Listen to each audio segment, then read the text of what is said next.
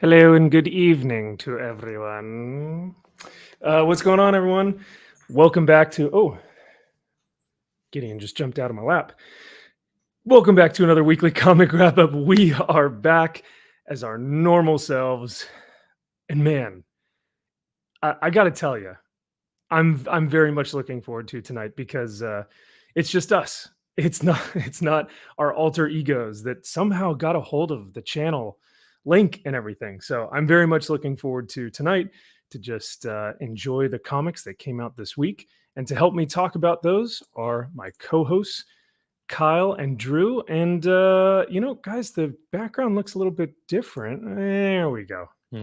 Ah, It's like a calming welcome piece. home. Just Alex Ross as opposed to whatever this Whatever the is. fuck that.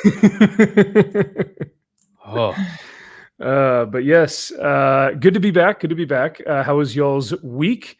Have you guys spoken to Paulie or Drizzleberry Pop Tart or any of those guys since the last stream?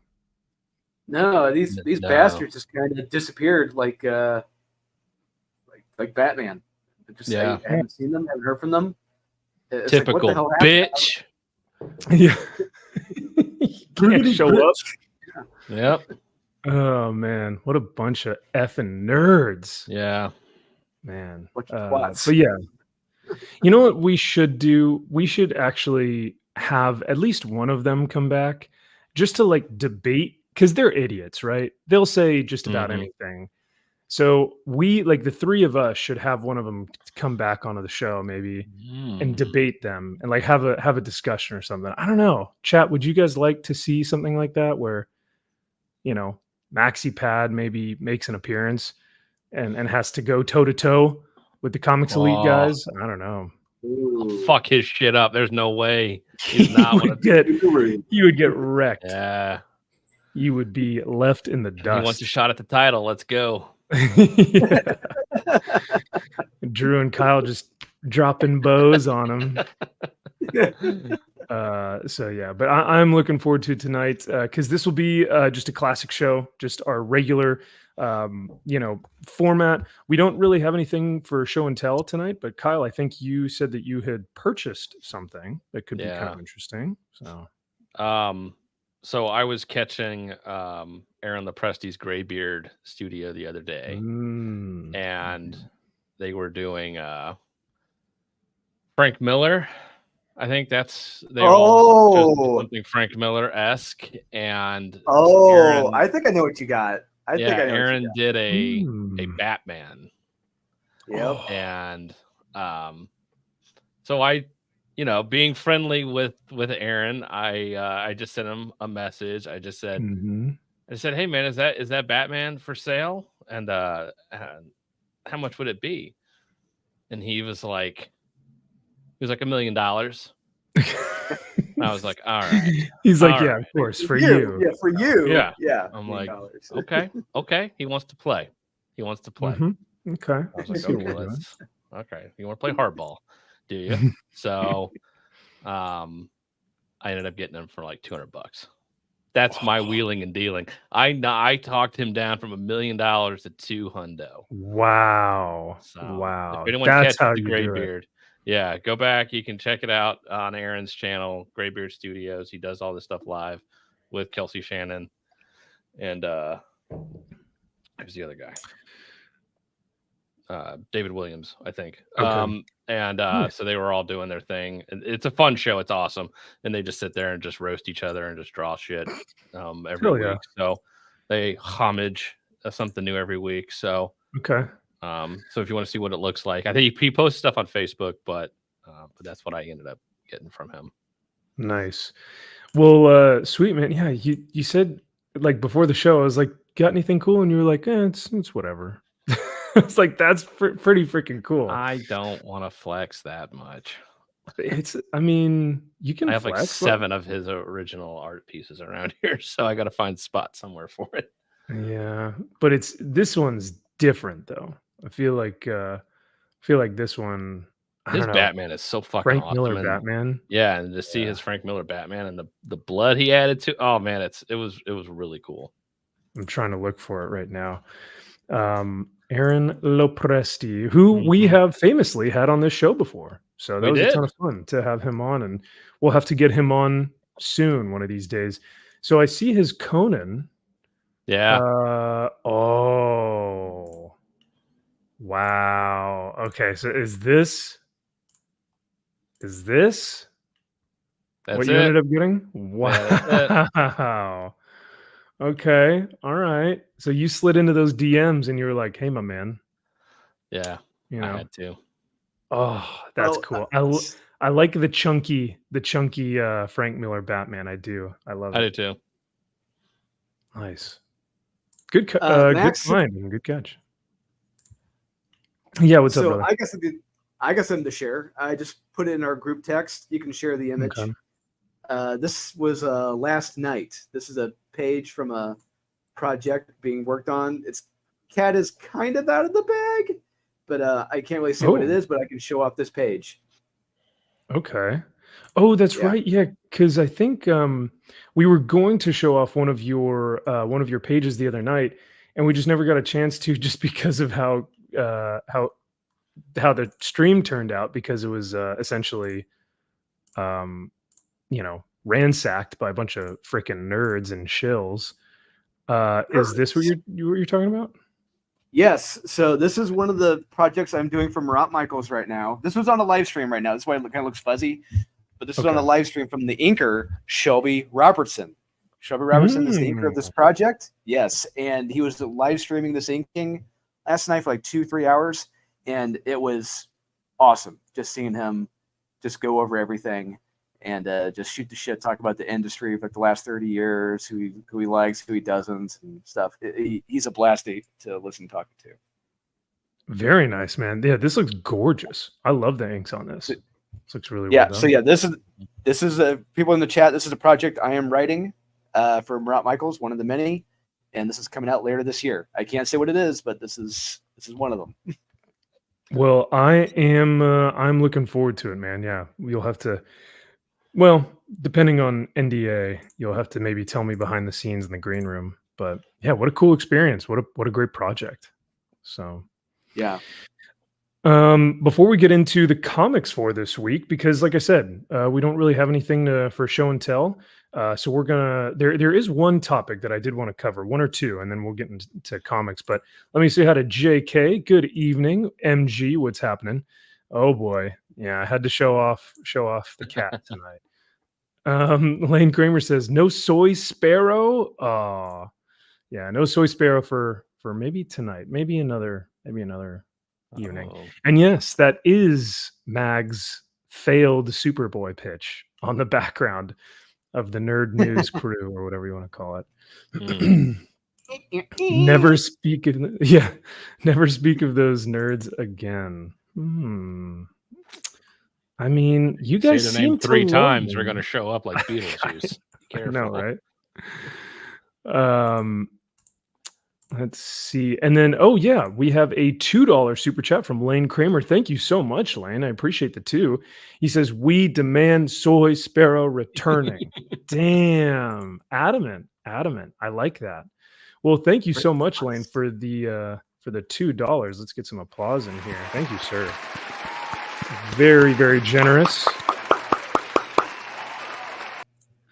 Amen. Well, thank you for the $2, my man. And you know what? I'll text Mr. Soy Sparrow and see if he may be returning. So I bought something exciting today. Can't wait to get it. MG says, dang, a gunslinger splash page away from Patrick Reynolds from the new Deadly Gunslinger series coming out. Damn. Have you guys taken a look at that yet? No. That's amazing. He already got it. Wow. I was gonna say you already bought it. I was about to say, wait, if the series hasn't come out yet, can they still sell the OA, or does it have to be until the book is out? I don't know, but I don't know. Either way, MG, congrats to you, my man. Yeah, that is very, man. very cool. Yeah. Jealous. Look who Station. Fucking damn it. Oh man. Now we're parroting our parroting selves by Comics Embraced. What is good, people? It's good to see you, man. Oh, that's cool. You have actually been in contact with Patrick. Well, that is great, man. I feel like once you get into that original art world, you kind of get to know who the players are, and you really like Felix, right? Yeah. If you are David Cho or whatever his name is, or I don't remember, and you like know the players, you know who Felix is, you're kind of in on that. Felix is like, I got a Transformers page set aside for you. You know what I mean? Just give me $10,000. And they're like, oh, sure.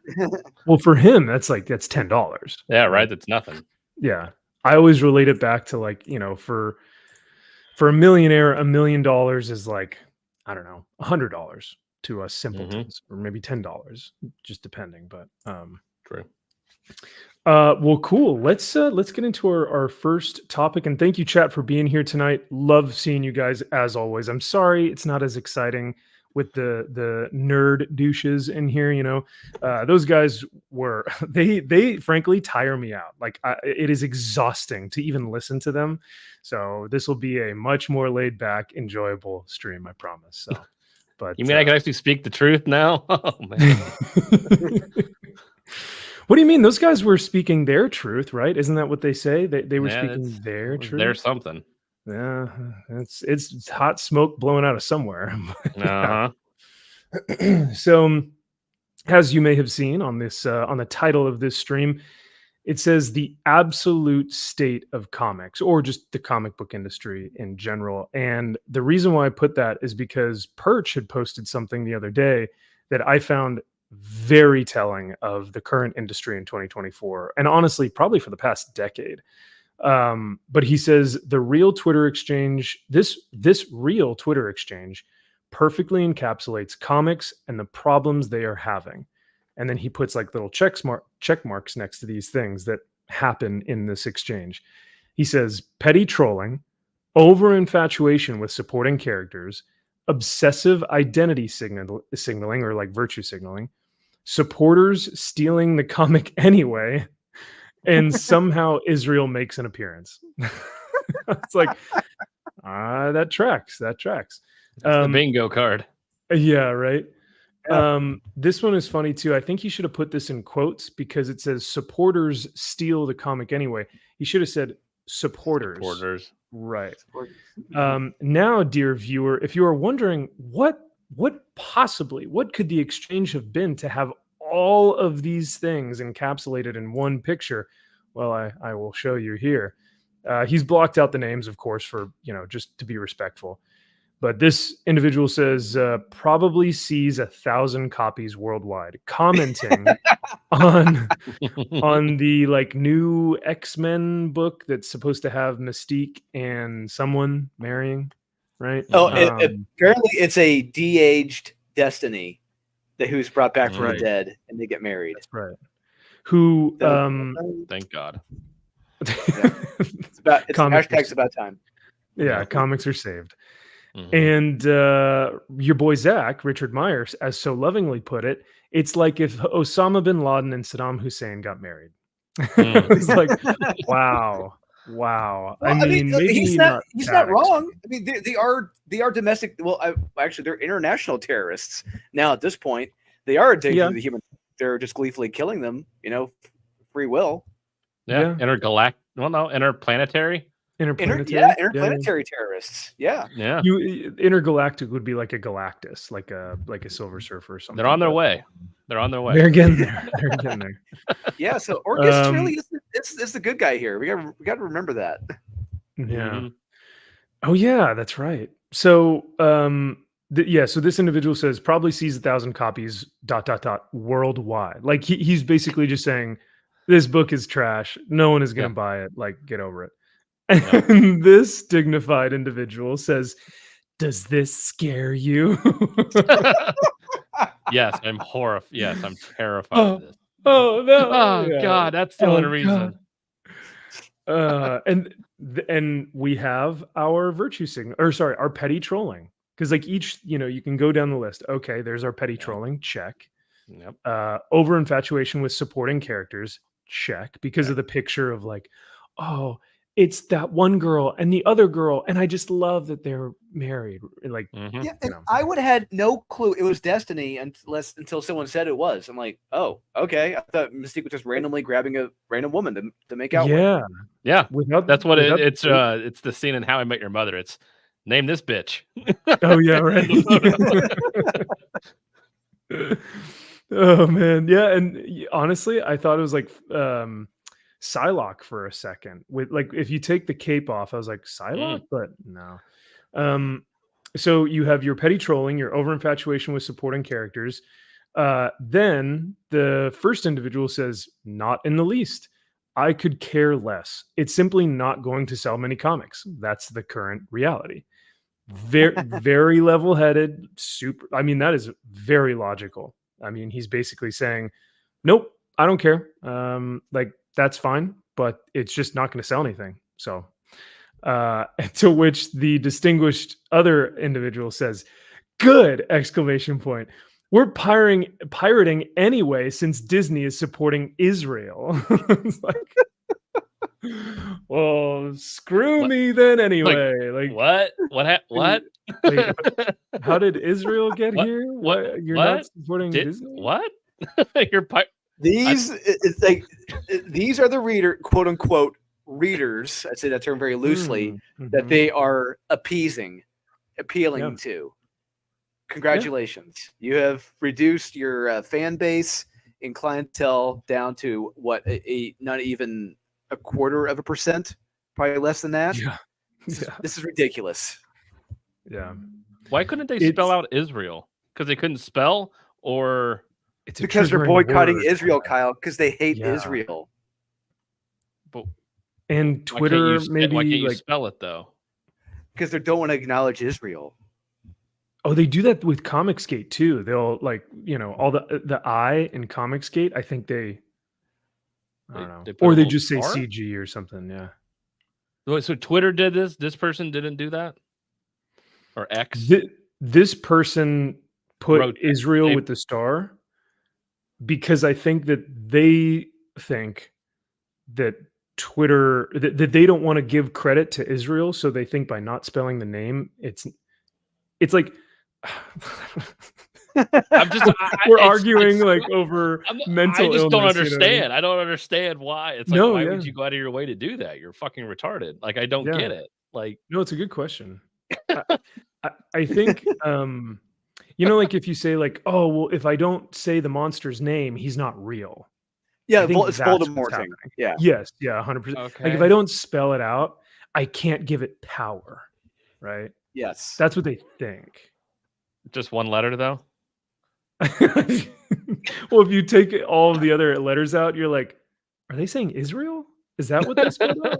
But like, you wouldn't be able to tell if there's all of the letters are blocked out. So, but yeah, I feel like people do this on Twitter also so that their engagement is higher, because if you put things that like words that are triggered by the AI bot, same thing with YouTube. You say fuck or shit or something in the first 5 minutes of the video, your video won't get as many likes or attention. The algorithm doesn't pick it up. But I think that might be the same thing with Twitter. I don't know. Okay. Sorry, that was just one thing that is stupid in this. Oh, that is a one minor issue about this whole. Tiniest. Yeah. It's out of nowhere. It's like, wait, what? Yeah. So what? Let me ask you guys this. I mean, because we see this all the time. It's apparent. I don't read the comics. I pirate them and I post them on Twitter because it allows me to virtue signal and I get to praise how great this book is. What other books have we seen recently? And if you can't think of any, that's fine. But like the first one that comes to my head, Alan Scott Green Lantern, right? Like I guarantee people are not reading that book, but are just posting pictures on social media because they're like, I'm so empowered. But it's like they're not reading this book. They don't care. Tom King's comics. Wonder Woman. You had to see Axelrod's Hot Girl. You have all Jadzia. Yeah, Jesus, absolutely. Like, take your pick. No. I'm not on Twitter, so probably Fire and Ice. I'm assuming that. and probably makes T. sense. Franklin's Harley Quinn comic book series that she had. Oh, yeah. That's a good one to take screenshots of. Yeah, and let's just be honest. Anything X-Men now is pretty much being screenshot because they've. Oh my god. Yeah, the whole line has just been held hostage. Yeah, co-opted by people who just want to Hellfire Gala, and it's like, Yeah. Okay. I just love the excuse of, since Disney's supporting Israel, that's what we're gonna we're pirating because of that, not because we have no money and we're pieces of shit. But I can use this as an excuse, and everyone will be on my side for going ahead and pirating this. Oh my god, that is such a good point. Yeah. I think. Oh, shit. Why can't I use as an excuse? Disney, Right? Israel. And that's a whole other rabbit hole. I don't know. We want to go down that one. Because if this person really does something like that, where they're like, oh, this company doesn't support this thing, then I'm not backing them, or vice, whatever it is. Do you know how many companies you would have to live off the land? You'd have to go into the wilderness somewhere and just live off the land. Because but then you'd live on the land and you'd be like, oh, well, this land has been colonized. We're technically colonizers, so I can't be on this land. Like everything has to be. We're expecting them to be self-reliant to live off the land, Max. There's no way these individuals can be that self-reliant. We're expecting them to be like Ted Kaczynski living off the land. It's not going to happen. No, and I'm pretty sure this dipshit probably was twatting via smartphone or computer that was used with batteries or something that were mined in some faraway land that they have no idea was probably got done by slave labor and everything else. So while in line of Starbucks. Yeah, actually, they can say probably not even buying anything at Starbucks. They're probably just camping out there at Starbucks. Probably. Yeah. So yeah, it's like you go ahead and virtue signal, make yourself feel better. Yeah, good for you. Just good for you. Hey Nadia, great to see you, gorgeous lady. 100%, dude. It's so, and JK brings up I love this point too, and quote unquote boycotting a company by providing free advertising by being like, guys, this comic is great, but it's produced by Disney, so it's like shouldn't it scare him that it's produced by Disney? And wait, so this scares me. It would scare me. You would think he would be like, well, it scares me. How dare I? Yeah. How dare I support Disney's, comic. I want as few people to see this worldwide. I don't want anybody to see it. No one should be seeing this, right? Well, we're going to, I guess, next week, because I think this was maybe like a promotion issue or a promotional still or something. I don't know. I did not see this in any comic this week, so this must be something next week. Yeah, so I'm curious myself. Maybe it's in Cable. Maybe it's in maybe it's in Wolverine. Maybe it's in Women of Marvel. Could be X-Force. Could be God only knows anything. God only knows. Or all of them. Yes, yeah, and thankfully, because this is the current X-Men. Who can we get to kiss? Well, it should be a crossover event. X-Men. Many people were talking about it as possible. Yeah. I like how too, does this scare you? Has one like. No one cares. No one cares about any of this anymore. But yeah. Oh well. I just thought this was it's incredible how one image, right, can tell can paint a story beyond our comprehension. Like this one image articulates our points about the comic book industry better than we ever could. And just this one, stupid Twitter debate. It's wonderful. Yeah. It's very, very well told. The story is old as time. And by time, the state of X-Men and the state of the fan base. Yeah. Oh, 100%. But it creates positive dialogue, and that's what we're here for. That's what it's all about. It's social currency, okay? Yep. Not actual currency, social currency that matters. Yeah, 100%. Man, you guys are starting to sound like. Never mind. Whoa. But whoa. Watch it.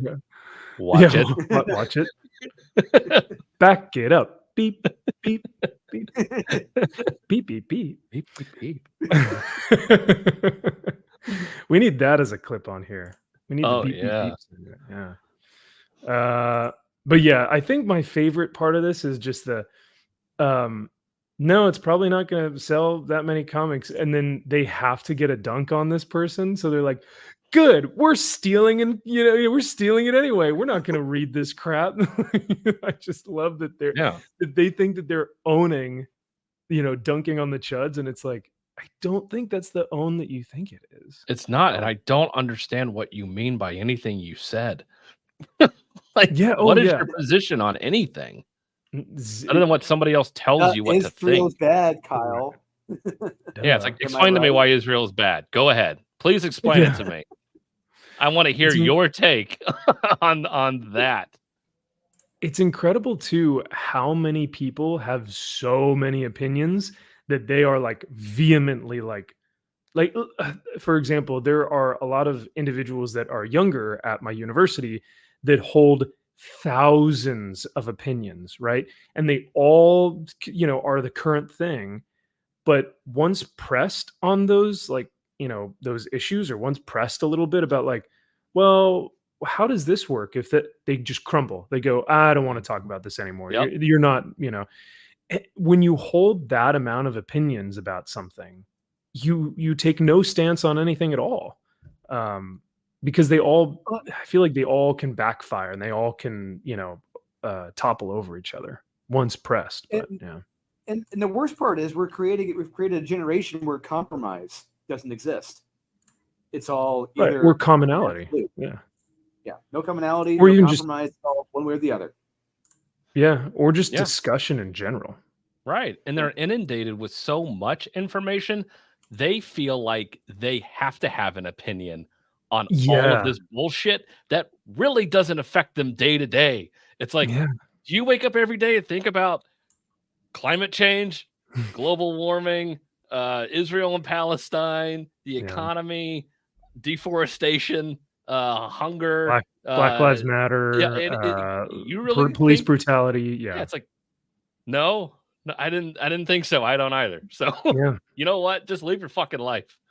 Yeah, and I think too, the reason why you see a lot of the same people talking about these, similar issues, is because a lot of them don't have jobs, or they have like part-time jobs, or they work remote or something, and so they have so much time to invest into, or like for my example, it's just kids in school, so they have infinite amounts of time to just be online. Right? If they're not doing homework, they're just online, looking at the next Twitter feed. And when you just have so much time, you really don't I don't know. You think about a guy who goes out and farms for 10 hours or 12 hours a day. By the time he gets home, he is like, I am kicking my feet up, having a beer, spending some time with my wife and kids. I am not touching that damn computer. Right. But, oh well. What's up, Jamin? Good to see you, man. Hey, thank you once again for the huge $50 super chat last week. That was incredible, my man. And shout out to our boy Jamin. Please some applause. That was awesome, dude. Because I think it was during the members stream, so I don't think anyone got to see it. So Jamin, once again, thank you so much for your support, man. I love it. We also have Release the McCracken. Good to see you as well. So the next topic that I wanted to kind of, this is, though the last, Twitter comment was kind of, within the comics realm, the comic book industry, and just what that says about our current state of comics and X-Men. This is actual comic book industry news in terms of DC announcing the new event titled Absolute Power. Drew, do you want to take this one? Do you feel like you're fairly well versed in kind of what's, I know the very broad brushstrokes. I don't know any of the details, but you want to take over on this? Sure. Yeah. So it was announced at the Comics Pro Retailer Summit that DC has their new summer event, Absolute Power, where it's going to be Yeah, it's so the Emperor Palpatine is going to be running the DC universe. No, kidding.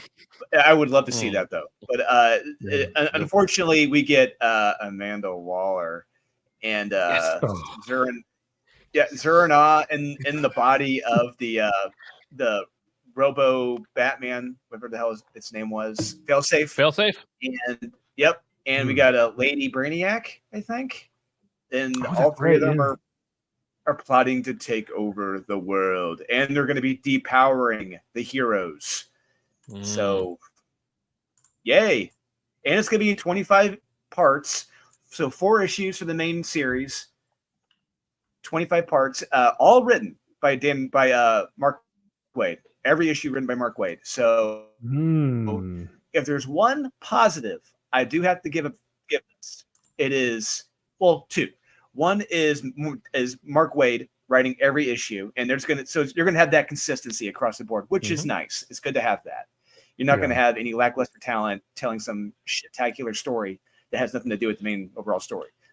And the other positive I can give it is you got Demora on the art, but it's probably only going to be for the main story, which I can go with. But the story itself, the heroes losing their powers, sure, okay, whatever. I couldn't care less. What are they going to do with Batman? Take away his money? Oh shit, they already did that. It's not going to work. Oh, they did that. Oh, well, maybe they'll take away his hand. Oh, they already took away his hand. Take my Batman, but not my hand. Take his eyes. But it's just as far as I'm take my eyes, but not my shirt. Yeah, take my eyes. I'm done with Amanda Waller. I am absolute DUN done with her. Just get rid of her for a year or so. You know what? 5 years, and I'll be happy. It's just she's just been there in the background of like almost every single series, just talking and doing nothing. It's like you should have got off the pot, but it sounds like this may finally be the shitting on the pot part now, but we'll see what's done. It is what it is. I don't know. I really don't know how I feel about this. I don't know. I'm right now. Oh, come on, Drew. You don't have anything positive to say about a new DC event?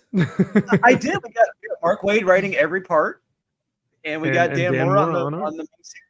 Yeah, so we got two positives. Yeah. That's Kyle, what do you think about this? Are you going to be reading this every week, picking this up from the LCS and being like, Amanda Waller, baby, let's go? No, this sounds fucking stupid. First, the title I think is dumb. I'm assuming it's got a lot of undertones to it politically. Knowing Mark Waid, I'm sure he couldn't wait to tell this story.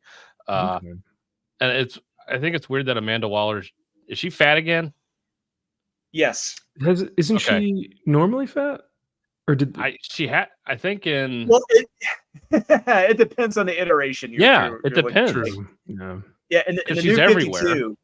If you look at the new 52 and the Secret 7, she was incredibly fit. She looked like Vivica Fox from Independence Day. It's like, what? That's not Amanda Waller. And but now she really looks like a wall. So okay, there we go. She's got Amanda Waller now. Okay. She's like the next issue she comes in looks like Kingpin, where it's just a big big blocky body, right? Just a gigantic monster. Again, they did too much. They're going to do 25 issues of this shit, all these crossovers that no one's going to read about some January 6th insurrection bullshit or some Donald Trump innuendos or metaphors thrown in here. And I'm just like, okay, what else you got? Yeah. You could tell he had a story to tell. He wanted 25 issues. He's like, I want to tell this story. Interesting. So you don't think DC came to Mark Waid and was like, hey, we need an event and we're thinking absolute power. We do this, we do that. Can you write this? You think he came to them and is like, here's my pitch? Yeah. Okay.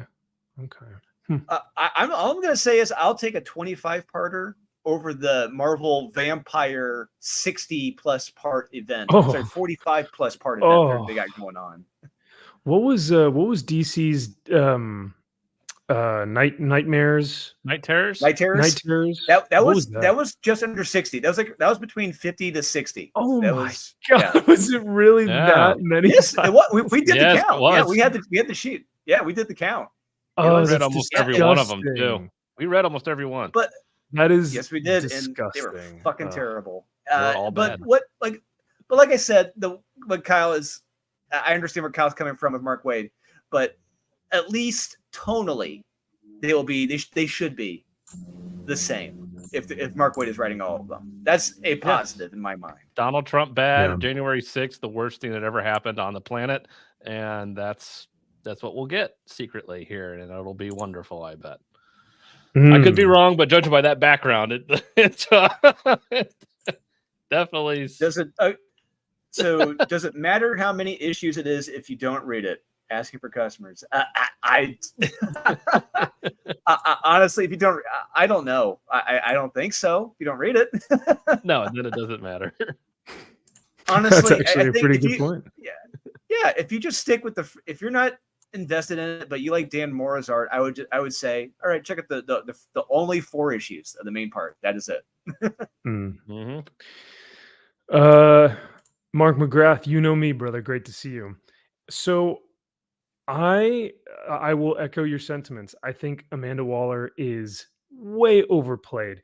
And this comic book, like this cover, just like if you were to look at this cover from the standpoint of like from the middle and then to like the left, everything looks great. You kind of have this V angling in towards the heroes, down towards Superman.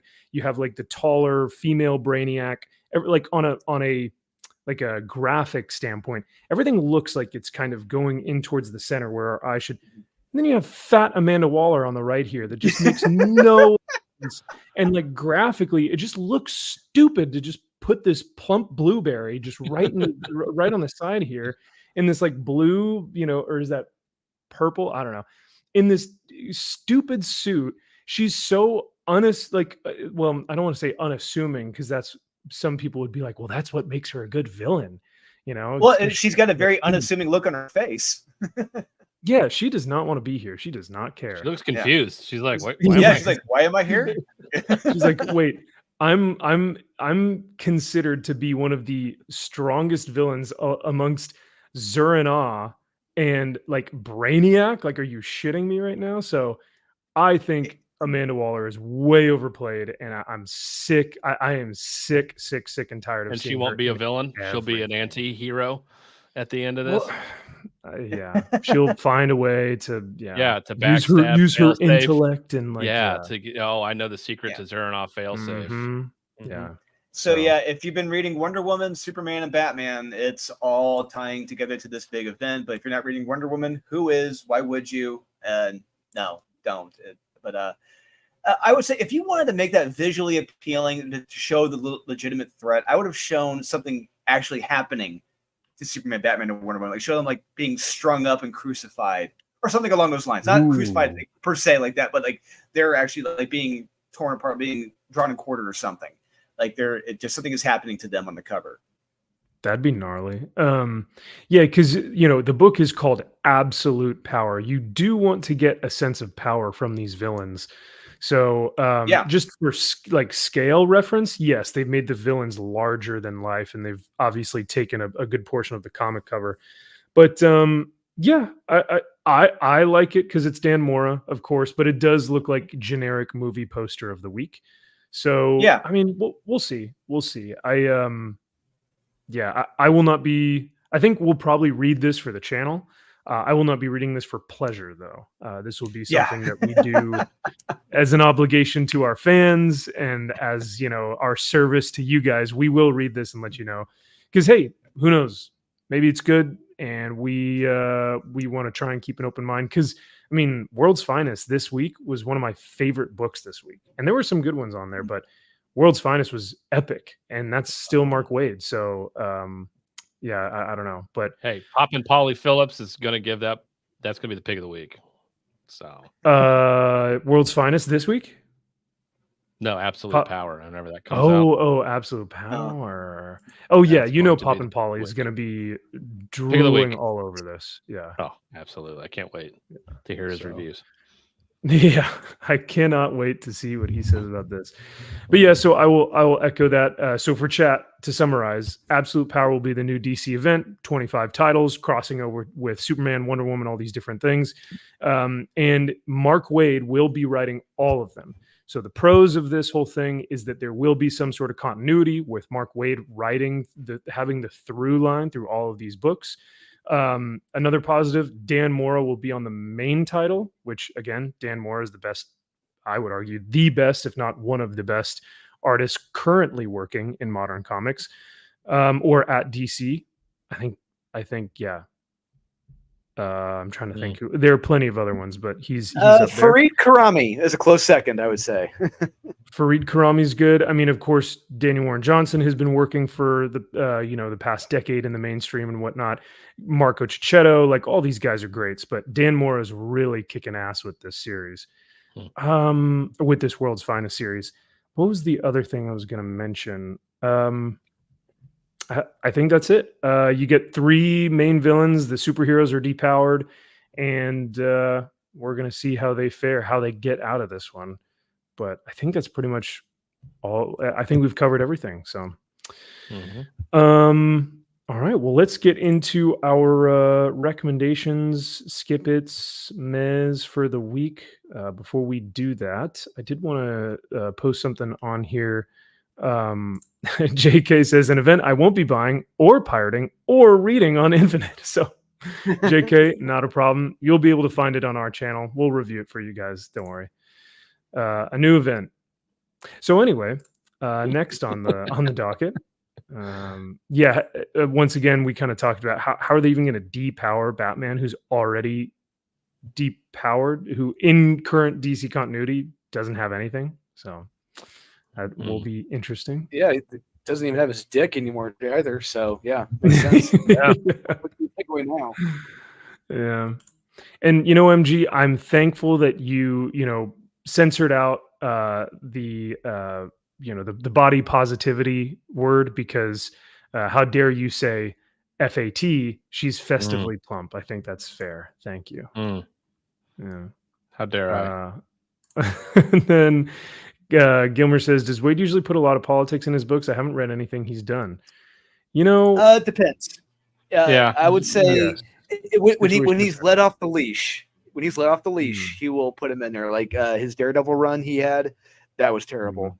And when he was on the Avengers back in like 2017, 2018, it was bad. And that was an example of Mark Waid pretty much let off the leash and just putting in whatever the hell he wanted.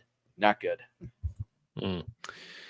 I would say I have not seen any of his political leanings in World's Finest, which is like a godsend, because we're on issue 20-something, 25, and the fact that I haven't sensed any of that in his book for World's Finest is fantastic. So I will say I haven't seen it there, but I do know that there have been times before where he is, kind of had it in the book. But even when you read Kingdom Come, I don't really see it in Kingdom Come either. So no, and that all comes down. Like, a lot of people think that Alex Ross really wrote that, and he just did like the scripting or like the dialogue of it. But we'll never know.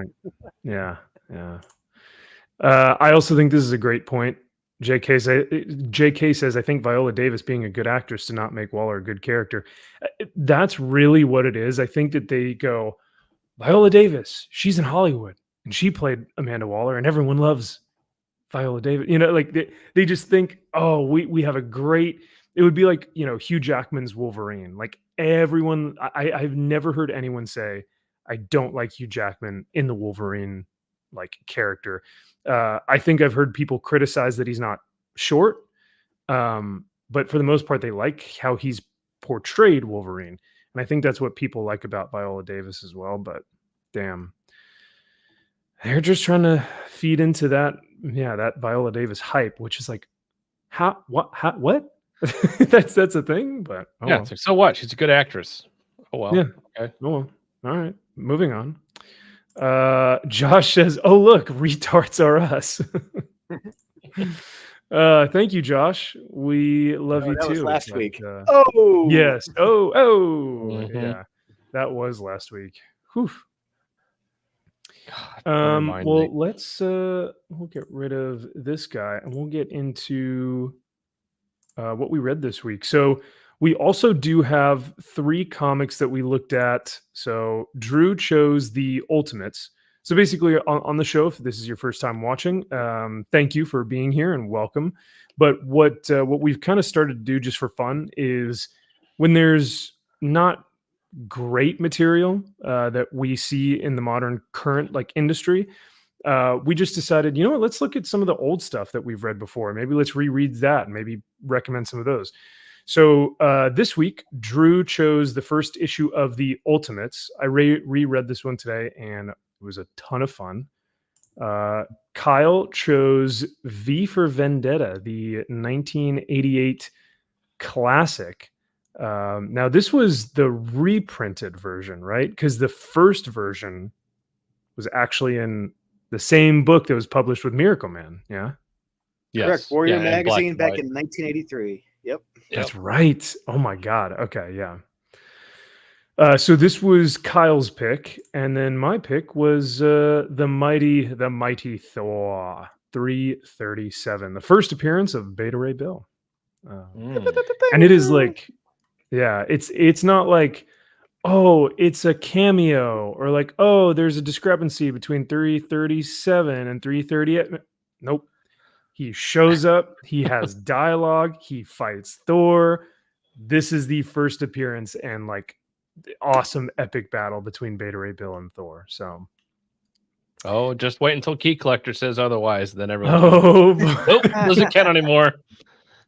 They're gonna be like, look, there's a horse in Thor 298, and the horse looks like Beta Ray Bill. So it's the first appearance.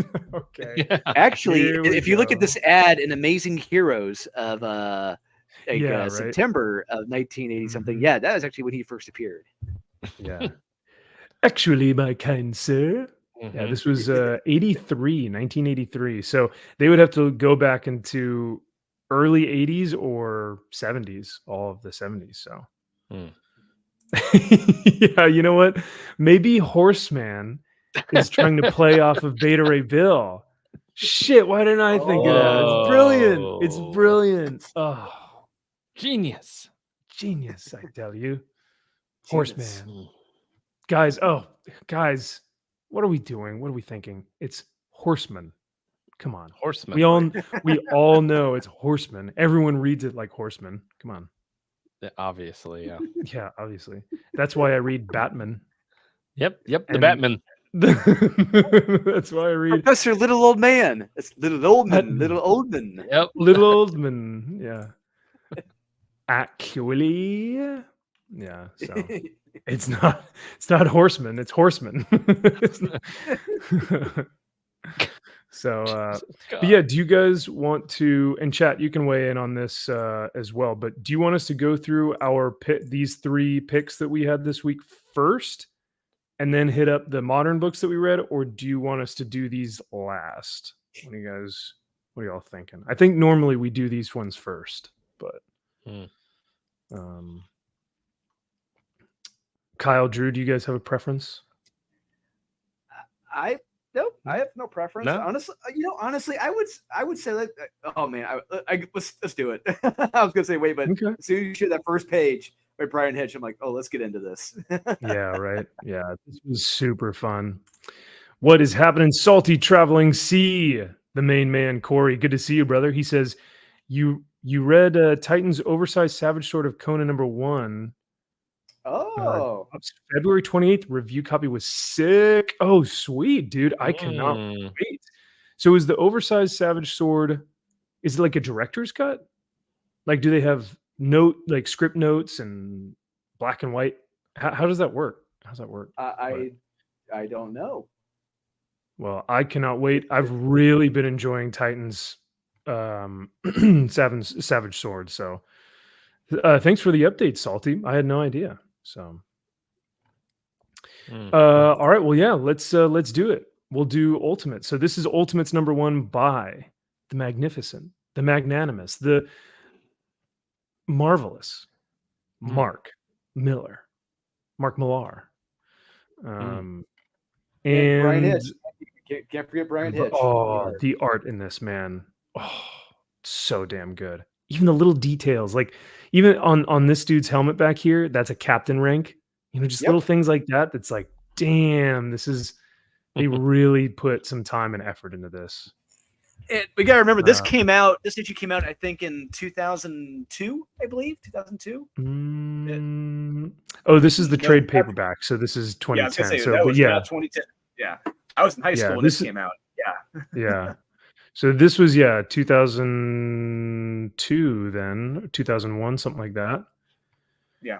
And look at all these 3D assets of planes. There's a lot of them. There's a lot of 3D models. Yeah, but we get some good banter, some good dialogue between some of the a lot of the soldiers and whatnot. Drew, what drew you to this issue? Did you get to reread it this week? And what were some of your favorite parts? Well, I was doing some research. But, oh god damn, that looks so fucking badass. Right, like I'm getting distracted. mask. Yeah. I love the kite shield too. I love that shield. Oh, My the favorite. classic shield. It's This it's is so how good. the concept art in this for Captain America is so fucking awesome. I love it. I remember Kyle or Alec, our brothers, they had the action figure for this at one point, and it was awesome. But we did. Oh wow, that's cool. Yeah, I was just doing some research on team books. I was researching Ultimates 2, and I was going back through the Ultimates hardcover first one. I'm like, damn, I completely forgot just how badass this was. And just how nothing about this book is decompressed at all. That word does not exist in this. Yeah. It's perfectly paced. It's well thought out, and it treats Cap with such respect. It was so refreshing reading this book. I was just like, I felt like I was out in like a green pasture, just like just breathing in the air, the beautiful air. Cap like saying bye to his girl Gail, and he's got the little photo, and it's just so because even the guys on the plane were like, we got this fruitcake flying with us. Are you kidding me? He's good for nothing. And then Cap is like, you boys may want to strap in, and just dips out of the plane without a parachute. And he's like, he says parachutes are for girls. But I do like beforehand, when they're talking crap about him behind his back, he does say, please kindly remind them I haven't yet to lose a single soldier in 3 years of doing this. That's so right. It's like, he knows what he's doing. Yeah. You can make fun of him all you want, but he's brought all his boys back home, Yeah. That's huge, especially during this time frame where during World War II, it's 1945. I think this is post D-Day or during So that's saying a lot. And guys and gals, let's be real. Oh yeah, guys and gals. Yeah, guys and gals in 1945. Is that what you're saying? Yeah, both. Women were part of the invasion. They can do stuff too. Ladies can do stuff now. Yeah. Oh my gosh, these pages just keep getting better, man. What's great here is that this is where it's like, if you're coming expecting a World War II book, then you see that it's like, wait a second, that looks very out of the normal for a World War II era. There's something strange going on here. I don't remember. This is a little too high tech for World War II. Yeah, correct. Like something they're creating something back here, and it does not look like. Really, the 3D asset was from a different book, and he just didn't realize it, and was like, "I'll just cover it up with some rain." That's what it was. That's exactly what it was. I mean, all these explosions, all the parachutes. Oh my god! Oh. And this is just a sliver of a panel of a page. This is like, it's not a splash page. This is just a one moment in time, and the amount of detail and time and effort. Oh, back when he cared. Yeah. Well, that's why Gilmer in the comments said, hopefully we get this for Redcoat. I'm with you there, man. I don't know. You guys think we'll get this same, I don't think so. If this is Brian Hitch, I'll take it. But the Brian Hitch lately, he's all right. Yeah, he's doing all right. Yeah, he's okay. But you get some interactions with Bucky here. You get Cap basically making like a what do you call it? An entrance for his men to go through, and he almost kamikazes this plane right into there. Granted, all the men are now off, right? They've all parachuted off, but they've all jumped. He is just going to run this thing straight into their headquarters because they need to get in there, and he's not taking any, he's not wasting any time. Captain America over and out, just jumps out the back as this plane is just being rammed into their headquarters. So cool. I can hear all of this right now. Oh, right. Yeah. So cool. Can you imagine this is like being adapted for a film? Not now, of course, but like, I don't know, early 2000s being adapted for a film. It's just like you think you're watching Saving Private Ryan at the beginning, and then it's like, then it just turns into a Marvel movie. It's like, what the fuck is going on? I love this too. To be honest with you, You're good. Go ahead. I was just gonna say, like, what after reading this, it makes me really wish. Damn, I wish we could have gotten this at the end of the Captain America film. Ooh, yeah, for sure. I mean, we got a semblance of this. I know that Marvel, the MCU is heavily based off of a lot of the stuff that was pulled from Ultimates. But look at this shot. The uniform, the perfect kite shield, the pouches. So many pouches. Yes, thank God for pouches. Like an actual World War II trooper. Yes, I love it. Yeah. He's got the bloused boots, the Tommy gun, the the Thompson. Yeah, this. I mean, that has weight. Like you can feel that. Like it has weight. Yeah. Like it's like, I love everything about that splash page right there. Symbolizes that's fucking Captain America right there. Yes. Yeah. Charging headfirst into battle, while still like inspiring his troops, inspiring his boys, and giving them a little bit of a challenge. Going, what are you waiting for, ladies? Let's go do this thing. And that's meaning pussies. Yeah, right. He's politically correct, Kyle. He has to be aware of, That's true. What are you waiting for, they thems? What are you waiting for, thems? Yeah. What are you waiting for, Z's? Z's. Get my bullets loaded in my gun first. Yep. I don't like all the like shooting. Can you like tell them to stop? Yeah. Yeah, but it's a little. I mean, it's a little much, right? He's like, who's hungry? Who wants a sandwich? Oh God. And then you just see the big charge, and he's like, waving his hand forward, and he's at the front of the pack, man, as a true leader. It's a true officer and leader. Yeah, love it. And it just speaks, to how we're first introduced to him on the plane is he's just selling bonds to young kids, and he's just trying to get, the youngins to.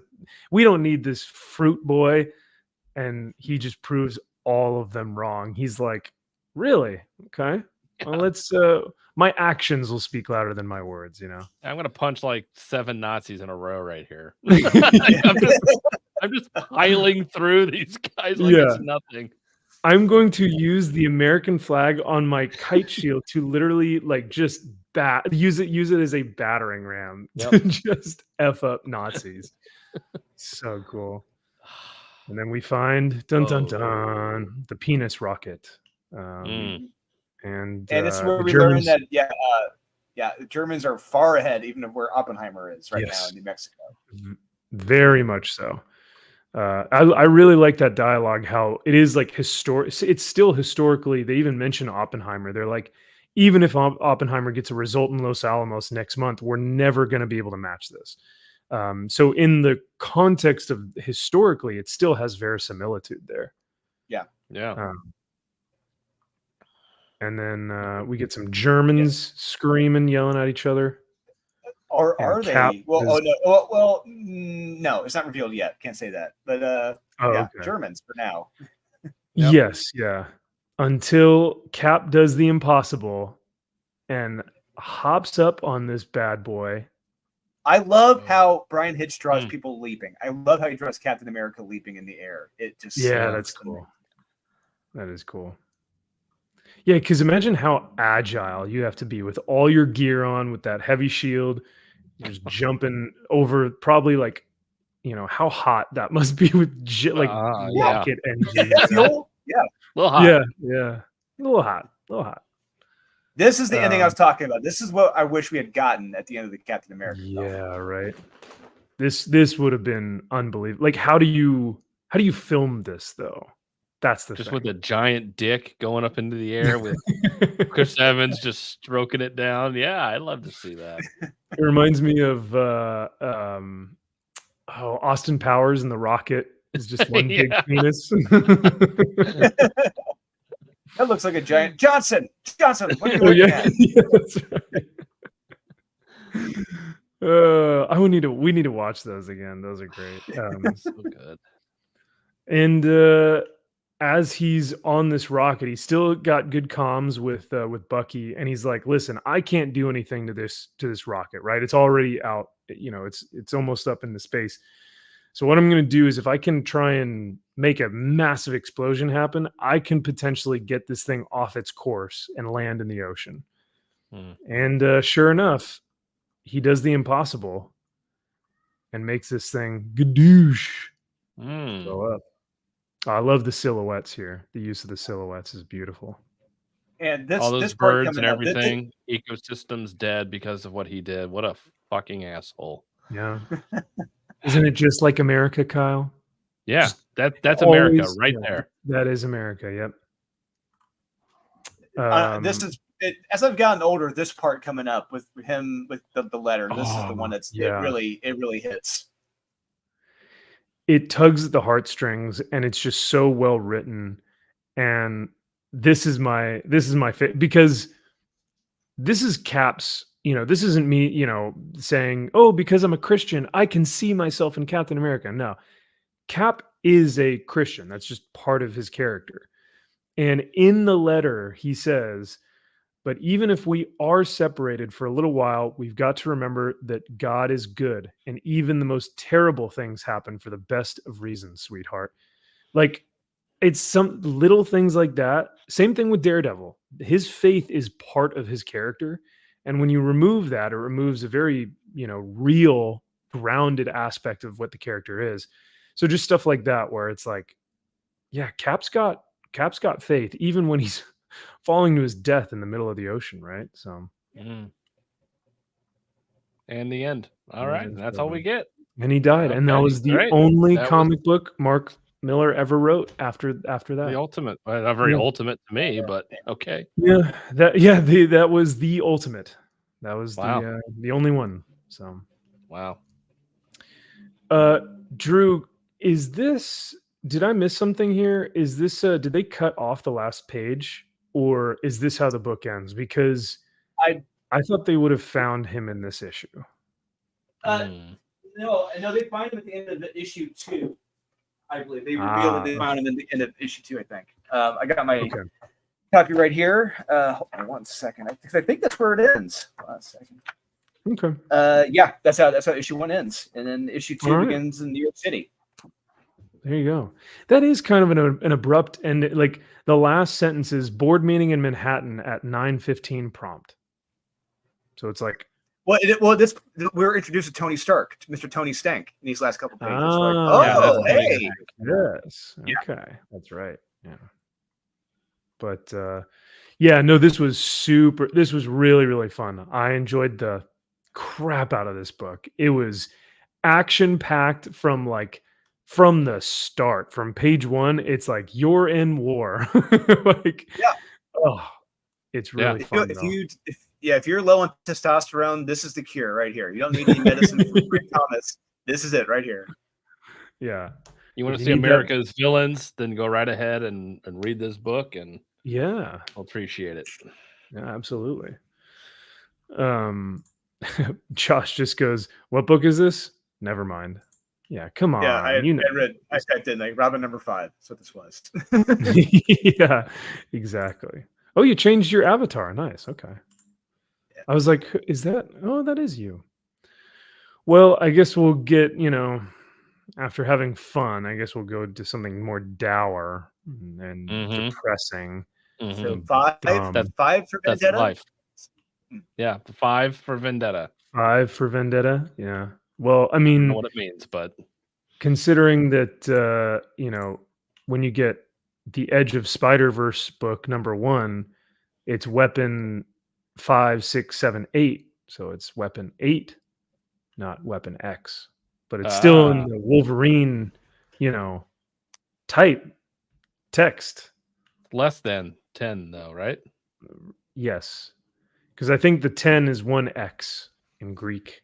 Correct. Or Roman numerals. So he's less than weapon X. So he came first. Oh. Yeah, he was coming first. Oh, he came first? He's okay. Weapon bitch. Got it. So this is less than 10. So less than 10 for Vendetta. Okay. Got it. Thank you. Doesn't quite roll off the tongue, but who am I to criticize Alan Moore? I mean, it's Alan Moore's, it's his first try at a book. It's him kind of giving it a shot. So he's trying. Yeah. But it's a beautiful story of a hair and makeup artist, for Hollywood. And they're Cute. like a wigster. They're traveling with the Technicolor Dreamcoat, and they have You're giving DC human ideas, hair. Max. Oh no, yeah, that's right. Oh god. But yeah, so Kyle, what was your favorite part about this book? Have you read this before? What kind of drew you to this issue this week? Yeah, so I have the whole trade here. I've had it for a long time, but it's just one of those that. So I was sitting down with my lovely, wonderful wife not too long ago, and it's a movie that I haven't seen in a long time, and I'm like, I wonder if V for Vendetta still holds up, the movie. And my wife doesn't give a shit about comic books; she can't stand them, and I'm like, do you want to watch a comic movie that's not really a comic book movie? Like it kind of is, but like it's not like Iron Man or Thor. It's not like she thinks doesn't take place on Earth every time anything happens. And like she thought Star Wars like took place on Earth. And I'm like, why would you think that? Your wife is pretty based because who cares about Star Wars? So like but we're sitting there. She's like, does it take place on Earth? I'm like, it literally opens up with a long time ago in a galaxy far, far away. Oh, and you think that takes place on Earth? Have you ever seen a fucking walking gorilla guy thing? Like, have you seen flying? Why would you think this? So I'm that's what I'm dealing with. That's base. So then I'm like, okay, she might like V for Vendetta, and I'm curious if this still holds up now. And I read this a long time ago, and it's very dense. And I picked this because I'm like, I haven't read it in a long time. I'm curious if it holds up. I'm curious how close it is to the movie. Because I remember it being pretty close, and I think the movie does things better than this. Yes. Okay. It does. I it agree. Streamlines it a little better. It makes it a little easier to comprehend, and it's kind of gets rid of some of the minutia in this. Well, and one thing I will say here, one flaw. For as much as I love it, I don't like it. I love David Lloyd. I've met David Lloyd in person. I met him in San Diego. Great guy. I talked to him for like 2 hours. Told me his whole backstory. But oh wow, some of the people in this book look awfully alike. It's hard to distinguish who's who at points. Yep. Right here, for instance, I'm like, wait, what happened to this guy? Like, there was a bunch of fat white guys, and I'm like, wait, who? I thought you just killed this guy. Like, wait, what? He's right there. He didn't get. It's like, oh no, that guy's dead, and he's dead. I thought they were alive. Yeah, like give one guy an eye patch or a scar, like just something, right? Yeah, or a different haircut. Oh no, they're all bald, or they're all white fat guys. Right. Yeah. And so I was trying to explain to my wife, like, see if you can pick up on what's kind of happening now, this day and age. This was written back in early 80s. See if you can kind of pick up on what's happening now, and if this is kind of relatable to what you would see a government try to do to its people. And she was able to pick on that very well. And so I'm just like, I'm curious if the book holds up in that regard. And the consensus, did you feel like it held up since the first time you had read it? Because I will be completely honest. This was dense. This was this was tough for me to get through. I would probably have to read it one more time. Like I would need to take out a chunk of about like an hour of my day. I'd want to sit here, crack it open, have like a Google next to me, and for anything that I didn't understand or for anything for like reference, I would just Google it. But it's not a tough read. It's just a very dense read. Like there's a lot of characters. There's a lot of side characters in this, and it's kind of long-winded. I'll say that I think it's a few issues too long, and because I really feel that the drag of it right around like issues like 8 and 9, parts 8 and 9. Like, okay, this is going on to a little too long. But the ending is interesting. But like Kyle said, they do things are streamlined in the movie. Like there's fewer characters, and so you're able to have things make sense. But the one thing I will say I did like in the comic that you don't get in the film is the cop doing the LSD, the drugs to have it all make sense to figure it all out. Whereas in the movie, it all just comes to him. Yeah, it's like you would able to somehow comprehend everything that's been going on in this whole thing. It's like, sure, whatever. You must be the smartest guy on the planet to figure it out that fast. But sure, your whole life is crumbling down around you, and you have no idea. But yeah, V does tend to not know when to shut the fuck up. Like he does talk and talk and talk and talk. It's like, okay. Yeah, he's waxing poetic. He's he's a theatrical man. He's just like this. It's called vaudeville. It's very vaudevillian. It's a guy that does love to perform. Yeah. I would almost say watch the movie, get a basis for what the story that's being told, then go to this and not the other way around. Yeah. So that way you can at least be like, oh, that's that character. Oh, that's that. Okay, that's Louis Prothero. Okay, that's the voice of like that's kind of how they set this thing up. So that way you can kind of pick and choose. It's like, okay, I know who this character is because they're all a bunch of basic white guys. So that's fair. Yeah, I think it's good. I think it holds up. It's very interesting. I have mixed feelings about it. It's one of those that you do have to read a few times. But I was just kind of curious about this one, if it was going to hold up or not. And the movie, I still think holds up. I remember loving that movie when it came out, like absolutely loving it. And like, it's not a perfect movie by any stretch. Right. But I think for the most part, it holds up. Still. It's one of the more faithful and good Alan Moore adaptations. I'll say that. Yeah. Do you remember who directed that one? One of the Wachowskis? Really? No. It was the guy who did Ninja Assassin. I forget what the guy's name was. Oh. It was his first directorial film. The guy, he worked with the Wachowskis. He was like the assistant director or like a visual coordinator or something, which is why you had like the bullet time with the knives and all that stuff. Yeah, that's why I thought that scene was very bullet time odd. Yeah, right. I don't remember that scene. Now it's coming back to me. I do remember Hugo Weaving just crushing it as V. I really like his voice. One of them wrote it. Lily Wachowski wrote it. Was one of the writers. That's what I thought. And then I also remember Natalie Portman like getting her head shaved.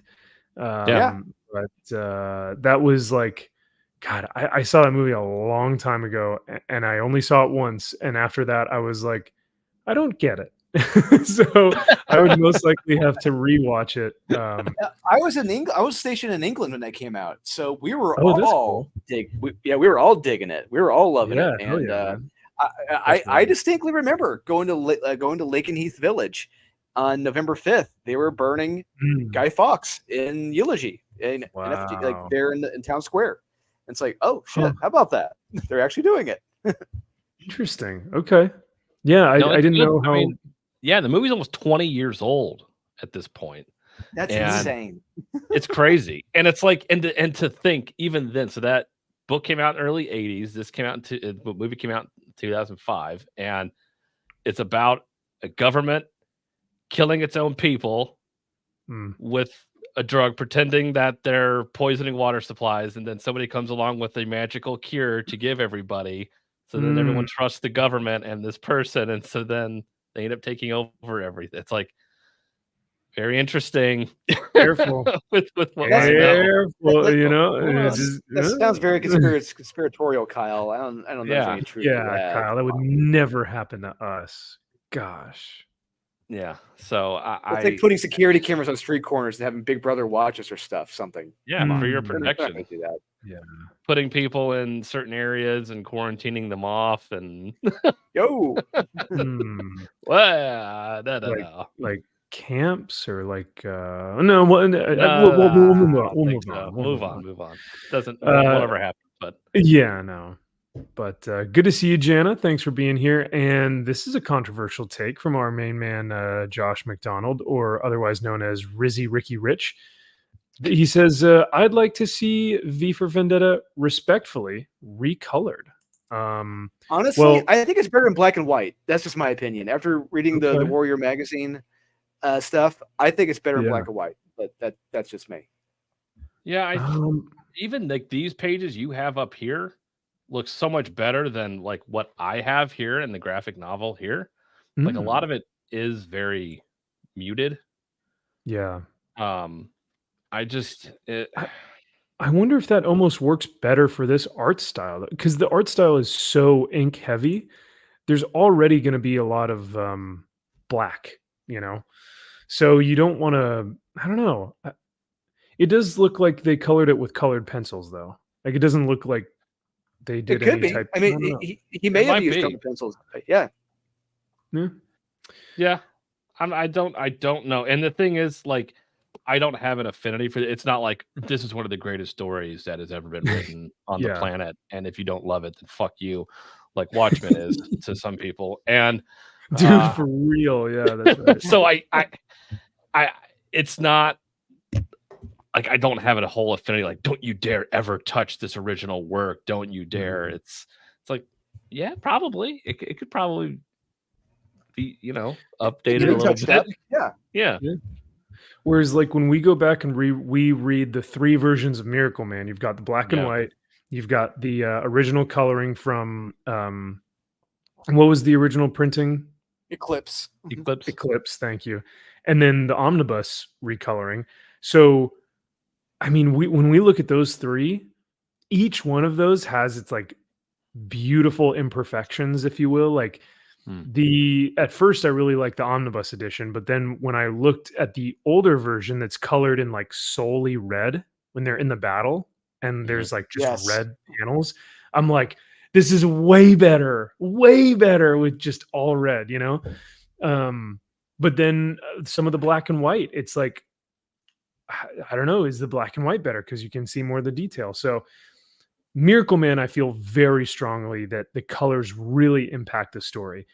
V for Vendetta, I think it's in the dialogue. I think a lot of this is in the dialogue as far as like you're reading a novel, you know, it feels like. It's all dialogue. I mean, this book, I mean, that's kind of one of the issues I kind of have with it. It's just so much dialogue from everything. You're getting it from all these characters. You have every appendage of the fucking body in charge of this future 1997, and I'm just like, oh my god, like we have to have somebody representing the finger, the hand, the arm, the nose, the ear, the leg. It's like, okay, thank you. Hey, that kind of sounds like a book that we read a little bit later called Alien, when they have all the different socialist, you know, the protectors of the water, we say yes. The protectors of the air, we say yes. That bullshit. Oh my god, I won't start, but we'll get there. Black, white, and blood with one panel of not blood. Yeah, right. Oh, yeah. You want to talk about the biggest waste of that? Unfucking believable. And guess what? Guess who wrote that bullshit story? That was no. Stephen Moore. His friend, Stephen Moore. Stephen Moore. Yeah, look at him across the street, just waving at me. I think it was Dumb and Dumber. Was it Dumb and Dumber? Yeah, it was Dumb and Dumber. Yeah. Alan Moore's Fiend Machine says Watchmen, Alan Moore's biggest success and his biggest failure. Yeah, what what an interesting notion that Alan Moore's biggest, probably most notable or most well-known story, being Watchmen, would also be kind of the thing that made him turn away from DC and like mainstream publishing because of how they treated him with that license deal. So really interesting. Josh We're never going to says reprint this. Don't worry about it. Yeah, and at the time they like would make they'd reprint it like once or twice. You know, like trade paperbacks never sold back then. It was always the single issues. Yeah. So they're like, yeah, we'll do a trade paperback, and then sure enough. Josh McDizzy says the Turd Burglar is now backtracking on this being the best book ever because he remembered Jim Lee didn't do the art. Oh, interesting. I never said it was the best book ever. It's up there with one of the best books ever. What is the best book? Yeah, because didn't you say the Jim Lee variant is the best book ever? Yeah, nothing will ever top Batman 608 second print. That is the greatest. Yeah. No, you're right. Yeah, you're 100%. Society peaked then. Yeah, Turd Burglar's not backtracking. He knows what the best book ever is. Yeah. Well, overall, yeah. I mean, I think V for Vendetta is one that like you got to be ready for it. You got to put your thinking cap on. You got to be in the mood to be very intellectual. You got to get a pipe, maybe a glass of whiskey, and you got to sit in your reading chair and really just soak all this in.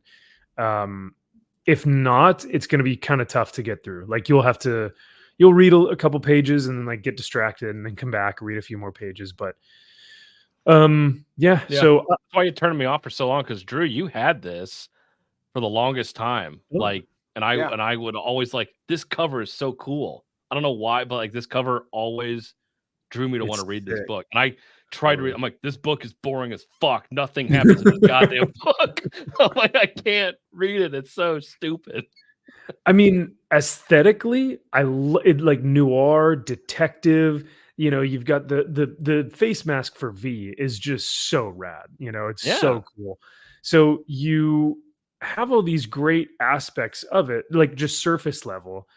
But then the writing is also very well done. It's just very heavy. And so that's what, like, for me, when I was watching the movie, when I was a kid, at that point in time, I was like, I don't get it. Like, I'm not interested. I just, it's not for me. But as I think it's a book, like, as you get older, you probably appreciate it more. So for sure. And if you hate the government. That too. Don't trust them. Yeah. And aren't we all kind of there in some way, shape, or form? I hope so. Yeah. Good evening, Andre. Thanks for being here. Yeah, Josh says all I'm hearing is best book ever. So Batman 608 second print, 100%. Yes, it is. Oh, this is interesting. Jamin says for me, it felt like the best movie script comic. V? The best version. Oh, version. Oh, okay. Like as far as adaptation? Yeah, that's a good point. I'm not sure. And yeah, this is also a good point as well. Like, I'm sure when Alan Moore was first writing this, I'm sure his intentions as the author was trying to criticize like the authoritarian right. Oh, right? Yeah, it was absolutely, He was absolutely going after Margaret Thatcher because Margaret Thatcher had just gone into power. And not many Brits like Margaret Thatcher, even though a lot voted her in. Go figure. But he hated her, and he didn't like the new policies that she was bringing in, as well as all the cameras, all the CCTV cameras in the street corners. He was noticing that, and he was like, "Big Brother's watching us." So, her on top of the cameras were reason to write V for Vendetta. But yeah, no, Andre, you're right. Because now you look at some of the things that are being implemented by the current, presidency, and you're going, man, how the turntables, right? as Michael Scott would say, how the turntables. So it's quite interesting. Yeah, I mean, there's a whole intro here in the beginning. You can actually see, and this is what Alan Moore was. He actually wrote this, and he like down here in this paragraph, it's by the end of 1988, he talks about Margaret Thatcher coming in and conservatives and all that bullshit. And his daughter. Yeah, we get it. This guy's a crazy wizard. All right, we got to remember that. It just he's on a whole other plane of existence. Yep. Yeah. Oh I see the riot police wearing their black visors. It's cold and mean spirited, and I don't like it here anymore. He did not write that. He did not write that, Kyle. Oh yeah. That was actually a pretty good impression, Kyle. I gotta say, that was a pretty good impression. He's been listening to Rob Liefeld a few too many times, I think. Do his impression. I cannot believe this. Fiend Machine says, quote, Alan Moore would drink his own piss if it would piss off Margaret Thatcher's ghost. Razor Fist. That's 100%. That's hilarious. Yeah. I mean, Razor Fist, I really enjoy his reviews, but I did not know he said that. That's really funny. It makes like I said, he hated Margaret Thatcher. So there you go. Oh man, that's great. I see the riot police. Yet he still lives there. Go figure. I know. Yep. Almost 40 years later, you piece of shit. You're still there complaining. You know what? He's one of those artists that, like, as weird, as kooky, as just out there as you possibly can be. You know, like, oh, I'm a wizard. I'm a wizard, Harry. He's a brilliant writer. He is a brilliant writer, and I really enjoy his stuff. But yeah, and then you like you listen to him, and you're like, what is going on? I hate you now. Honestly, and look, the luster really came off of Alan Moore over the years, and especially when you hear about the making of Watchmen, like especially the ending of Watchmen, how Alan knew he lifted the ending from an Outer Limits episode, The Architects of Fear. He told, so not many people realize that there were two editors on Watchmen. The first editor quit because Alan told him he was going to use the ending, the story from Outer Limits, Architects of Fear, and the editor said, "No, I'm not going to be part of this. If you're going to put that ending in here, you will not do that." Oh, wow. And sure enough, editor quit. They got another editor on board to finish the job. So yeah, there you go. Interesting. Okay. It sounds kind of like when someone leaves because of creative differences, right? But I did not know that about Watchmen. That's pretty interesting. Well, as depressing and heavy and as deep as this was, let's go on to some fun, shall we? Let's have some fun. Let's get into some positivity. No, I'm kidding. This book sucks. No, that's a lot of color. Holy crap! I know. Like, going from Muted Heart right there, 1988. Dark, depressing London as the dreary old London, eh? Yeah. Oh, yeah. As the authoritarian, conservative, alt-right Nazis look over our bloody London. Let's go to Thor. Ooh, death blow. Yeah. Destroyed the title of the comic. Dude, imagine 1983. You're like 10, 11, or 12 years old, and you see this thing on the rack, and you go, this monster is destroying the title of the comic book. This is awesome. This is the coolest thing I've ever seen. I mean, this cover will go down, and I've got it right up here. I've got that one, and then Daredevil, the Frank Miller run is next to it. But yeah, this will go down as one of the best Thor runs of all time. And this is where it starts. This is the first issue of that whole Beta Ray Bill arc that really created something new. But from the get-go, like from page one, this thing is just bold. It's beautiful. The colors are just like, they are exploding off the page into your eyes.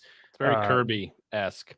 super. Yes. Like I would be surprised if we didn't see some crackle in here. You know what I mean? Like some Kirby crackle, right? That we get a little bit of it here along the fire. You know. But we see this like godlike galactic entity forging something, like a blacksmith, and he's doing something. And throughout the entire run, you'll see this character as like a reoccurring thing at the title of each thing. But at the end, you'll always get a doom, because in 338 as well, it begins with that character. And he like slams down the hammer again and it says doom. But yeah, just like what a great epic, like this is epic scale level comic book where you're like, what the hell is going, who is this person? What is he making? What does this mean for you know the universe? Like this is insane, man. This looks like something very powerful. So it won't come up later in this issue, but I think it comes up later in the series. And then we just we go down and we shrink down to Donald Blake, the mild-mannered, earthly, you know, feeble pussy. No, I'm kidding. He's such a bitch. Is that a black dude with a boombox? Come on now.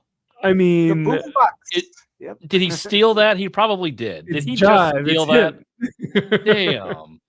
How is she on a skateboard like that? Look at that. She's shredding the gnar, man. I know, but look at that though. She's like, what the fuck? See, I could have gone with that if she had like a dog pulling. I could go with it, but it's like it's like, what the hell are you doing? No, y'all don't listen. Y'all don't actually know. Here in California, when we're skateboarding down to the beach to shred some gnar, we get towards those angles. Like if we're really like hitting it, you know. Hey, Marty McFly never did that, so I don't. Those are movies. We're talking real life. Oh, okay. Talk about practice. Practice. You want to talk practice? You want to talk about practice? Practice. Not a game. Practice. But yeah, so Donald Blake is just kind of reminiscing on like, you know, it's kind of nice to be. That oh, I think that black man stole that. I want that ghetto blaster. This black man steal my radio. It looks awfully cheery. Yeah. He's like, I should turn into Thor and take it back from them. Yeah, JK, I don't know. I don't see anyone eating or any cats. I must question the quality of this book. Exactly. Marvel and no eating or cats. What are we doing? What are we doing here? Well, and not just that. Clearly, it's in the past because there's a lot of people outside having fun and there's looking like happy. Yeah, they're like throwing frisbees around and skateboarding and having a hoot and a holler and stealing boom boxes and stuff. It's great. It's 1983. There's no sack being hacky right there. I thought you got to give it a hacky sack. You do. Well, it's not a college campus. It's a park. Oh, maybe that's why. I don't know. So Donald Blake gets escorted into this vehicle, and he's like, "Oh, what's going on?" And it's like wimpy.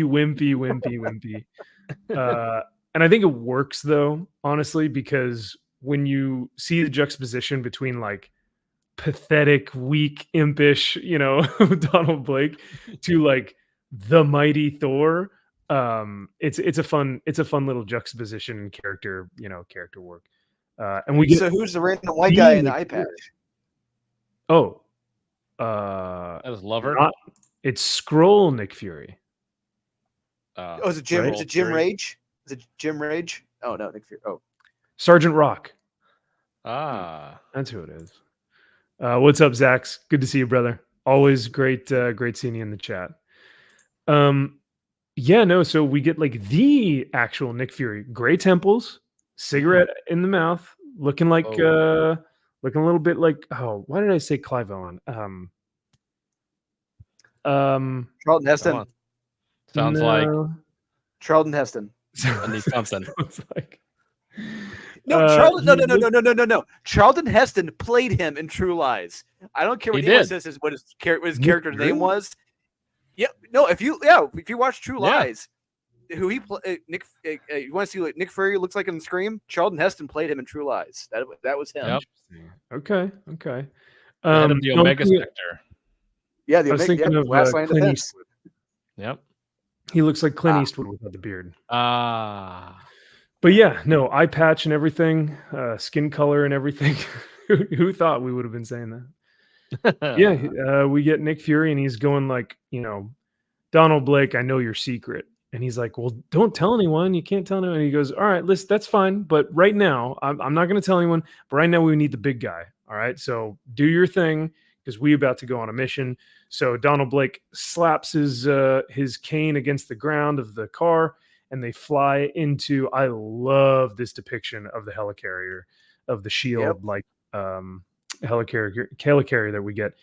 But yeah, they go and they get some intel from one of the shield agents, and this silhouetted door is pretty rad. I love that. Do like badass silhouetted door.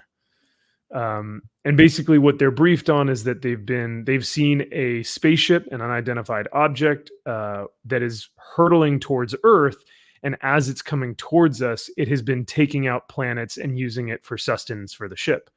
So they're like, we don't know who this guy is, but if we're next, we got to take him out. And Thor goes into action, baby. What do you guys think about this suit? The classic. I dig it.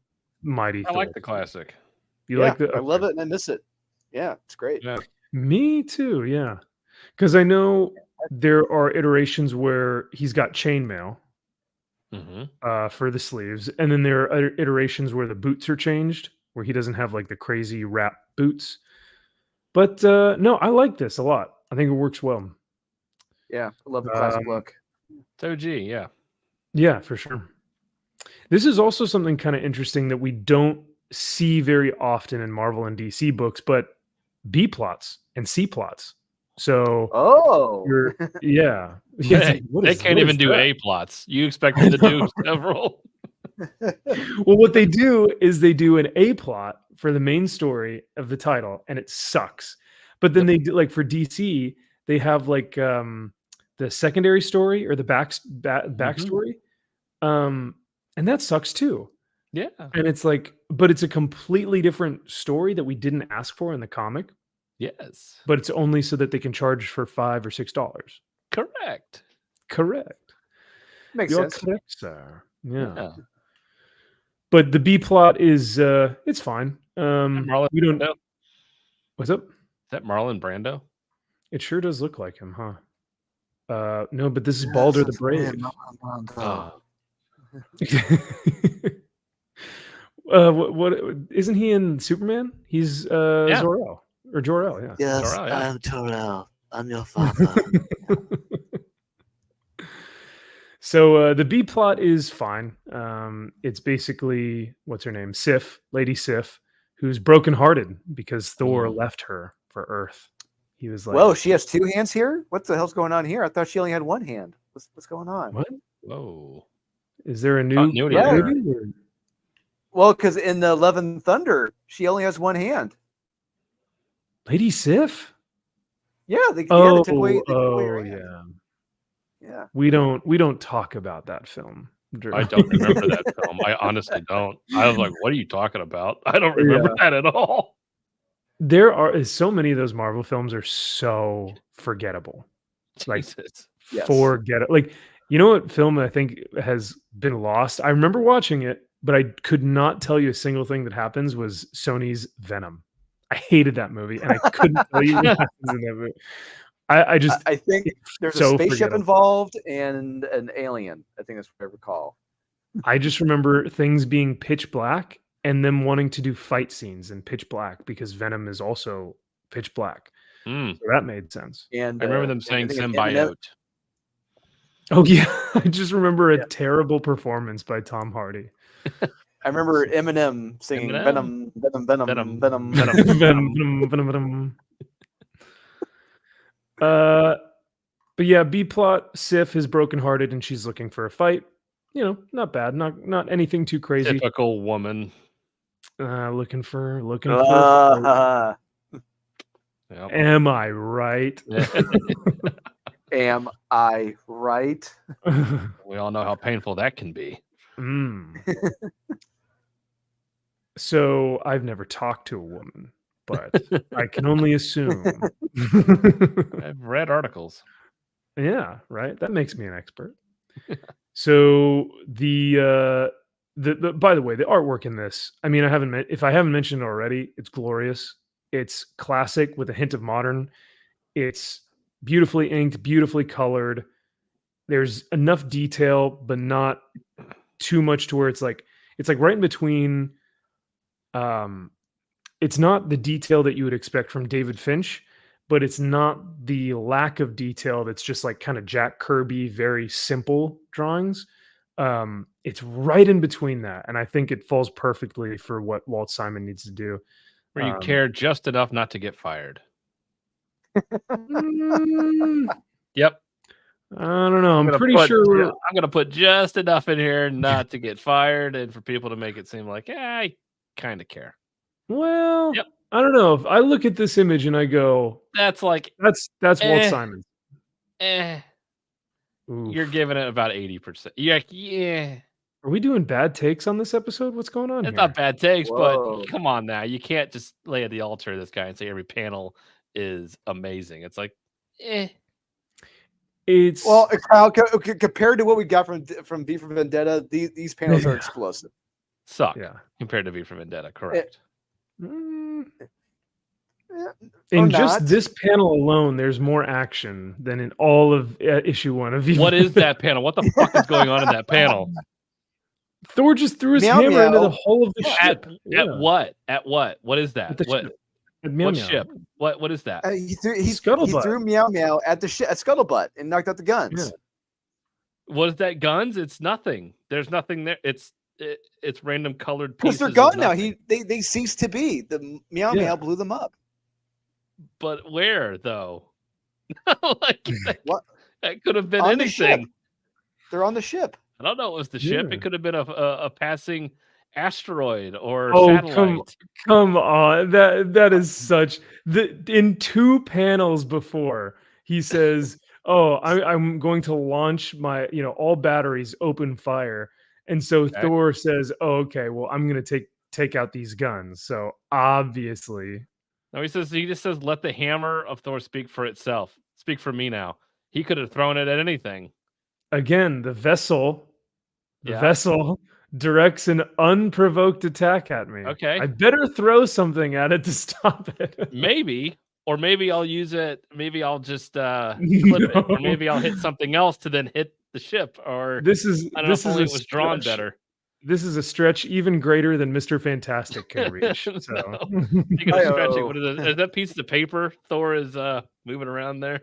That looks like. I mean, to metal. Thor, they probably do feel like pieces of paper. Yeah, it's metal's like a piece of paper to him. Yeah, it's paper. Okay, got it. But oh god, this may be my favorite panel in the book. Crash the shit out of it. I can't wait. But so Thor finally enters into the ship. And the alarm is like going off. It's saying, danger, there's an intruder. And we as the reader have not seen Beta Ray Bill yet until you get this 4-fingered claw.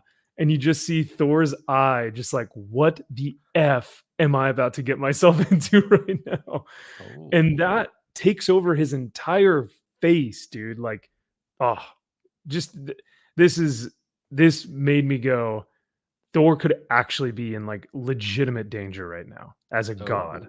That's a pretty big task. It is. So then we get our C plot with Loki and hot, gorgeous boob woman. I like her. I like her too. I want more of boob woman. I want C plot. You see that you can tell he cares about drawing her. Look how hot that is. It's like okay, there you tried. Well, yeah. More like double D plot, if you know what I mean. But yes, no, he's putting effort into all of these, even all the horses. Like horses are the hardest thing to draw. Yeah, horses are great. He cares there. Unfortunately for Thor, he doesn't seem to really care much about. Oh my gosh! And this is the first ever appearance of Beta Ray Bill, but he does make a what would you call this? A cameo when you see his hand. Is that a cameo? It's a cameo. It's cameo. Key collector, get on it. Yeah.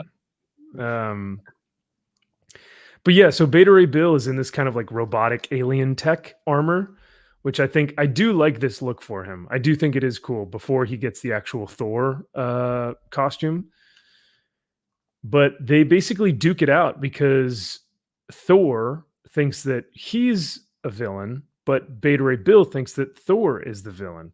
So they're basically trying to duke it out, and he's going toe to toe with Thor. And this action scene is tons of fun, very dynamic, very kinetic, tons of movement until they start entering Earth's atmosphere. And Donald Blake has now come to be because Thor has not held onto his hammer for long enough. Do you guys remember if there was like a rule during that period of time in the 80s, like what his power set?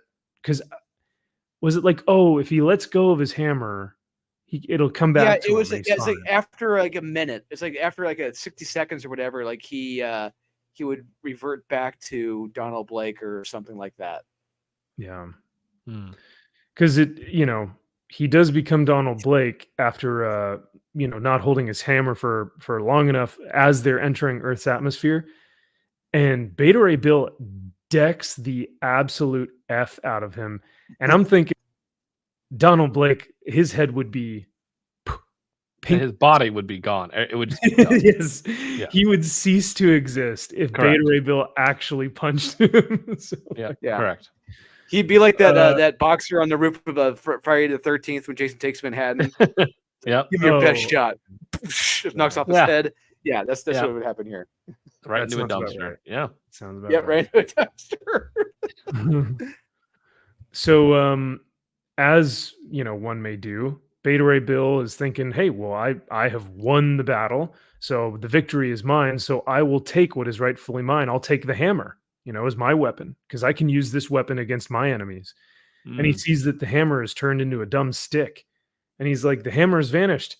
Thunder and lightning. Why is this, why is this measly little stick? I'm so upset. And he smacks the stick and he becomes the god of thunder. Oh, of Thundar. Whoa. Thundar. Thunderous applause. And so he now has the power of Thor. And Odin calls to his son and says, Thor, I need you in Asgard because we are facing a battle and we need our, I need my son. And when he calls Thor to Asgard, he doesn't realize that Thor, quote unquote, is Beta Ray Bill. Thor, my son, we have urgent need of thee in Asgard. I must call thee home. And takes Beta Ray Bill with him and leaves wimpy, pathetic, meek, mild-mannered Donald Blake all alone at home. What a bitch. Why have you forsaken me? Yeah, and that's the end of the issue. So that panel he tried. This one? Yeah. I mean, I'd say, look at Donald Blake's expression on his face. I'm saying he's trying on all of these. That panel, it's not bad. Look at Odin.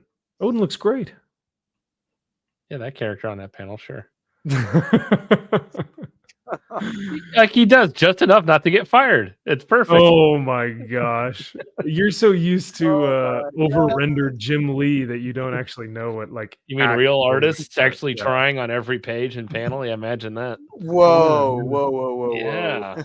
Crazy to think. Crazy. Wow. Crazy. So that is Thor 337. Hey, you old fuck. I appreciate you almost trying on Thor 337. Wow. It's a bold statement there, my friend. I sure do not condone that. But yeah, hopefully one of these days I'd love to actually like meet him because I haven't gotten a chance to do that. I think he may be at one of these conventions sometime soon. But we'll see. I'd like to meet him too. He usually does Baltimore. Yeah.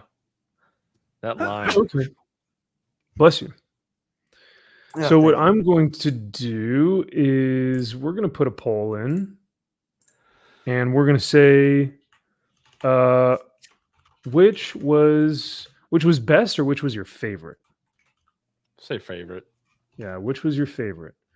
We'll do Thor Which was those 337. We'll do V for Vendetta 1. And we'll add one more option, and it'll be Ultimates 1. Now, last week, I believe, or 2 weeks ago when we did this, I think Drew actually won with the Moon Knight that we did. Yep, you're welcome. Yeah, voting was skewed. I was gonna say the votes came in overnight, like in the middle of the night at 2 a.m. Yeah. So we couldn't, we obviously had to count those, but there was some voter fraud involved. So 100%. I don't really know if that was the, especially because Kyle, you brought the Crow, and I totally thought that was gonna take the top spot, but And it did, but well, without the yeah. Right. Curzon says, funny, I got the Beta Ray Bill Daniel Warren Johnson run today in the mail. Whew. Wow, chef's nice. kiss. I love that run, man. It's great. I have Yeah. issue 1 signed by the Stegosaurus. Oh, Why 9.8 because he did the cover. of Brian issue- Stegman. Yeah, he Baron. did. Yeah. Yeah, Ryan Stegman Oh, did the cover. okay. Yeah. Well, mine's cooler. I have issue 1, 2, and 6 or something, or 1, 2, and 5, signed by Danny Warren Johnson. So just saying. Oh, Not as good. If we're Mine's if- mine's CBCS 9.8. Yo, you guys are just graded? Lame. You know that I'm a they- real comic book fan. Oh no, of course. Oh. Yeah. Right. Real That's how fans that get their works. shit graded. But that's okay. Oh, okay. All right. Even though I it don't gets need to read tampered with. And then Andre says, I like this Loki look better than the original with horns. Oh, yeah. This was a more like medieval style Loki. I thought it was an interesting take. And then George for $2. Oh, man. Thank you. He says, hi, everyone. Good to see some Simonson goodness. Yes, absolutely. For those of you who may not know what book we just looked at, that was Thor issue number 337 by Walt Simonson and the first issue of the Beta Ray Bill arc. So one of the most notorious, I think, Thor arcs known in Marvel history. So, but George, thank you again. Dimitropolis, my thanks, my gratitude to you, sir, for the 2. Oh boy. Flaccid says, I miss the maxi pad. Don't we all? I know. No. He's quite something. He is quite something. He's a lot of energy. He's a lot to handle, Yes, he is. So Andre says all 3 books are good. Well, thanks, man. I'm glad that we, like I said, we try and choose ones that are like, hey, we know these are bangers, right? Like if these came out at any time within the past 10 years, they would be like ultimate hits. Like the Beta Ray Bill series, actually, from Danny Warren Johnson, I still regard that as very highly within Marvel continuity. So, but yeah, no, Flaccid, you may, I mean, hey, if you ever want MaxiPad on your channel, I can always reach out to him and see if he, he may want to talk to you guys. You're a little toxic for him, but he may show up. We'll see. We may try and get him back on the channel one of these days. He's, like I said, he's a handful. So, overall, which one was more consistent when it comes to art and stories, Lee, Kirby, or Simonson? Ooh. More consistent when it comes to art and stories, I think Simonson, because Stanley and Jack Kirby were doing well, actually no, the art for Kirby was I mean, it was on point every time. But as far as the consistency, because it was all Walt, but whereas with it was the Marvel method, but effectively with Kirby and Lee, because Kirby was doing the pages and Lee was going back in afterwards adding dialogue. He was letting Kirby do most of the work. So, but you want to talk about just consistency over several decades doing it himself? I go with Walt.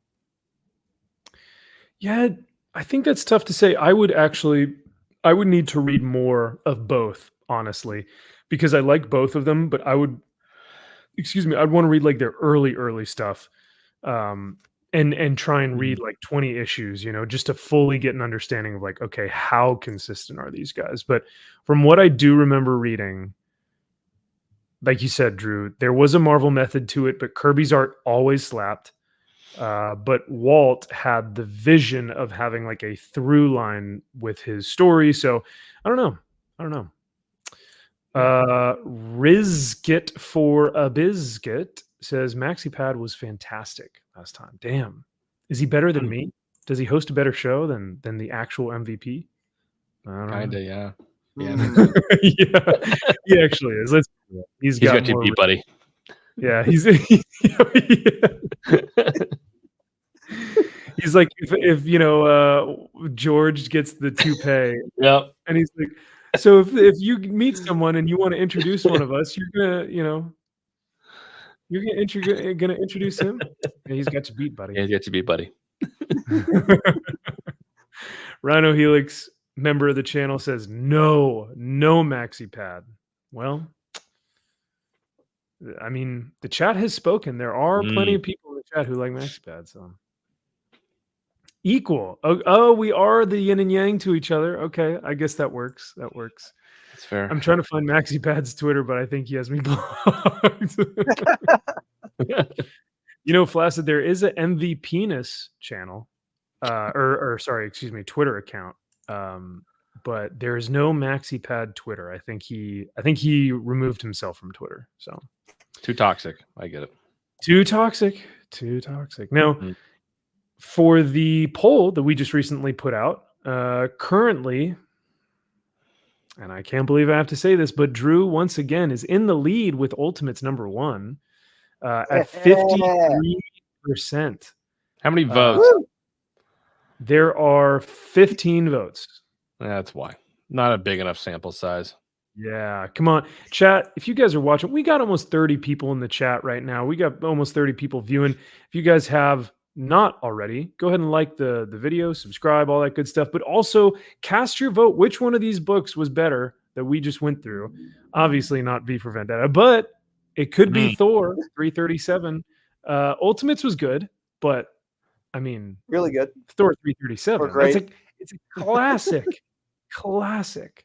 Real true comic book thespians will understand V for Vendetta and what it's saying. Only the most intellectual, philosophical, they'll get it. They'll understand it. So okay, Rich Johnson. Yeah.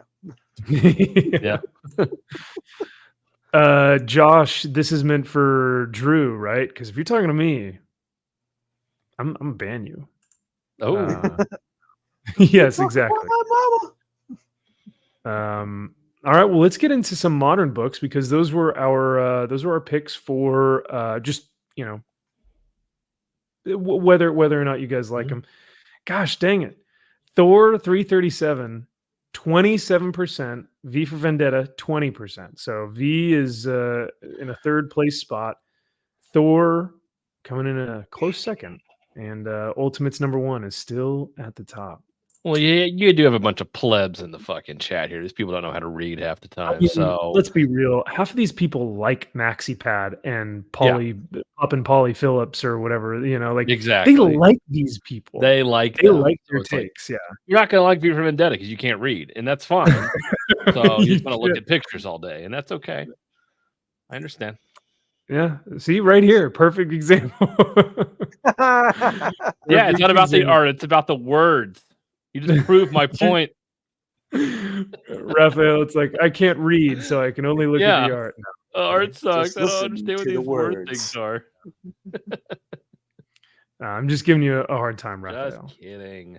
But seriously, read the fucking book. Yeah, but seriously. All right, well, let's take a look at some of these bad Larrys. Batman issue number 144, last issue book. Sorry, go ahead. Are we being our alter Can egos right now? Can we ban him? Can we ban him? Can we kill him? Okay, kill him. Okay, kill him. Last time we looked at the Batman book, our alter egos were here, and we almost broke character when we read the comment that said, "This book gave me a headache and I loved it," or whatever, and gave it like 4 stars. Oh my god. So once again, it's a book. I'm hoping you screenshot that and saved it. We gotta save that and keep bringing that up. I'm sure it's still oh on here. God. What was the previous one?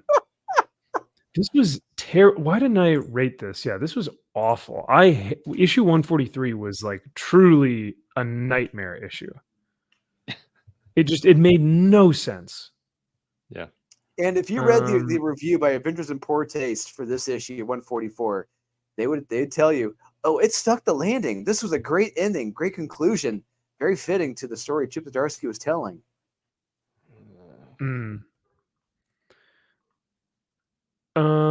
Oh yeah, and then this guy was like, "Oh, let him cook, you know." So I don't quite get everything that is happening, but I have to admit, Chip Zdarsky is cooking. It's like, hey, let him cook, okay. Cooking meth. There it is. This is the best one. Should I just like it just because I like unironically think that this is hilarious? Yes. Damn, reading this story genuinely gave me a headache. I'm impressed. 4.5 star. It's even higher than I first thought it was. 4.5 stars. That is a 90%, 85%, at least. 4 out of 5. Yeah, it's an A. Yeah. My God, that is too funny. So that's impressive. Now for you guys, did this issue give you as much of a headache as last issue? It was unbelievable just how. Now let's remember that this is titled Joker Year 1. All right. Now let's put that in the context of Batman Year 1, or in this case, Batman Year 0, since we're tying a New 52 Batman. We got to see through a whole calendar year the effect of Batman on Gotham. That does not exist in this. There is no like January. This is what Joker's doing. February, March, April. No. Why was this called Year 1? This should have just been called Joker Week 1 or Joker First Week or something, because it clearly is all. It seems like it's over the course of a fucking day, maybe a couple days, if that. Yeah. Yeah, I don't know. I think this is a good point by Andre. Like, you know, it always comes back to like, who is this book made for? Why was this book written? Why is this even made? I have so many questions when I'm reading this. I'm just like, why are we? What is this story? What are we trying to tell with this story? You know, but I guess we need another Joker origin, but now he's introducing the 3 Jokers, so we're getting 3 Joker origins, right? But they're all the same person. But they're all the same. So now they retcon that as opposed to 3 different Jokers. Now it's the one Joker having 3 different personalities. Right. Yeah. That's much scarier as opposed to 3. And the Batman was pretty much a non-factor in that story, and there was much more Jim Gordon in this than I thought there would be. And I don't know if I like that or not. Probably not, because like, can we get back to because Joker's barely in this issue. He doesn't really show up until like the very end of it. Yeah, no, that's a good point. That's a very good point. Also, I don't know if you guys noticed this, but there are times that I'm looking at Batman, and in these this artist, whoever this artist is, it's Ben Affleck. Yes, yeah, yes, 100%. It was like he completely lifted Ben Affleck. Yeah, and there's even one, like this looks a little bit. This is Ben. This is 100% like it's just Ben Affleck. That's the armor. That's the face. And like, what's funny is that we're told that this Batman is old. He's tired. He's slower. I'm like, bullshit. If you're saying this is the Ben Affleck Batman was still like cracking nuts and cracking open skulls at like 40 plus years old. So I don't exactly believe that. Yep. No.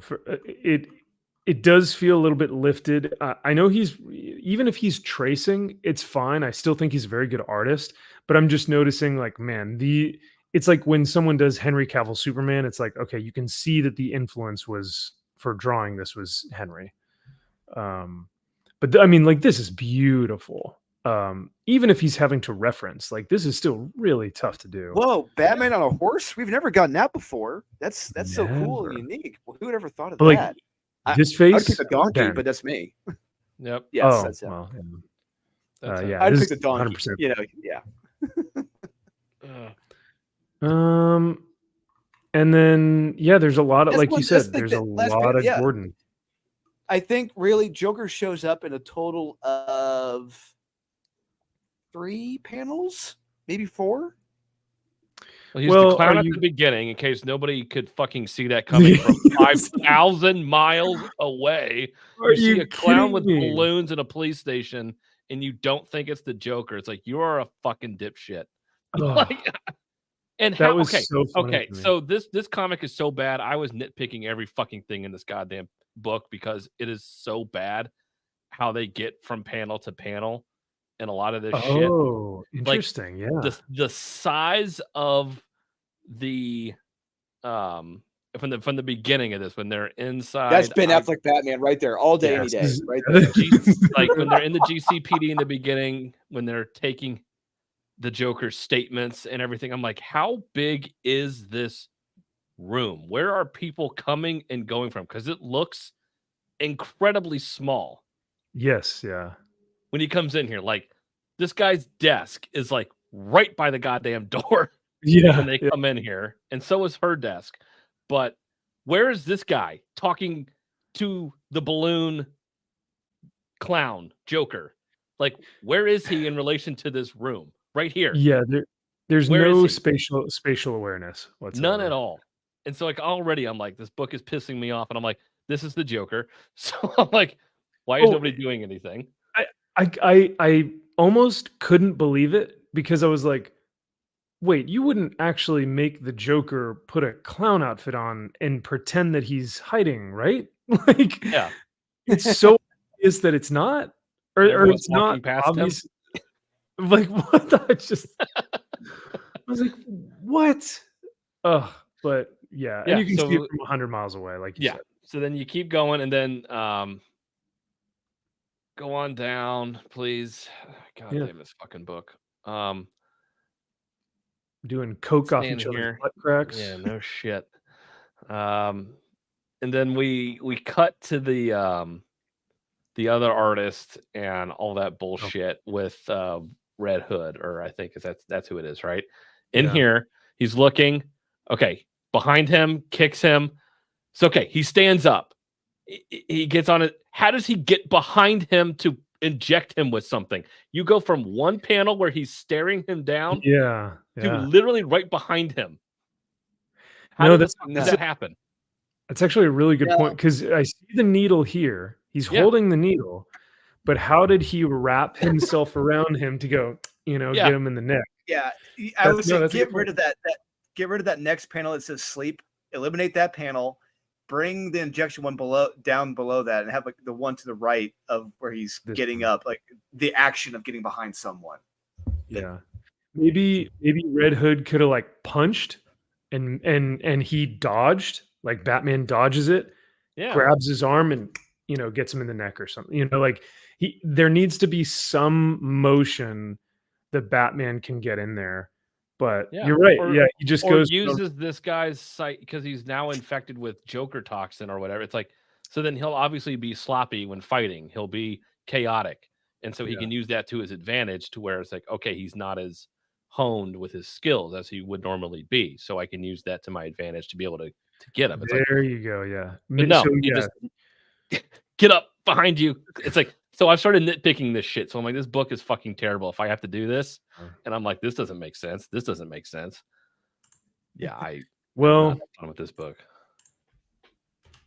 I think we all know what that means then, because I mean, listening to you, listening to Drew and myself, I think we can effectively say, Come on, everybody, skip it!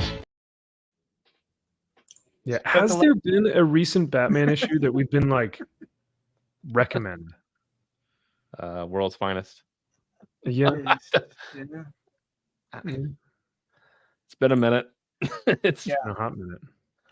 I will say I'm going to call my shot here. I'm going to say when that is coming out soon, it's the Dan Jurgens, Mike Perkins, Batman 1939 comic series coming out soon. Yeah. I think that's going to be really damn good. But Okay.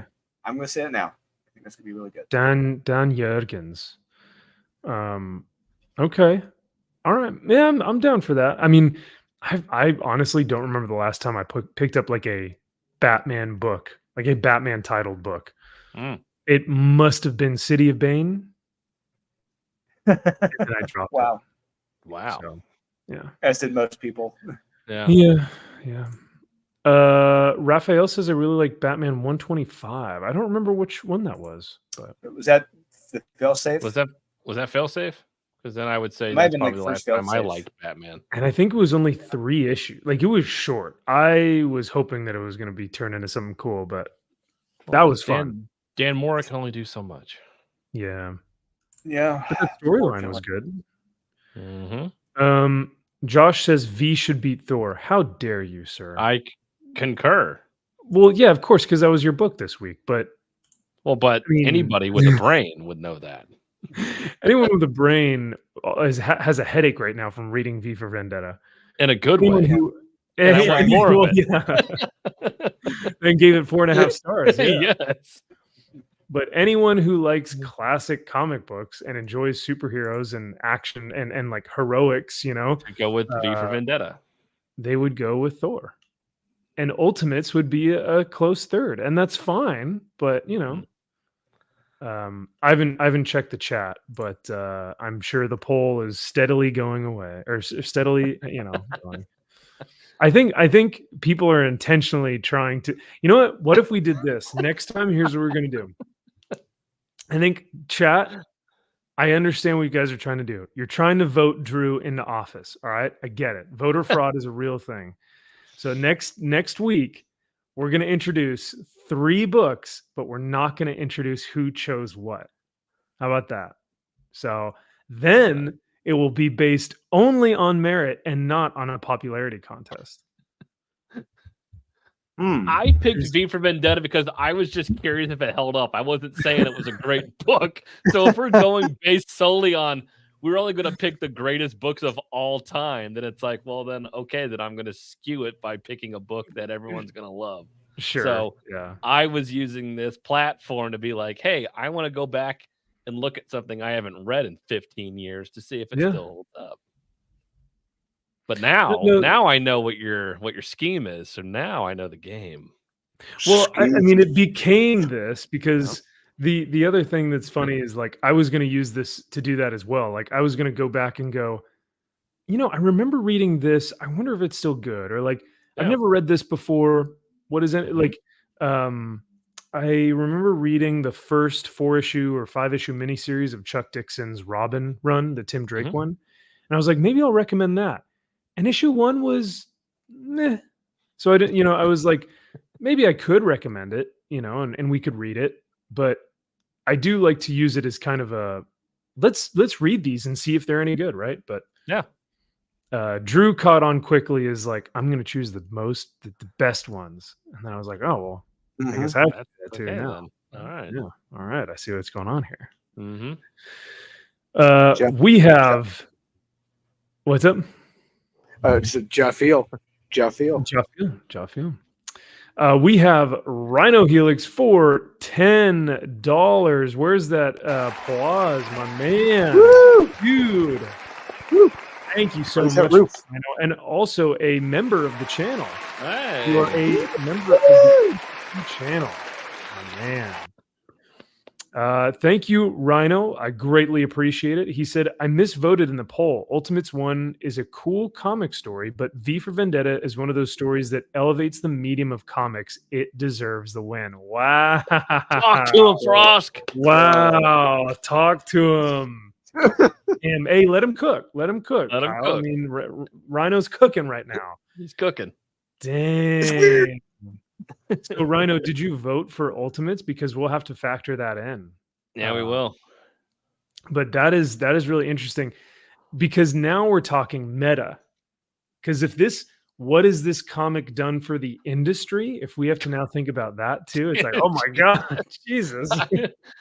Because yeah, I agree. I would say that V for Vendetta for the industry really, I guess, well, maybe not V in particular, but Alan Moore in general, I think changed a lot about the industry during that time period. So He did. Yes, and what the downside of that, he did change it. It was great, but like too many creators and publishers started making everything like what they were doing. Like, they started making everything much darker and heavier, more real world. It's like, no, don't do that to Mr. Miracle. Don't do that to Hawkman. Don't do that to just leave him. Just leave him be. Leave him be. Yeah, leave it in its own thing. Yeah, and I think too many people, Tom King, try to be as wordy and verbose and as philosophical as Alan Moore, and yet ends up just sounding like an idiot or just being extremely pandering, or it comes off as like try-hardy, like too try-hard. And it's just downright dumb. Like, it's not very intellectual at all. What was the other word that someone used the other day that was really, I was like, oh yeah, that's perfect. Especially for Tom King's Wonder Woman that we read this week. It's a triumph, masterpiece. The opposites of those. Not patronizing. I mean, it is patronizing, but that's not the word I'm looking for. It's when someone is like very, very pompous, when they're like, oh, look at me. And I can't think of the arrogant. Well, that too. These are all good. These are all pretentious.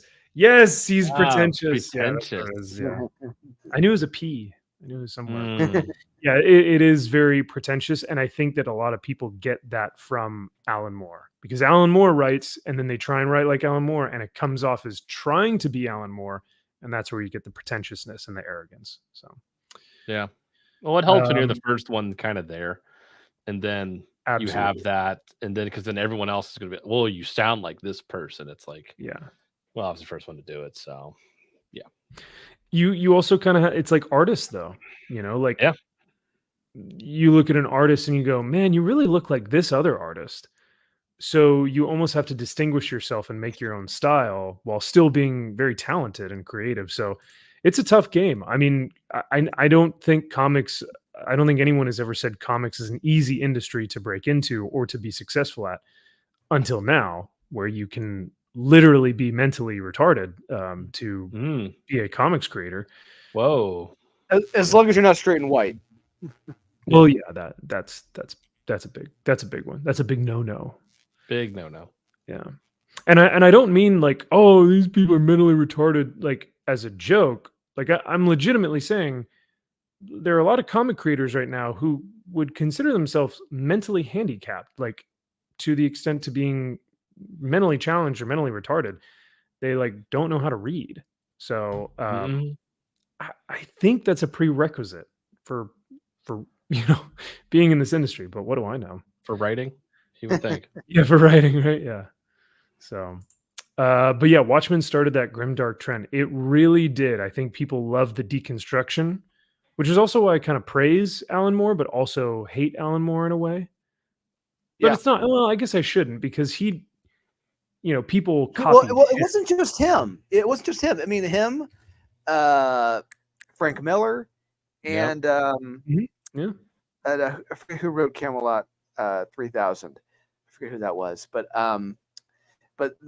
these three like mature subject storylines in the 80s, they ushered in a new era of storytelling.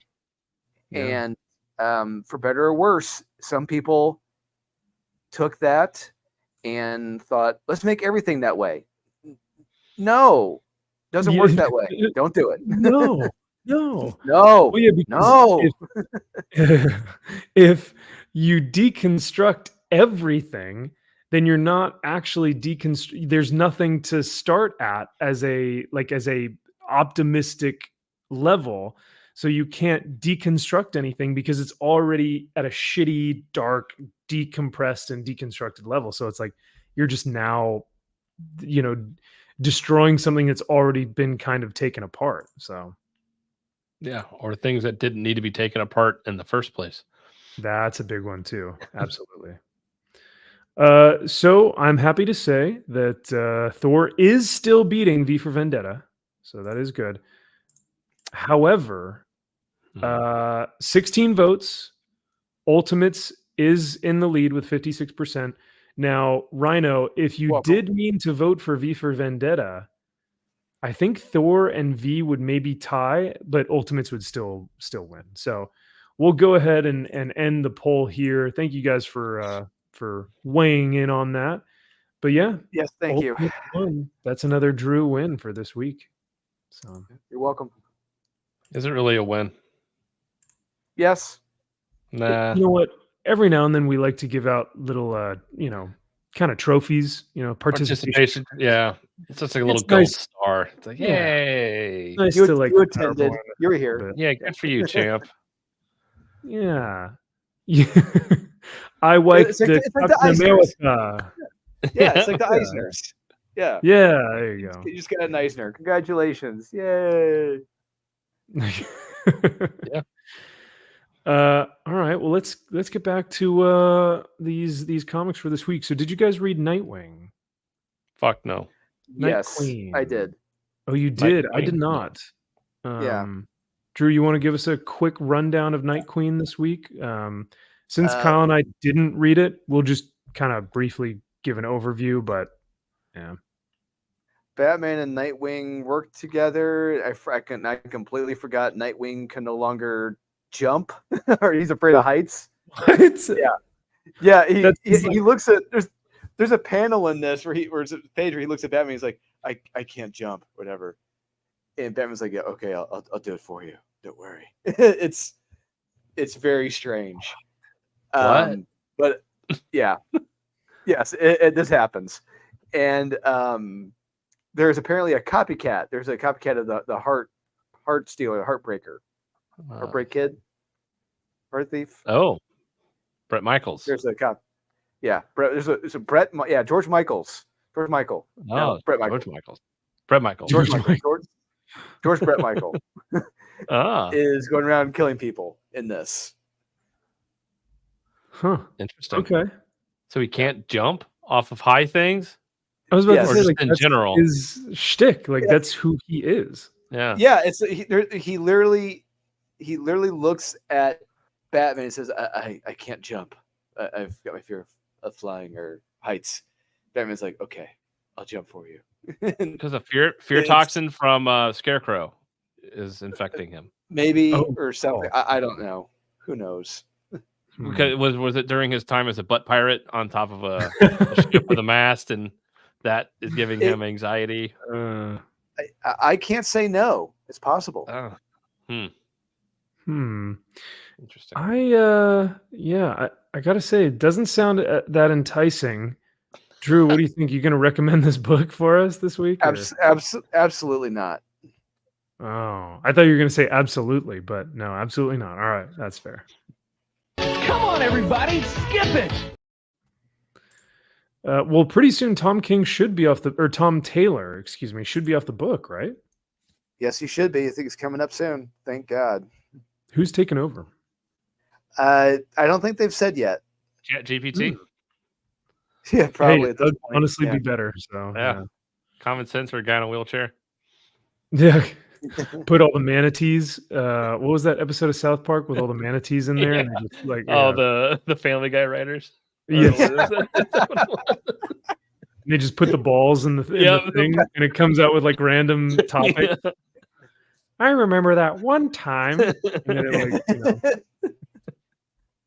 it, well, yeah, Night Queen was not very good. However, I know that Kyle might be upset. Watch it. Watch it. I swear to God.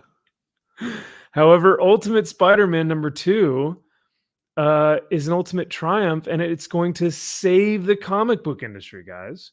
Oh, we're here. Well, at least that's what people are saying. That so, is. What did you get? What did you guys think? Key collectors saying. That pick is up all these books. Yeah, yes. pick them up. Cover Price is also saying that these books are selling for $70 on the aftermarket. So all I'm going to say is, after reading this, I really don't know how I feel, because, I mean, okay, is it bad? No, it is not a bad comic. No, but no, it doesn't do anything great, and there's nothing amazing or ultimate in this to make me go, "Oh my god, that was so cool." There's nothing dazzling in this book. It's just paint by numbers in this book. I don't know, Drew. Are you saying make Spider-Man great again? Sounds a little iffy. A little sus. A little sus. I've heard that slogan before, and that was not by a good person. No. Not a good person. It was from a meanie head. So, but Big yeah. fat So meanie. elaborate on what were you gonna say? Oh, he's a big fat meanie head. Yes, yeah. But yeah, sorry, I cut you off. So yeah, elaborate a little bit more. Is there no wonder? Is there no extravagance? Is there nothing pulling you into this book? Well, I'll say this. The one thing that this improves upon from the first is that we do get action in this. I do have to give it that. We do get pages of action in this, which is great. Yeah. We do get some more family drama stuff in this, which is cool. It's fine. We get to see the impact of him being Spider-Man now with the family. A certain family member finds out. Okay, cool, fine, great, spectacular, sensational, whatever. We see, but it there was just nothing in this that really was like, that was great. It's just paint by numbers. Everything just kind of followed a rhythm in this. There was a rhythm in this, but nothing was great. It just it's hard to explain because it's just very. It felt like it was coasting. It's hard. I really can't explain it. I don't know if Kyle had the same feeling with this or not, but it just felt very safe. Meh. Yeah, Kyle, can you articulate some of your points as well about because you just straight up disliked the issue, right? Yeah, I mean the art is fantastic. There are things here that should make it a good comic book, but after reading this, I equated it to there's a series on HBO called The Gilded Age. Now, you may be asking, Kyle, why are you watching such a gay, horribly gay That's what show I'm asking, yeah. on HBO Max? Yeah. And this series was created by the same writers and team around Downton Abbey. Now, I have not seen Downton Abbey. I don't care to see Downton Abbey. Yeah, I was about to say, your wife made you watch. My wife is obsessed with Downton Abbey. And so I watched the movie, Downton Abbey, the movie, and I'm like, it's amazing how you can make a movie about nothing. Like nothing happens. And episode 1 of The Gilded Age. So this takes place in 1883 in the United States. Downton Abbey takes place in like fucking 1900s over in London or England or wherever the fuck it's at. And it is a show. I've watched 2 seasons of The Gilded Age where people won't shut the fuck up for, I mean, it's 45-minute episodes. They will not shut the fuck up, but nothing happens. So it's very dialogue heavy, but with no actual like substance. No actual plot or substance. And that's what this book is. It's like all these things are happening around you. Everything is happening around you. Things should be happening, but ultimately it is nothing. Like it is just a nothing. Ultimately, I see what you did there. Ultimately, yeah. That's almost what this is to The Gilded Age. It's like it's people standing around talking. Like those scripts have to just be Stephen King level length scripts where it's like, what am I talking about here? Nothing really. Does it equate to the plot? Does anything actually happen? No. So what am I talking? I don't know, because we got to have stuff to say. I know this bathhouse. I mean, nothing happens here. This is fucking pointless. I don't know. I may now here. I don't think they should be in a bathhouse. Go out, go be getting coffee. Go to the gym.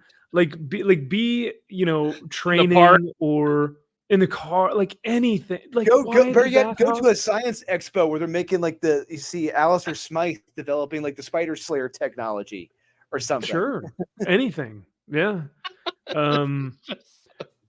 But their dialogue does insinuate that they're talking about the Daily Bugle and they know the kind of inner workings. And We they're already like, well, know what that, about, though. they're like, what about our paper? You know, because we have to start our paper and we have to be the next competitor. So I think this is an issue that's taking its time and it's setting things up, which, like I said, or like you were saying, it's really I don't think the book is about nothing. I think it's just forwarding the plot but taking its time while doing so. But you don't have that luxury. It's not a TV show where you Mm. have 8, 10, 12 episodes and to keep people engaged for a short amount of time. It's like it's a fucking comic book. Like you got to have something actually happen. You can't talk about a Green Goblin and not show Green Goblin, but talk about it. Like, oh, hey, remember that one time when that Green Goblin guy showed up somewhere sometime? Oh, yeah, that was scary, wasn't it? Yeah, it really was. I'm really worried about what we're going to do. Don't worry about it, good old buddy. We're going to make sure we get through the day and everything will be all right. Hey, you know what? I actually needed that today. Thank you very much. Hey, anytime, friend. Hey, by the way, if I drink coffee every morning for my breakfast, is that pretty healthy?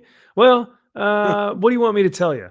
Well, what would you tell me? I'd probably tell you it's pretty healthy. Because would you stop doing it? Well, probably not. I'd probably still drink coffee for my breakfast. Okay, well, I'll tell you it's like did you guys just meet? Are you on a date right now? What the fuck is the matter with you? Like, now, here's where the book like just absolutely succeeds, and I was actually very surprised. And like comparatively to last issue, I was like, I'll recommend this book any day just for this alone. But Marco Cicchetto's Black Suit Spider-Man art is amazing. It's ultimately it is ultimate levels of cool. It's great. It's beautiful. Like it's dynamic. It is so much fun. And I mean, like even the musculature and all the sinews and everything wrapping around as he's flying through the city. Marco Cicchetto's art in this is brilliant. But like you said, it's a little slow. It goes on a little long. Like some of the dialogue, it's like, okay, and we have to have a character eating, of course. I don't know why this happened. I hate this. I just get rid of it. Get rid of it. Yeah. I didn't understand. Oh, you know what? This leads because I know why they did this. This leads to because she will then later draw him a spider, and the spider is in blue and red. And that's how he's going to change his because he has no name. He's not even technically Spider-Man. He's just Guy. Correct. He's Guy. Just like a jumping guy. Yeah. Yeah, he's jumping, leaping guy. But I mean, oh god, look at this. But cool. I guess it would make sense. Like if I were to become Spider-Man tomorrow, I'd probably put on a black or brown suit because most spiders are like black or brown, right? Unless you get like some Madam really Web spider. Crazy weird. Oh, now we're talking. Right, real spiders. Yeah, yeah.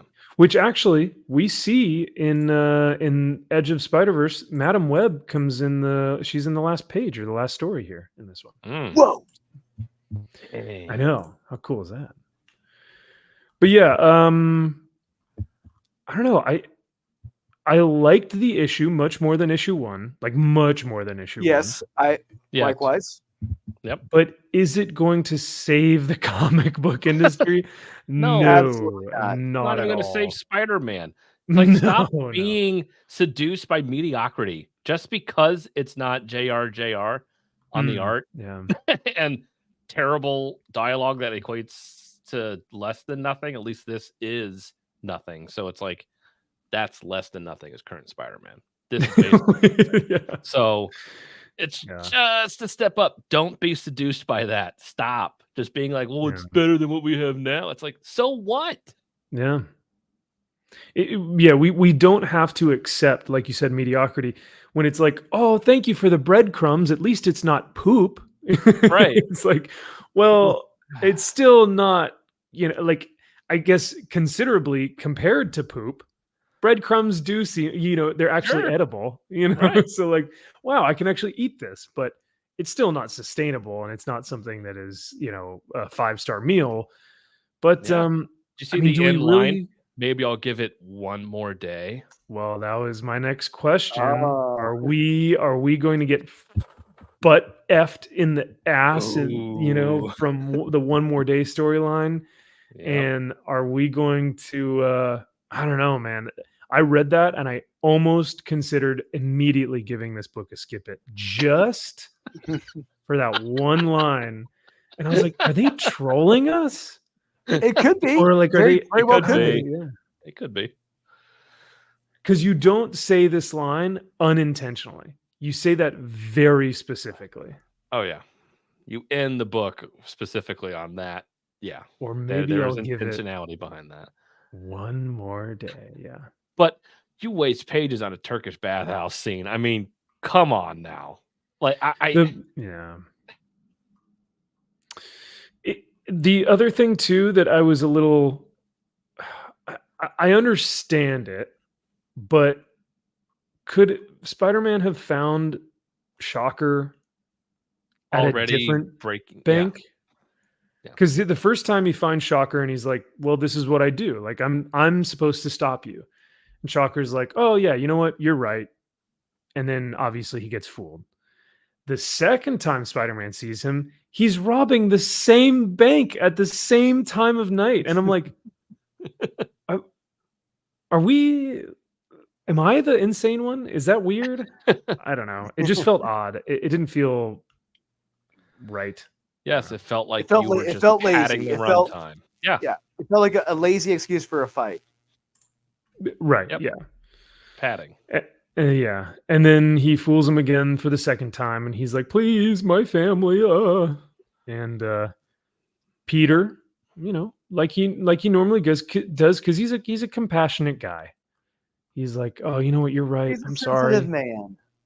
Yeah, he has a family of his own. He can relate. I understand. Yeah. Jeff Field. Juffield. I think that's what he actually says in the book. He's like, yeah, Juffield. I feel. Shocker. I'm thinking I now Green Goblin is Mary Jane. I'm thinking Green Goblin could be Mary Jane. Oh my God. Oh, Jesus. I mean, oh, I hope not. Marvel would make a female body look like this. So, yeah. Yeah. I'd be shocked if it's a guy, but I don't know. So what are we giving this week? I hate to say it, but I think I gotta recommend it. No, you don't. I think I gotta recommend it. It's a meh for me. It's a meh. Oh, really? Okay. Yeah. I think we're gonna go down the line, one of each. I can't in good conscience recommend this book. I can't. How much was it? How much was it? It was what, $5? 6. I think like 6. Oh God, if it's 6, definitely. It was 5. It was 5. $5. Yeah. 32 pages, $5. Is it worth $5 hairs? You can just rip out the bathhouse pages and the book is still the same. Exactly my point. So why do they need to be there? But it has a 99%, Kyle. It's a perfect book. It's almost to the point where you could skip issues 1 and 2 entirely, and probably issue 3 is where something will happen. So I guess we'll find out next month. So you're gonna skip I'm gonna this? have to skip it. I think I have to skip it. All right. What do we do? It's a straight tie down the board. I will actually give it a recommend. The black suit for me, the Marco Cicchetto art and the black suit and the action and him like getting to learn his powers was probably the most interesting thing for me. But there are a lot of other problems with the book. So, and like I said, it's not going to save the industry. So I can give it a meh for the art. Okay. I can be squeezed up to meh, but it is not a recommendable book. You cannot say it's a recommendable book. Can't. We'll squeak it up to a meh. I'm good with that.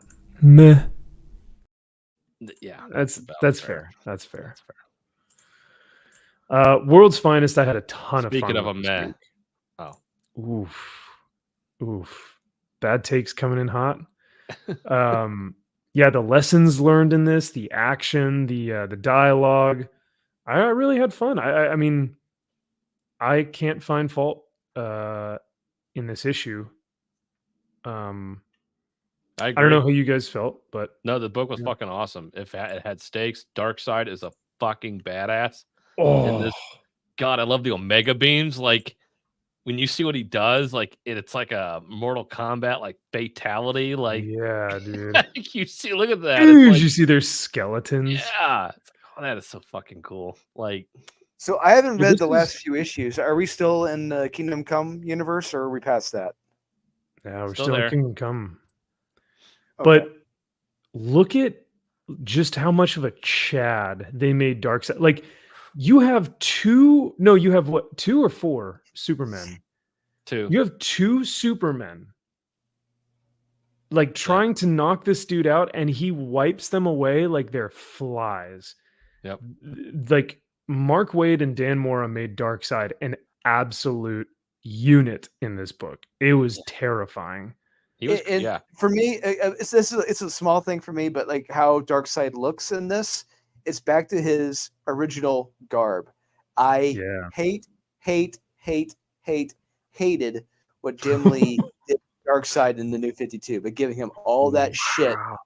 on his clothing. It's like, no, you do not need that for this character. And perfect. He's back to where he should be. He looks amazing. Wow, Kyle, what are you gonna do with words like that for your boy Jim Lee?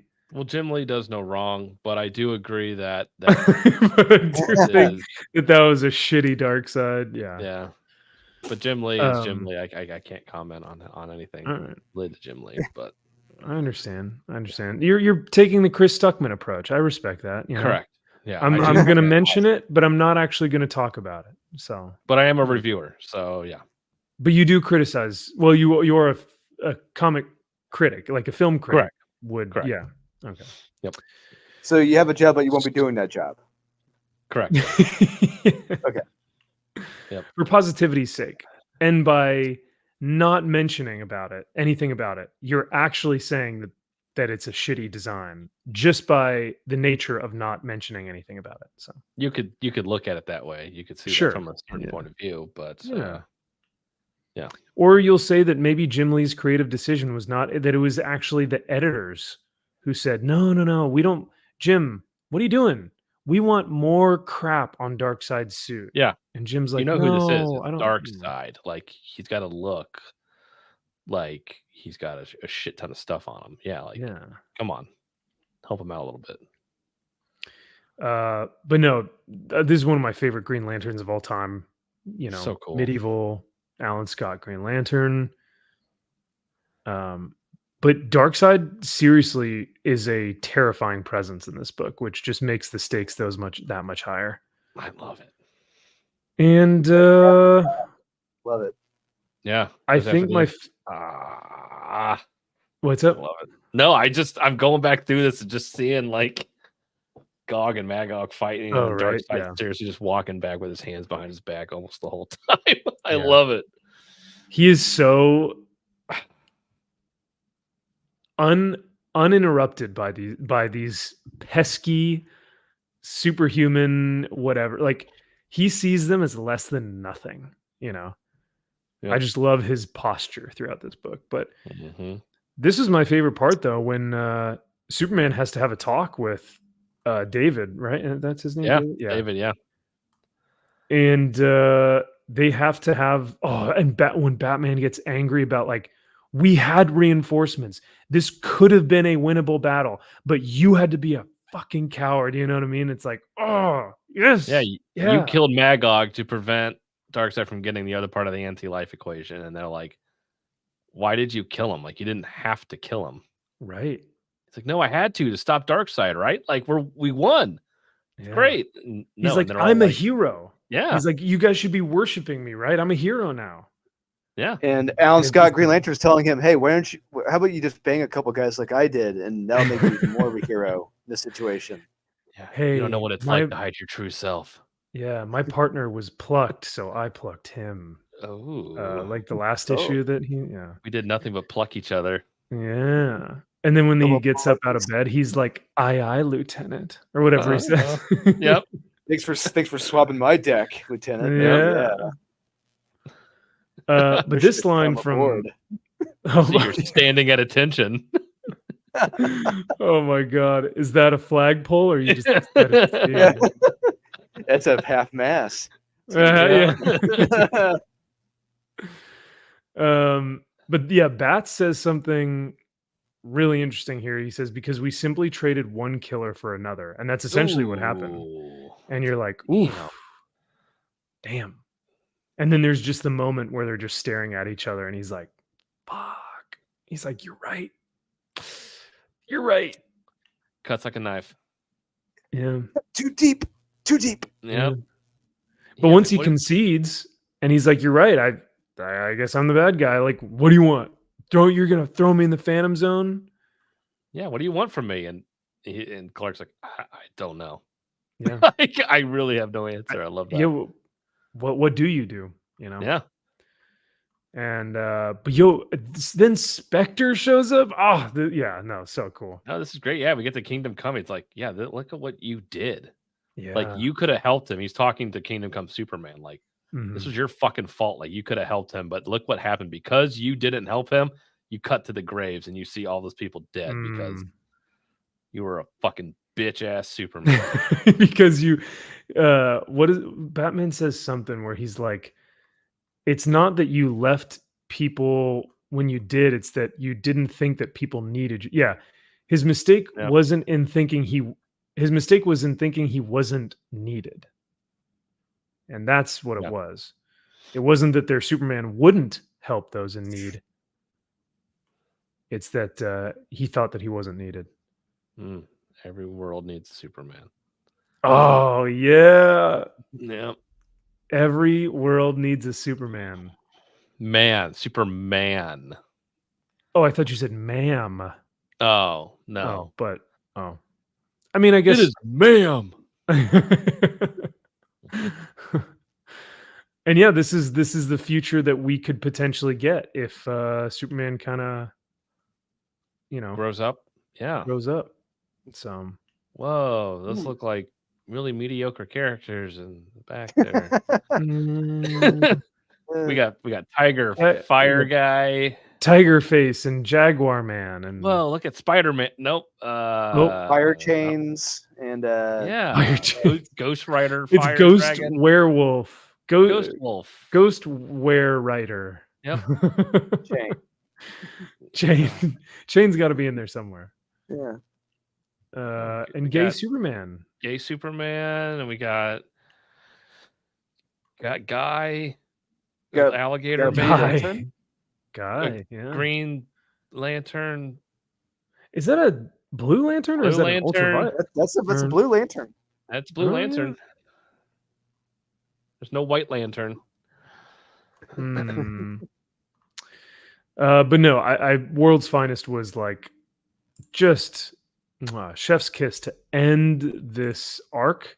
Yeah. Just beautiful, man. It was good. 4 stars. Indeed. 4 or 4.5. What do you think? That's 4. That's 4 star. 4. Yeah. But yeah, we'll go ahead and give this bad Larry a recommend. Of our final judge. Thumbs up, average. Woo! Yay. Woo! Yeah, that was a top book this week. Top book. But you know what? You know what wasn't? Incredible Hulk. Hold on. Wonder Woman. Sorry, I was getting Daredevil. a call. Spawn. Gods.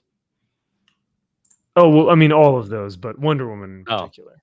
So Blunder Woman. Really? Blunder Woman. Where is Wonder Woman? There she is. There it is. This wasn't one of the worst issues I've read from Tom King, but it was. Tom King made what could have been a kick-ass action scene boring. He made it fucking boring with his fucking dialogue. He killed it. You're right. And on top of that, these little. Oh, sorry. Go ahead. Oh, sorry. Let me finish. Yeah, sorry. Steve Trevor. He is supposed to be a colonel in the Marines. Yep. He looks like a first lieutenant or like maybe at least at the most I would say in the military. He does not look like a fucking colonel. Period. At all. He just looks He like a doesn't- soy colonel. He doesn't even act like he's in the military. No, Let's be not at real. all. He's like, oh, I sorry, I have a headache. I drink too much coffee, but today I didn't have any coffee, so my headache is I have a boo boo. It's like, what the fuck you want me to do? I'm Wonder Woman. Like, why are you telling me this? That's how I talk. I felt myself in this book. Oh, I felt seen. you're like cuck simpish lifestyle, and you were like, Yeah. babe, I didn't have any coffee today, and I just My headsy wedsy hurts. headsy wedsies. Can you make some chicky nuggies and make me feel better? Oh, Chicken nuggies, Dunkaroos. Chicky nuggies. Yeah. can we have some Oh, cocoa man. later? Yeah. But yeah, no, this is boring, bland.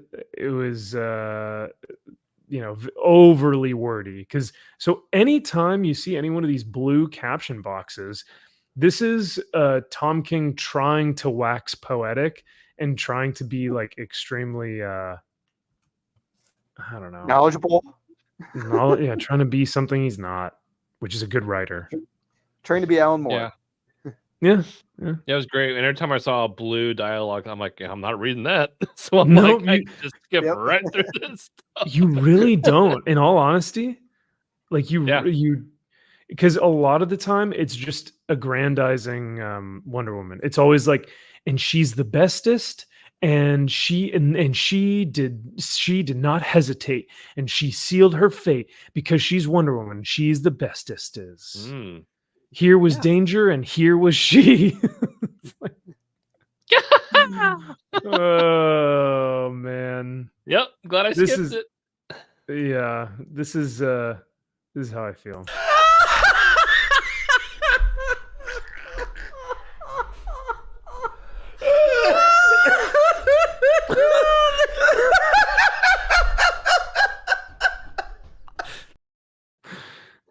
Every time I try and read his dialogue. And try to take it seriously. Yeah. Yeah. You can't. You just absolutely can't. Fucking asshole. Yeah. Okay, so did you guys think is there any significance to having the Capitol building being smashed on Wonder? Like, is he trying to do some allegory here or subtext? I don't Like, think is he- so. No, this is- you don't think he's smart enough for that? No, or he just hates America. That could be Well, his yeah, perspective. that too. I just assumed it was the Washington Monument in the shape of a dick, and so he wanted to Oh, that's smash the right. Yeah, dick. it's smashing the penis. Yeah. Oh, that's- yeah. It's his own dick being smashed. Yes, between two heel. women. Yeah, they're just smashing his dick, and I think he's like, "Oh yeah, oh hurt, oh that hurts, oh yeah, Snap it in half. Snap mine in half, please. yeah, Oh, I don't need it anyway. oh, I never use Step it. on it. Oh, I'm Yeah. so inadequate. Oh god. Oh yes, I'm Treat me like Johnny sweating Cage. just by Oh. reading this book. Yeah. Yep. Also, I don't know about you, but when I smoke a cigar, I don't inhale it. You puff it, right? But if Yeah. you inhale it, it goes through your nose. duh. I think they were trying to do like, oh, he's smoking a cigarette, but he's clearly smoking a cigar. I don't know. Well, it's if clearly you someone who ever doesn't smoked know it, how to yeah. smoke. Clearly someone who's never smoked. Maybe, yeah. But he's seen people do it, he's seen movies. I don't know. Has he? I don't know. and I he's don't know. cool. Look, Well, that's cool. Oh, I think mean, that's a hey, one. the art in this is gorgeous. I mean, look at these women. Whew. yeah. Look at those American flags behind her. American flags. Yep. Yeah, Got nice Had her broad destroyed hips, American flags. strong legs. Oh yeah, Legs, she's birth. destroying the patriarchy. So, Yes, she is. that's what it looks like. but yeah, there's really nothing else to say about this book. Like the first few issues of this Wonder Woman series were like cringeworthy, where you were like, man, this is really, really bad, or it's like insulting, you know. This is just all right. You're not even trying, dude. You're tired. You gave up. Yeah. And she was done, and she was ours. What the fuck does that even mean? she's ours, right? Because she fights for us as a free people. Who's ours? Who is that? Who Us is as a nation, as Americans, right? Is that what it is? Is that what it means? I think so.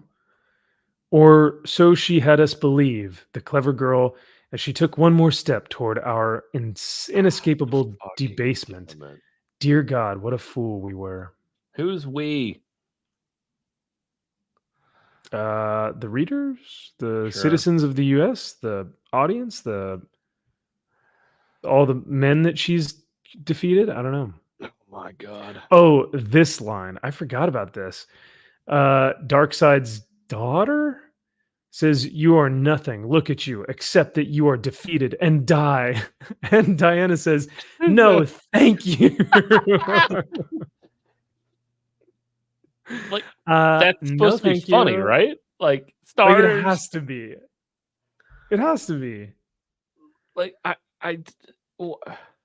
Why No, why is this thank supposed to be a joke? This whole book looks like it's serious. Yeah. Well, it's written by a joke writer. So, I mean, that tracks that it is a joke book. So, but yeah, no. I mean, yeah, there's really nothing else to say about that except 93. Oh, yeah. Wow. Oh, it's, yeah. I mean, wasn't that first Wonder Woman book like Wonder Woman 1 and 2? I think we're in the like 99s, 98s. Yeah. They were up there, man. People love that shit. They ate it up. But yeah, all you can really say is Come on, everybody, skip it. sorry we had to go through that together. Oh, Jesus. You know what? Let me see. There we go. Oops. Did it register? Okay, yeah, I guess it did. So I didn't read the rest of this. So I didn't read Daredevil, Hulk, Spawn, or Gods. Did you guys anything in here that's of interest? Well, the fact that Gods is being canceled after issue 8. Yeah. And Nothing still happens. yeah, Spawn. We got the new King of Spawn. We got the new King of Hell in this issue. Yeah. 350. Oh. The new Slay Queen There- of Hell. Yeah, new Slay Queen. Oh, that's right. Yes. Oh. But there's some good fight scenes in this. There's some really well drawn pages in this by Brett Booth. They looked really beautiful. Okay. I'll say that. Yeah. There were some good fights. Hell yeah.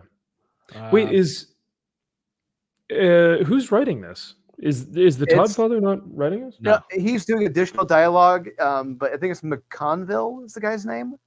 Yeah. He's doing yeah. the main story. McGonagall. Yeah. Professor McGonagall McGonagall. is writing. Spawn, McGonagall. Yeah. Yeah. McGruber. Yeah. McGruber is writing Spawn 350. We have the new Slay Queen. of Okay. Hell. I mean, this cover is fire. Totes Dorbs. Sure. Yeah. Another puppeteer Lee. So Yep. He's a puppet master. Yeah. he is. He is. But yeah. I But, mean, it was fine. It was a fine Okay. issue. The ending, it's of course. Incredible Hulk was boring as all fuck. Really? And I thought I remember you guys saying that you really enjoyed I Incredible Hulk was. last It's week. all style, no substance. It takes place down in Yeah. Nolans with just an old lady who is a possessed thing. And Hulk's not Nolans. barely even in the book, if at all. I think he turns into the Hulk, doesn't do anything. Huh. Yeah. This is also kind of interesting. They put the logo on the right-hand side of the title here. I've never seen that done before. It's a new stylistic. At least I choice. don't think so. But And I love how Hulk is in the very back of his own cover of his own book. yeah, right. Guess who's in the forefront, the foreground? It's Lady Hulk. Yeah. Protecting I him. do like, yeah, right. She's like, get away from my Hulk, you big meanie. I do like the yeah, like you said, this woman is kind of possessed or there are demons inside of her or something. So that's depicted through. That's kind of cool. Yeah. Yeah, but it's all style. There's no real substance there to the book. It is what it is. To be fair, I do think that most people are buying that book for the art, for the art. So, and like you said, so if that's style, then yeah, Yeah. makes sense. Fair. Drew, do you remember if we got any Fareed Karami on Daredevil this week? No, it was all the main artist from the first few issues back on this doing the interiors. But the thing is that this issue, it gets really fucking stupid. It goes back to the Chip Zdarsky, Marco Cicchetto stuff. When I say that, I mean Daredevil goes back to hell again, and he comes out again, but he's as Dare Angel, wearing the all white again. He's got the white power.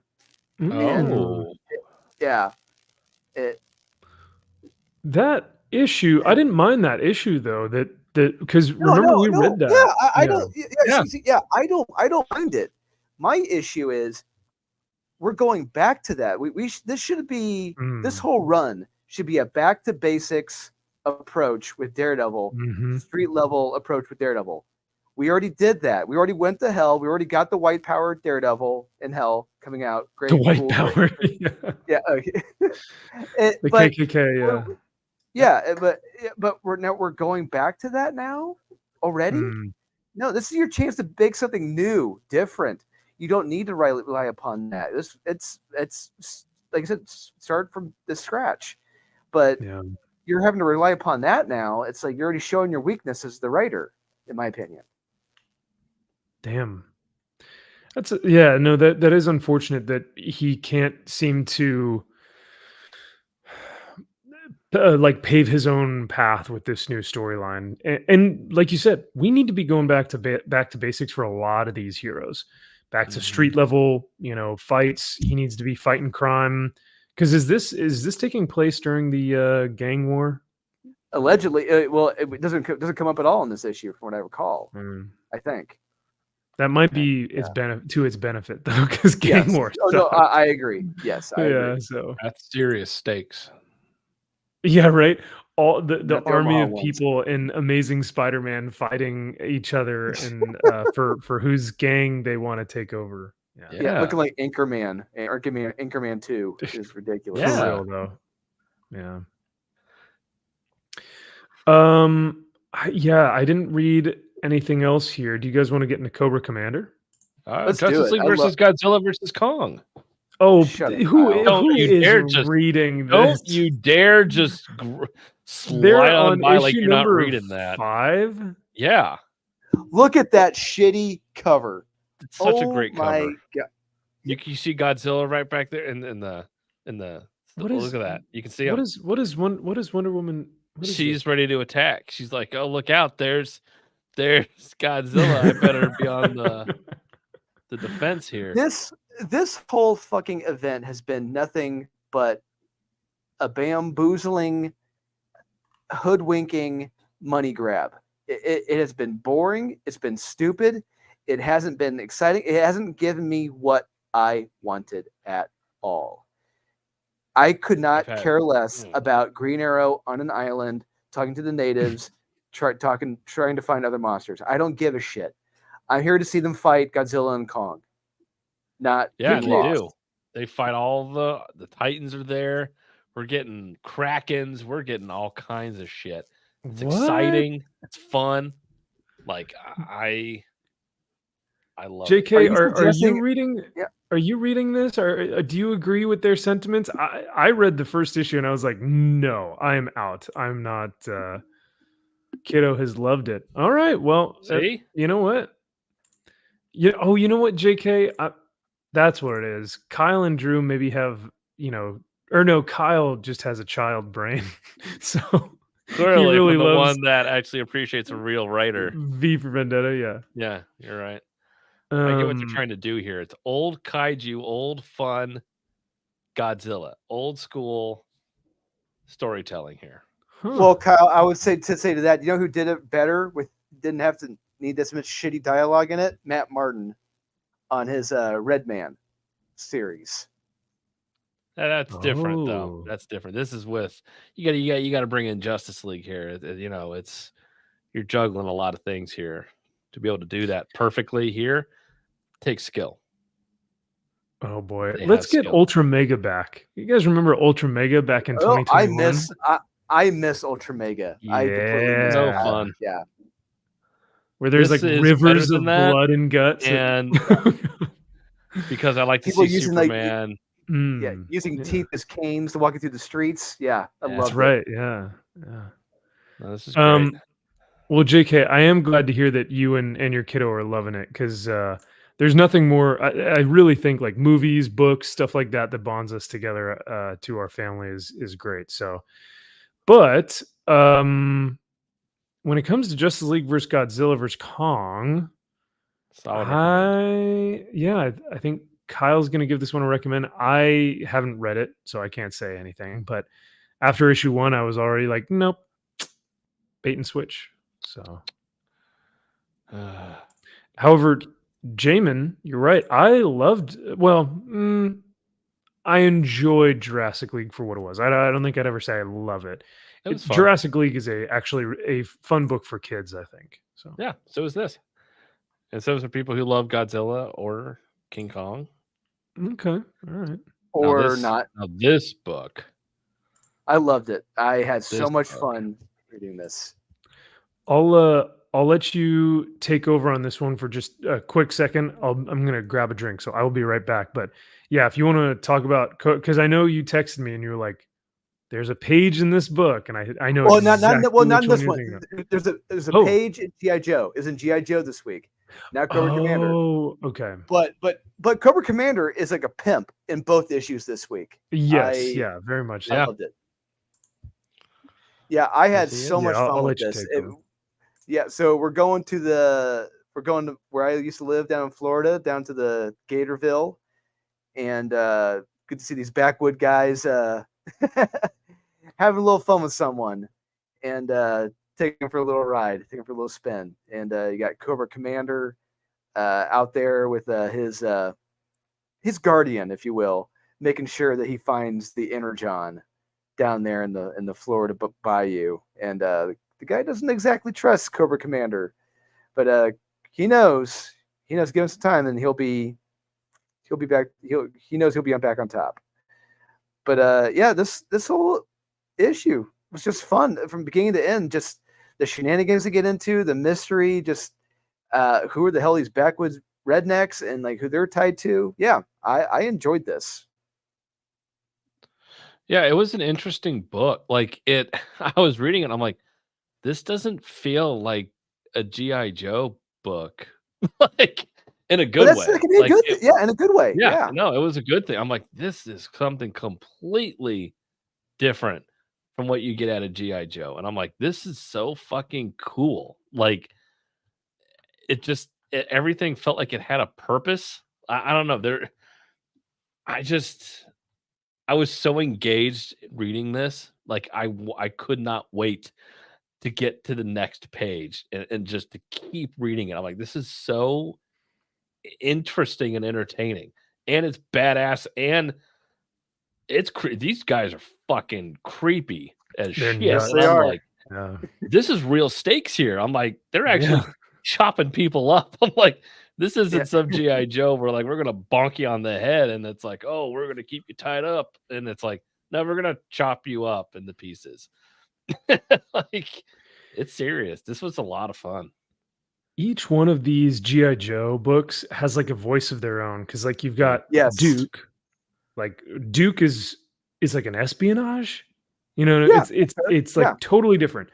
Cobra Commander is just wild and wacky. It's just crazy. And then like the actual G.I. Joe book is a brilliant, well-told military book. You know, at least I that's how I kind of picture all of these different ones. But this car, like, what even is this? It's awesome. I love it. But when Cobra Commander, oh, I love this right here. yeah, where he's like about to just you Just little wants to twerp. kill this kid. Yeah. I love it. And the bodyguard is like, stop, like just don't. You know. But in And this Cobra book, you can Commander is totally like, see him "Hey, killing right this here." kid, though. You could totally for see sure. it, like fucking He's a kill little this kid. snot-nosed brat. and Cobra Commander was going to snap his neck just in the middle of public, Yep, I love it. But my favorite panel, I think everyone kind of knows what. If you guys have got the chance to read this week, the bodyguard, you're like, yeah, why is this guy looking after Cobra Commander? What's his deal? Why is he important? Why is he here? And we kind of get to see on this page, like, oh, fuck. okay, Holy oh shit. my god. Okay, never mind. All right, you disintegrated his head. Okay. Yes, he. And that was a turned into cop. pink They just mist. killed a cop. Yep. And it wasn't I like thought it was a like crooked park cop or ranger, anything. but- Yeah. Well, Yeah. yeah. He had a badge, but Yeah, Yep. yeah. and they gone, done. Head is dusted. Oh man. So yeah, just stuff like that where this is a very engaging book, like you said. It's a very fun book. It's dark, it's not dark, it's grotesque, like it Yeah. does not hold back in terms of its like, gore or blood or language or even what it insinuates. So Yeah, and the trick is for a book like this is that you have a villain in Cobra Commander. We acknowledge that he's the villain. He's the lead character in this. It's like, okay, great. We got to be able to follow him. But in order to do that, we got to find characters who are more evil and depraved than he is. And they did a good job in this with the villains in this to make us Cobra Commander. Found some, crazy ass rednecks down in the swamp, and had some fun. So, but no, this has been serious. It's out of the three, Duke, G.I. Joe, and Cobra Commander, it's my third favorite. But it's still, I mean, what Energon is doing is far and away better than anything Marvel and DC is doing. Right now they're 4 for 4 on their titles. Yeah. As a whole, because like World's Finest obviously beats Duke and beats Cobra Commander, but as a whole, the Energon universe is hitting their mark. So They are. Yep. All right. Well, Cobra Commander issue number 2. Hey, they're on a hot streak. That's another recommend from us. Now, what was the next one here? Ooh, you know what? This may have been my favorite issue of Green Lantern so far, or Green Lantern War Journal. Green Lantern Board Journal? Wow, really? Wow. Oh, wow. I'll be right back. Okay. Yeah, man, this whole issue is just action. Like, look at that artwork of all the different zombie things. Yeah. This is just straight up fun, crazy action. Like, look at this. Dragons, mech suits, spiders. Like, this was insane. Yeah. And that's really all I got. Like, it was a very simple issue, but man, it was fun. That was fun. Yeah. And again, the worst part is when you cut back to his mom and the dog. It's like that crap. It's like, okay, like, stop. Don't care about it. I mean, I get it because it's like that's his motivation, And she says a Green Lantern can do anything. Yeah, but you don't have to cut back to it and then have her talking to the daughter or whatever. Daughter that doesn't exist and has been dead, but I can't come to terms with it. And this part, yeah. It's like, okay. I think Sean's gonna be a while yet.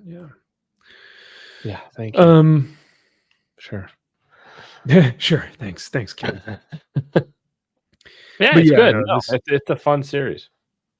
For sure. It's not going to be the top pick of the week every single time it comes out, but man, this issue, at least for me, this issue hit super hard, and I'd probably, like I said, I'd probably give it my best issue of the entire War Journal series, because it just slaps. Oh, as the kids say, it slaps. It's fire. Yeah. Fire. It's hip. It's fire. Now. Wow. And fire. A new voice of a voice of a new generation. The people only do things to get paid. That's really sad. Oh yeah, I right. can't think anymore. It's giving me a headache. Here, take 2 of these. Oh, new print. Little, yellow, different. Different. Oh man, I love when he's doing the vacuum hair cutter. Oh, He's Suck like, cut? it's sucking my will to live. Oh yeah, the suck cut. Yeah, that's right. It sucks and it certainly, cuts. it certainly does suck. The poor guy is just like he just walks off. But yeah, no, Public access, that's, baby. I miss public access. Oh, so good. And then Wayne, when he meets Cassandra, he's like, camera 1, camera 2, camera 1. Yeah. One of my favorite scenes now is like I love the Chris Farley scene. Now Chris Farley is explaining everything to Wayne and Garth, and when you're done, like for a security guard, you got an awful lot of information, don't you think? He's like, we're gonna take it here, and we're going all the way. Like, Back to Chicago. Way to Detroit.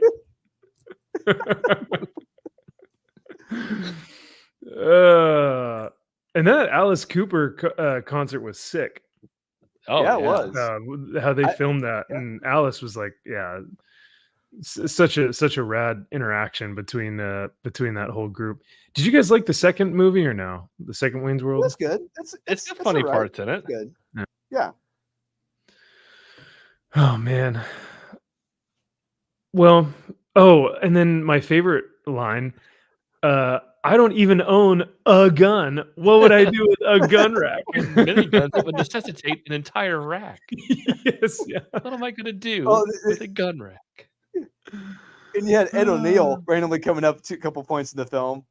Like never great. did anything crazy before that night. Yeah. How is it? Wait, why is it when a man kills another man in heat of battle, it's heroic? But when a man kills another man in heat of passion, it's called murder. Oh yeah. And then he's like, okay, all right, we're moving on. Yeah. Yeah, I know what you like to do. Rip is still beating hard out of his chest. He's still in front of his face, so you can see how black it is before he dies. I'll just go follow Bruce with the Union. The world's a twisted place. All right. Well, I mean, I wish we could talk more Wayne's World, but we do have a few more books. We should just watch that after the stream. Just watch Wayne's World. So I regret to inform that I did in fact read. Oh my God, this is a 93. Oh God! I'm glad you read it. Oh, what are people my thinking? God. My face hurts after that laugh. Oh my God! Wow. Okay, so we meet Wolverine at the Weapon X program, but we see that there's been a Weapon 8, and it's Spider-Man's. Oh. And so I thought, like, okay, it's just going to be Spider-Man, but he's got like an Iron Spider suit, right? Sure. But no, these are like his actual gross fleshy legs. I was like, what the? This is like some sick. Oh, it is gross. But this is where I laughed my ass off. And I don't know if it's this next scene, but so he actually has like 8 eyes, like a spider. What the fuck? I was like, wait, are we really doing this right now? It's disgusting. I hate it so much. So much. And you know, Wolverine is like recovering. Okay. He finds out Logan. I mean, this looks disgusting. Yeah. I hate it. I can't stop not looking at it. It's hurting my eyes. The suit is cool, but I don't get why his legs have to be fleshy. How they have to be like a part of him. I don't know. So Weapon. Wait. So what Earth is this on? What Earth is this? Oh, you guys don't know Earth. Earth 72. Come on, guys. Earth 72 is Weapon 8. Everyone knows that. So did he kill Logan in this or no? He kills Well, he Does he not incapacitates have a healing Logan. factor in this? Because he's still I- burned. He burns, but then you see him in the hospital ward, so I guess he's he's still healing. burned. He's still burned, but he's alive.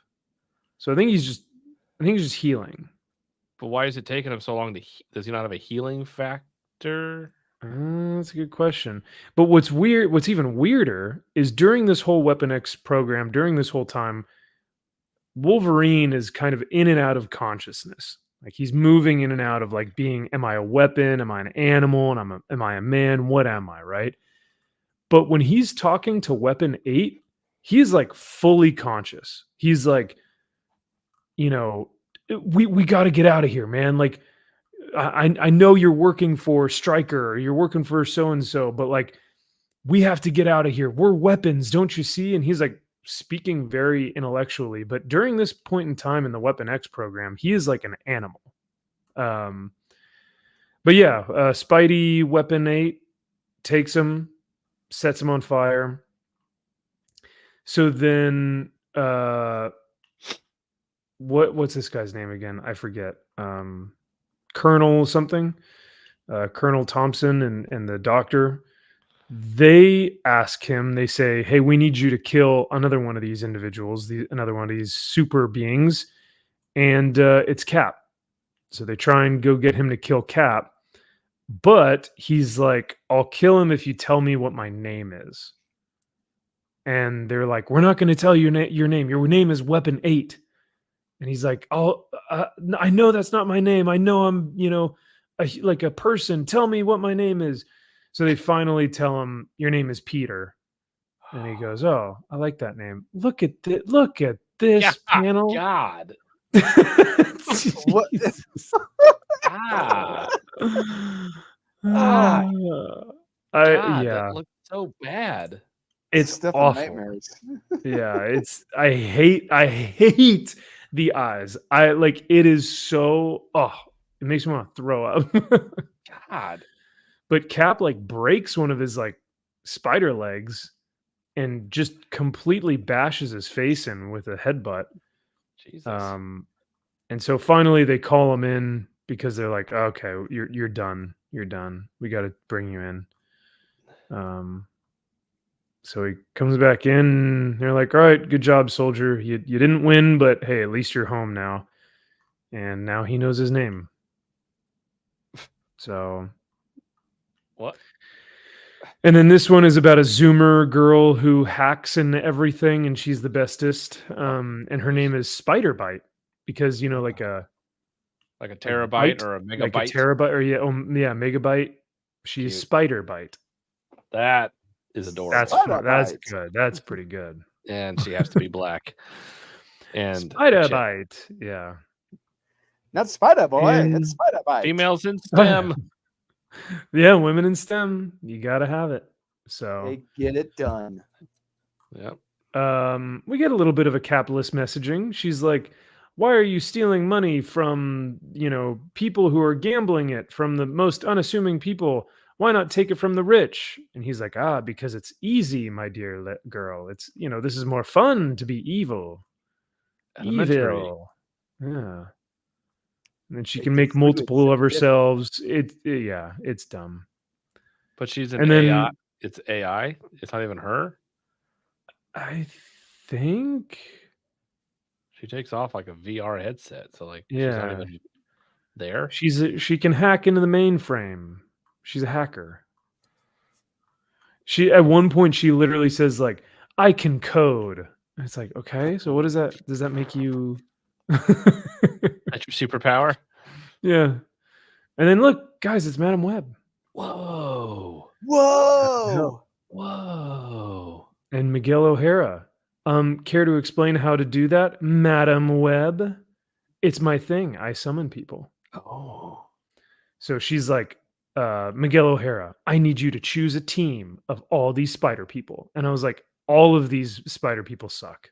Not one of them is cool. Web Weaver, y'all remember that one? Yeah. No. Oh God. So Miguel has to choose weapon, maybe weapon 8, maybe Spider Punk. Weapon 8 is a fucking freak that needs to die. That should not exist. That yeah. thing No, should he- not yeah, be alive. He's a suicide bomb. Like you put a suicide bomb in that guy, and you have him take out a bad guy. Yeah.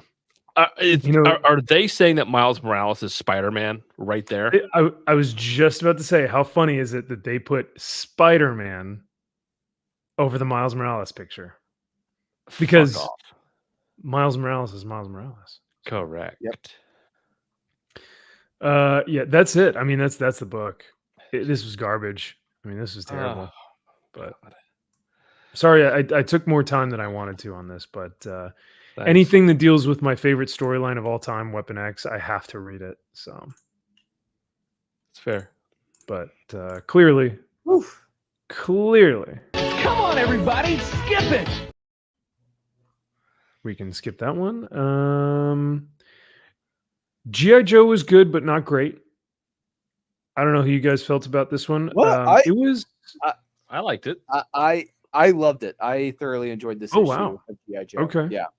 I liked the issue previously. I liked issue 303 more so than this one, but this one was still great. Or this one was still good. Yeah. So yeah, I'll say there was a lot more action in the previous issue, but this one is more focused on the villains. We really see the villains kind of getting their plans to getting their shit together. Like we see that we have our two or three different factions really of trying to figure out how they're going to take down, these evil machines and their bots. Like the other Cobras, the factions of Cobras are getting together to take them down. But I mean, oh god, this art by Chris Mooneyham is so fucking good. Oh, this art is perfect for this. It is I love perfect for it's so damn good. But no, you guys are right. This was a tactical book. Pieces are moving, It's a lot of discussing, okay, well, I need this up and running to get more of these ninjas or more of these, whatever these things are.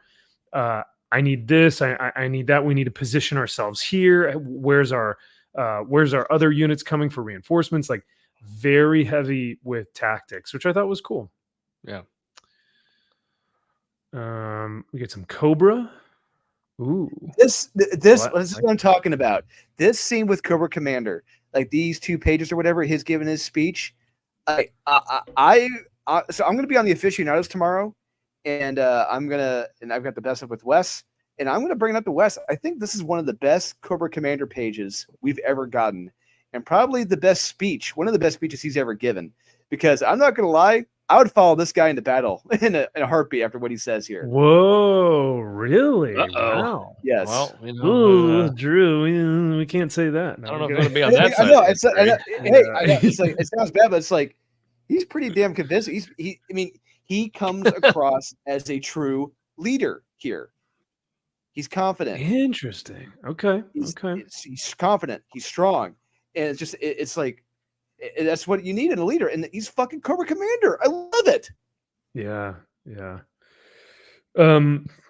This is, like you guys both mentioned, the art in this is just absolutely gorgeous. Even when there's not really a lot of action, this like power stance is just like it evokes a feeling of, like you said, this like dictator, leader, powerful individual just by how he's presenting himself. It reminds me of the General Patton speech from Patton.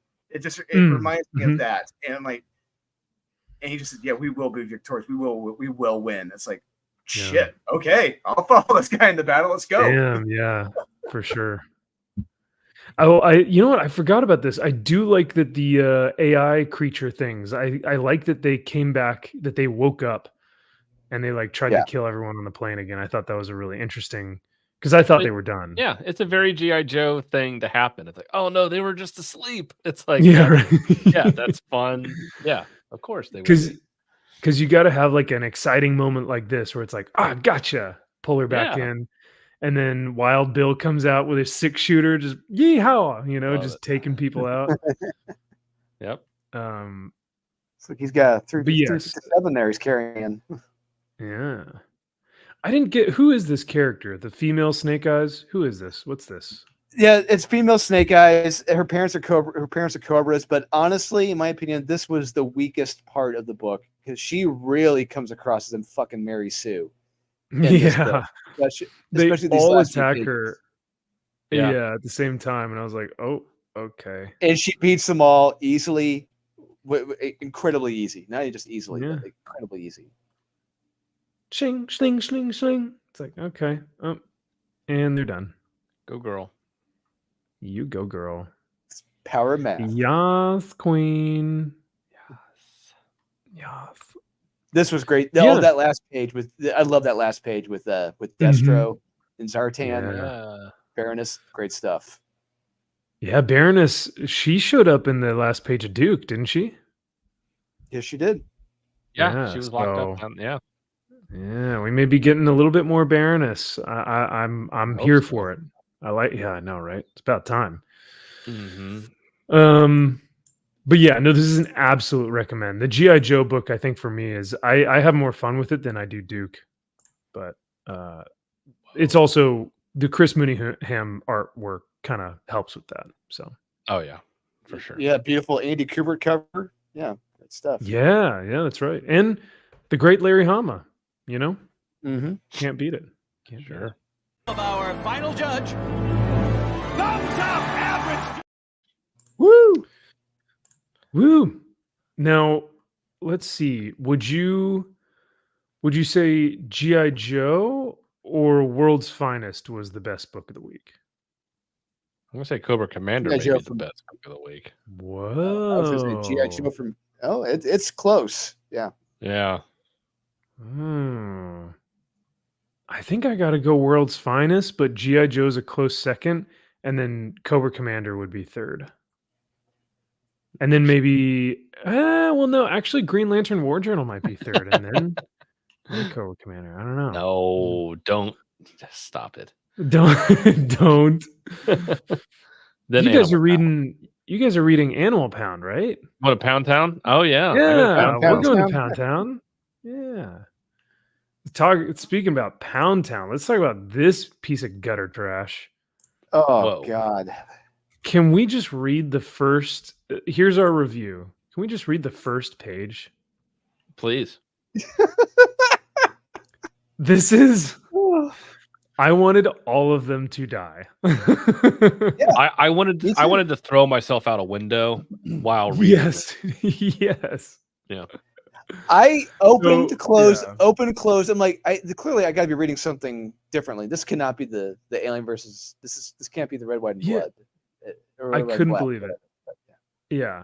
I could not believe what I was reading.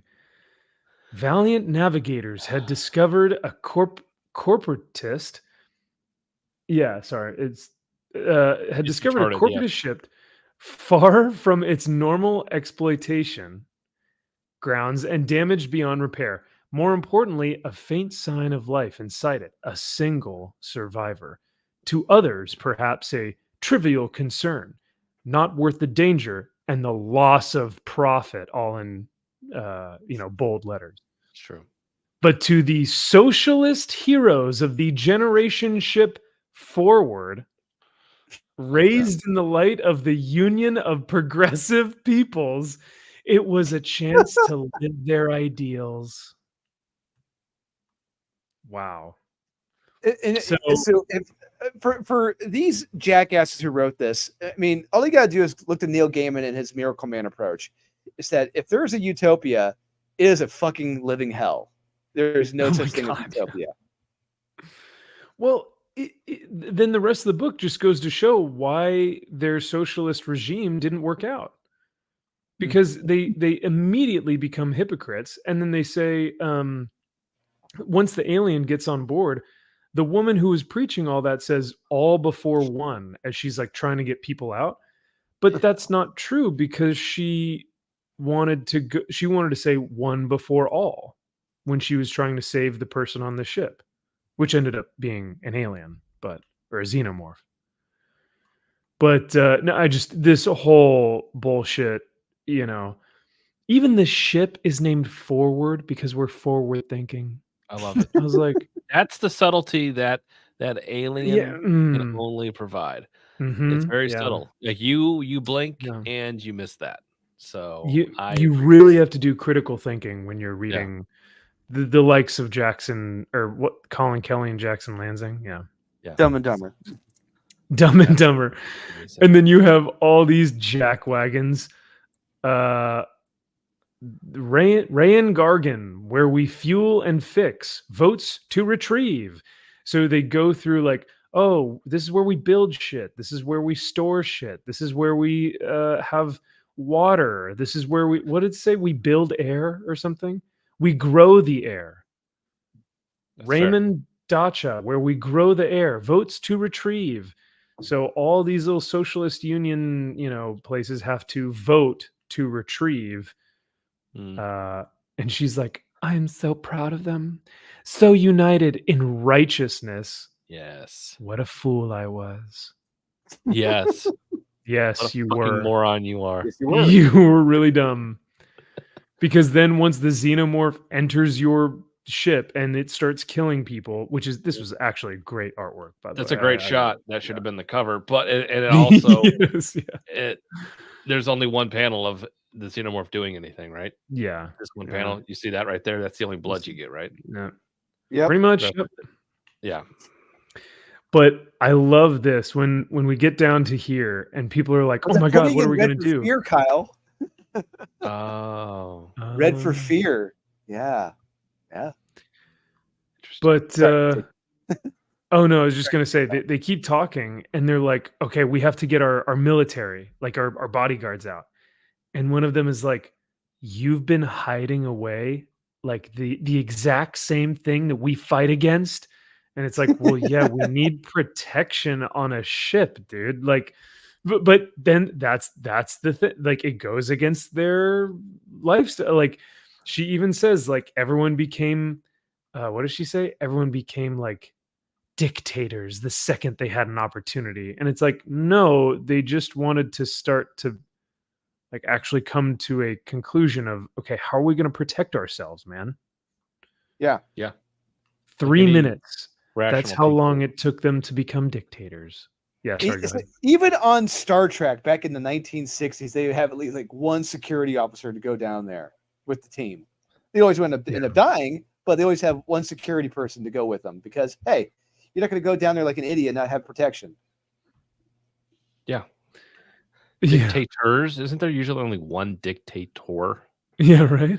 That's the point of a dictator. There's only one. Multiple dictators. Yeah, it's like that doesn't make any sense. It's like so here's the line. Rangers. There's 3 of you. You're not exactly right. Yeah. So here's the line that she talks about the military. This woman is like, well, they're also very xenophobic, which not great, because if they're socialists, they should be accepting of everyone. But True. That's besides the point. So she goes, how the F are we supposed to respond to a xenogenic event? And she kind of looks around and she's like, there are soldiers. They are cryofrozen, section 5, subsection 475. They are armed and prepared to defend from hostile action against forward. And then she's like, even this guy's holding his face. Soldiers? And this little twerp is like, this ship is meant to leave violence behind. And you're saying that we've carried the cancer with us? A martial element is not itself a threat to the ideals of the galactic socialist revolution. God damn it. Why are we die. even all of you die. Invoke quarantine procedures. The sad thing is that Dumb and Dumber really think the reader is going to sympathize with these characters. That everyone's going to sympathize with them. And yes, I really truly think because since they are Dumb and Dumber, that they really think the audience, the reader, is going to sympathize with them because they're the humans ones. They're progressive thinking. They're just looking out for themselves. They want to stay safe. They don't want any weapons. They don't want any danger. They're just going to be safe. They can see from the alien. You can't fight back. I guarantee you, they're expecting everyone to sympathize with them when it's the other way around. No, we want them to fucking die horribly and painfully. Dude, how funny is it that all of these alien books, I'm always like, kill every. Like I root for the Yes! Xenomorphs every time. Yeah. Every time, even in I'm like, Predator this kill, week. In kill, Predator kill. this week, I wanted them to kill like Oh, the two dickheads in there. Yeah. Absolutely. They built those characters. Ugh. Yeah, Yeah, this book speaking was of an which- absolute joke. I mean, it's that all these people know when they think of Alien, it's strong female character. That's it. That's what they equate to Alien or Aliens franchise. They think it is purely just a Ripley-like character, and that's what makes Alien so great and wonderful. Just have a strong female character. That's it. It's like you're fucking stupid. Not the fact that it was directed by Ridley Scott in his prime and with one of the coolest monster designs of all time. Right. Giant There penis. was a group of just salvagers, people just going out, blue collar workers, Yeah. Yep. doing work, doing their job, and then they come across this fucking alien thing, and it starts killing them one by one. Yep. It's like, do you not understand anything? It's like, no, but I know that Ripley character, she does stuff, so I think that's what every book needs to be about. We need a strong woman because that's what the Alien franchise is. Well, ladies can do stuff now, Kyle. So Unfortunately, I don't know what year this takes place, but apparently, unfortunately, they still can. And it's like, Oh. do we have to have cussing in every book? It's like when you write something in the future, can you at least have the like forethought to be like, you know what, maybe we talk a little bit better and we don't have to resort to profanity. It's like, no, every character goes, what the fuck are we doing, you fucking dipshit moron, dumbass asshole? It's like, why are you talking like that? And that's one thing I got to give credit to Alan Moore to when he did his run on Crossed. When he took humanity in the future, he was changing the language because he knows, language and terms change over 50, 100 years. People are going to talk differently. And how he had them talking, it took a minute to adapt my brain to, but yeah, I got it. Yep. Garth Ennis or Alan Moore?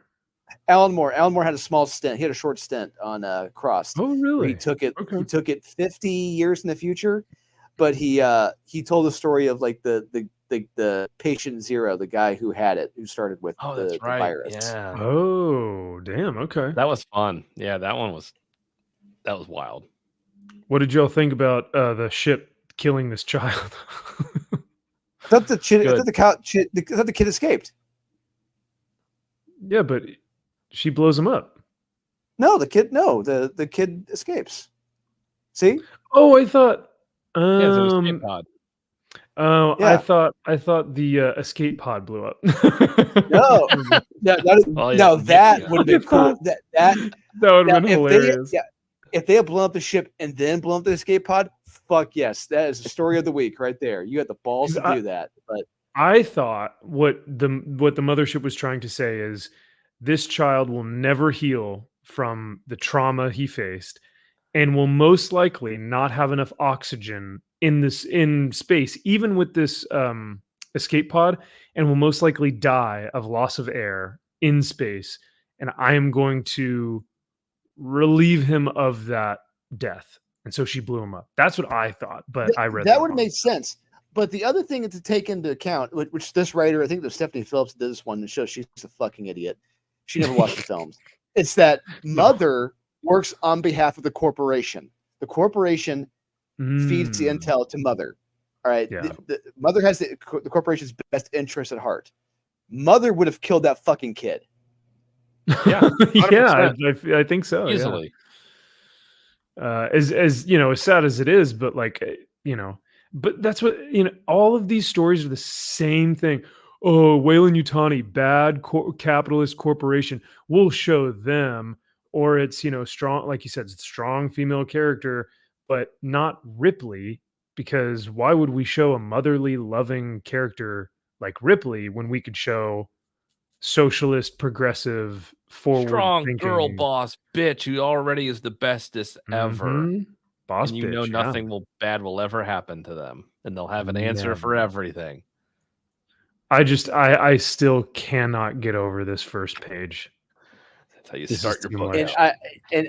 Max, I guarantee you, if these two dipshits do an interview about this story, I guarantee you we're gonna find out like they think us, everyone, the readers, they're all going to fall in line and think, yes, we're going to sympathize with them. We want them all to survive. I guarantee you. I hope the alien just obliterates all of them. No, you see You what will would have be- been cool is if you just see her eyes the whole time and she's talking this bullshit, then at the end you see her that she's been cocooned and there's gonna be she's got a face hug or something on her and it's just a chest burster just Ooh. comes at her at the end. Like she's talking all this bullshit and she's been already like succumbed to the alien. impregnated. She's already Yeah. been cocooned. Yeah. Yeah. Like Yeah. that would have been awesome. Like this is what she thinks is like her ideal way of running the ship, right? But Right. it's too late. You have already lost at that point. Yeah. Because Like that's you've the Kyle, beauty of this. Like, And Kyle, you put in way too much more thought into this story than they did. I Like know. that. It's like, but that's what makes aliens so great. Like you can write these characters who are so insufferable and stupid, and like you think that they're so altruistic. And it's like ultimately you're gonna have a xenomorph fucking kill you. It does not matter what you think or how righteous or great you think you are. You are fucking nothing compared to this thing. It will devour you. It will take over everything. It will become you. It's like doesn't matter. That's the beauty of this series. That's what they should be doing. Every issue should be a different type of religion or way of thinking and how they all think they're right. And ultimately, you all fucking die. You Well, all suck. And yeah. Go ahead. I just because it should have a very EC Comics feel to it, where everyone just gets their just desserts at the end. Yes. And we should all want it to happen. Yep. And I think that's the thing is that xenomorphs they don't discriminate. They No. will kill whoever. Well, until now, whenever, wherever. with the Marvel Comics, then they Oh, do, well. kids are safe, women are safe, all women are safe. Yeah. But that is the great thing about it, is that you could have multiple people with different backgrounds and different ideals and different thought process. Doesn't matter. You're gonna die. It's just the nature of this is the apex predator. This is not predator because there's this piece of crap predator, but then there's this predator. But this is the ultimate living weapon. It's a monster. It will kill everything. It is the most efficient killing machine to ever exist. And you're just gonna die. But it's that like maybe I can outrun it. Maybe I can do that. Nope. Right. No. You can try. And I guarantee you that Maybe chick's probably talk to synthetic. it. I guarantee you that chick's synthetic. She's not real. She's not fucking human. She's gonna be interesting. at the very end. Because that's the only other fucking twist that they know about. Oh, nobody knew that the character was a synthetic robot until it goes crazy and haywire. It's like, let's do that every time too. You've been doing that from every goddamn story. That's all you've got. Yep. Well, they love Michael Fassbender in the Prometheus series stuff, and they love what's his name in the actual Alien and Aliens films. So I think Bishop. It's an easy out. Bishop, thank you. It's an easy out, and it's an interesting for them. They think it's an interesting way to go like, oh, we killed this character. Not really though. Not actually. But we're never human. And they also like the milky jizz blood, splooge blood. But speaking of apex predators and monsters and horror films, if I were to tell you, hey guys, we're going to make a Marvel book in 2024, who are going to be the main characters? And you said an effeminate black man and a strong female boss bitch with a short lesbian haircut, I'd be like, hey, you're right. Ding, ding, ding. They're the same characters from the previous run. Correct. Are they? Managed to survive. Yes. Managed to survive this whole time and are here in the future. They're still, it's like, are you no character growth at all, period. I didn't read that last series because I was like, why? I have the Arnold Schwarzenegger film. Why would I want to read and speaking of Arnold Schwarzenegger, that very last page, you want to tie into the Dark Horse series. It's like, you motherfuckers, fuck off, fuck all of you. for even coming up with this idea. No, hell no, no. I want no part of this. Look, he's even on the front cover of issue number 2. Yeah, like that's actually going to happen. Yeah, right. Yep. No, they would never allow their female goddess to be overtaken by this guy. So no, by a guy. Period. No. Yeah, but I mean, he looks like a Chad. I like the Hawaiian shirt. Sure. John Schaefer. God.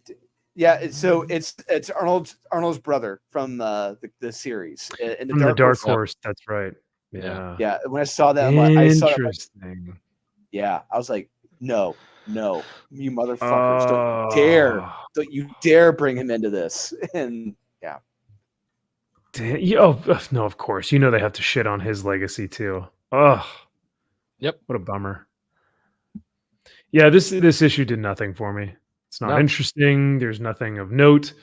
Nothing to talk about. It is bland, stale. Yep.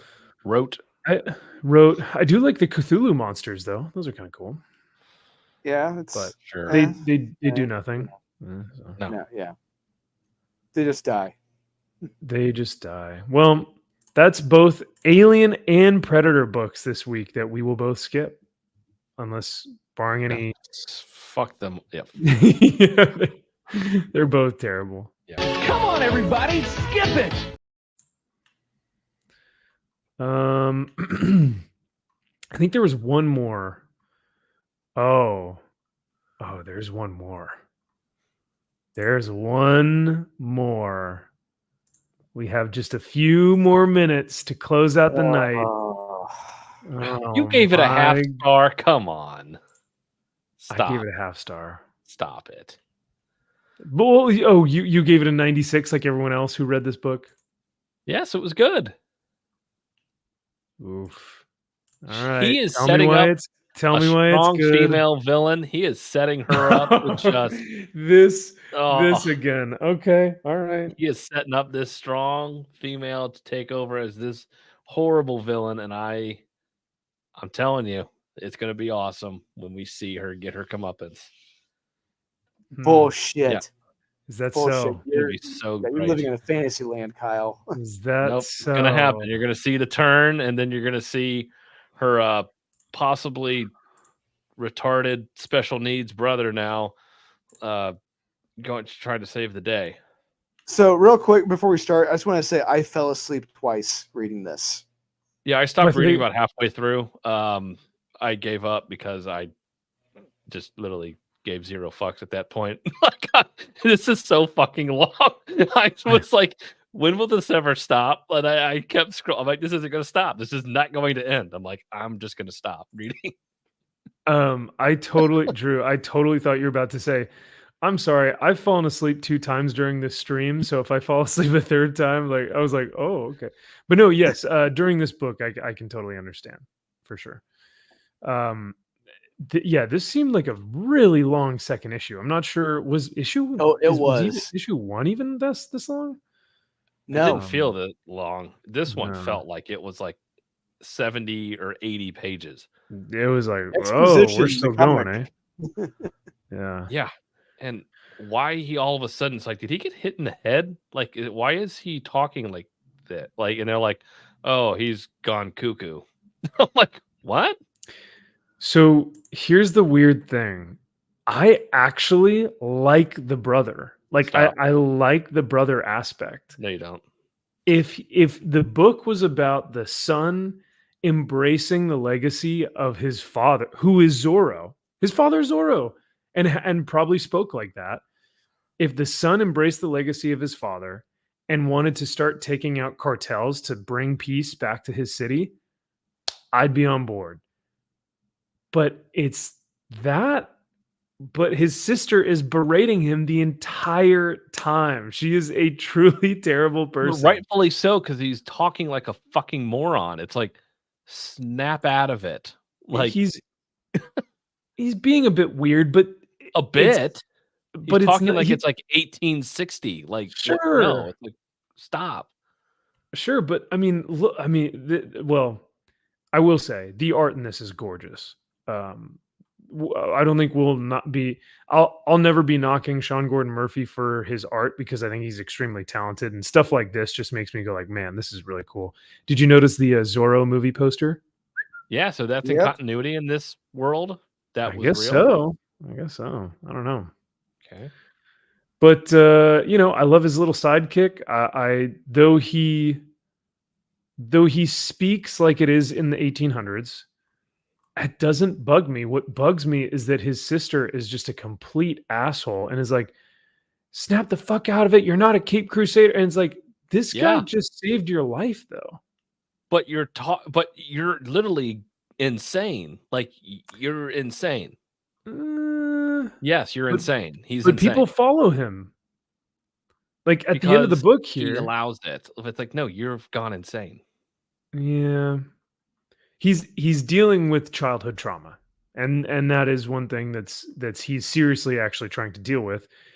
But it's not really addressed. And his sister just keeps being like, shut the fuck up, you're not Zorro, blah, blah, blah, instead of like addressing the issue, which is like, hey, I understand that our father died, but you have to snap out of this,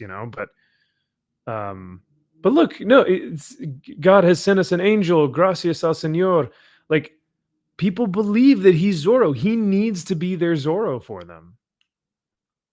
And if he talks a little bit weird, that's totally fine. But other than that, he seems to be an extremely competent individual. I think. He's mentally unstable. Sure. But he's really good at what he does. Like, as being Zorro, he's very good at that. But like, this is where was it? When she just starts screaming at him for no reason. Man, this book really is long, eh? Yeah. Just don't stop. I thought that was the end right there, so I stopped. Yeah, right. Yeah, it ends with the splash page, and I was like, okay. Yeah. I'm like, all right, that's a good spot for me to end. Yeah.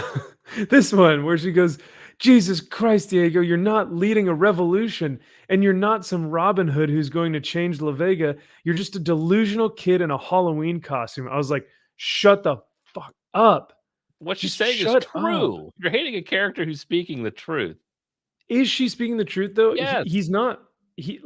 They need Zorro in this continuity more than they need anyone right now. And he's saving people. Yes, I was gonna say it's one thing if he wasn't trained, if he didn't know fencing, yeah, and he was crazy. It's like, yeah, I go with that. But no, he is well trained. He has been fencing. He knows what he's doing. He's been doing this for who knows how many years for to get trained. And I can absolutely go with this. Yeah, he is a little mentally cuckoo for Cocoa Puffs, but he still knows what he's doing. I mean, but they're both right, I guess. Yeah, he needs to step up and be Zorro, sure. But you're also mentally unstable, in which she is right. Now, the way she's going about it, you may not like the methods in which she's doing it, but she's not a mental health professional. She's a lesbian piece of shit. So it's like, well, what do you expect? so it's like, oh, okay, so that's cigarettes on him and to see if he'll snap out of it. I don't know. Yeah. I mean, yeah, I agree with both you guys. Like, both things can be true.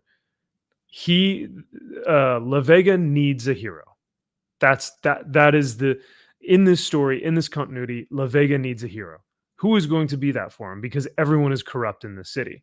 It's for sure as shit not going to be Rosa. She's not doing anything with her life. So Zorro's the only one next in line who actually wants to help people and save people. His methods might be kind of, but or as Kramer would, but it's better than anything else that anyone else is offering.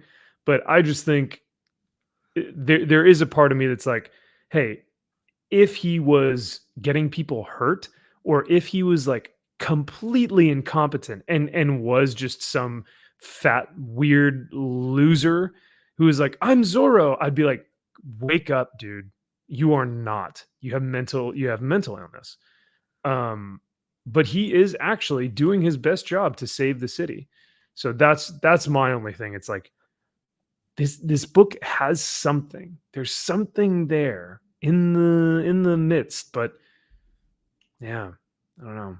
She's going to be a true villain, and it's going to be great when you see her turn. Then he's going to have to be like, now I must strike you. Now I must kill you. Oh, you're attacker. Oh, my Vega. sister. My sister. I thought I'd never have to kill my sister. But it was you all along, wasn't it? the fateful irony. My heart aches for our duel, my sister. Yeah, but I must kill you. But I must kill you. For Zorro must save La Rosa. Yes. Or La Vega. La Vega. And you, my beautiful, loving sister, are a cunt. And a lesbian, then you must die. That's like, what? He's like, I am a man of God, and you are a lesbian, so you must die. My name is Inigo Montoya. You killed my sister. Prepare to die.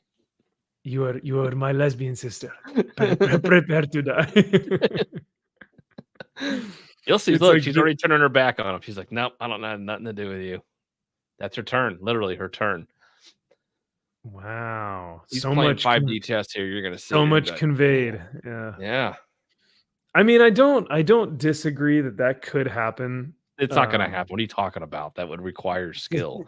That would actual good writing chops. Yeah.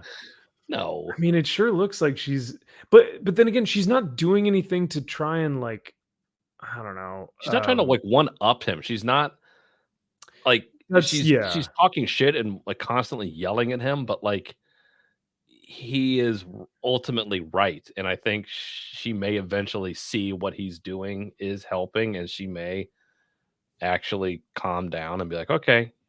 Until he's eventually killed and she puts on the Zorro costume. Probably, yeah, that's what will happen. He will sacrifice himself. You were the true Zorro all along. Yeah. You have no training.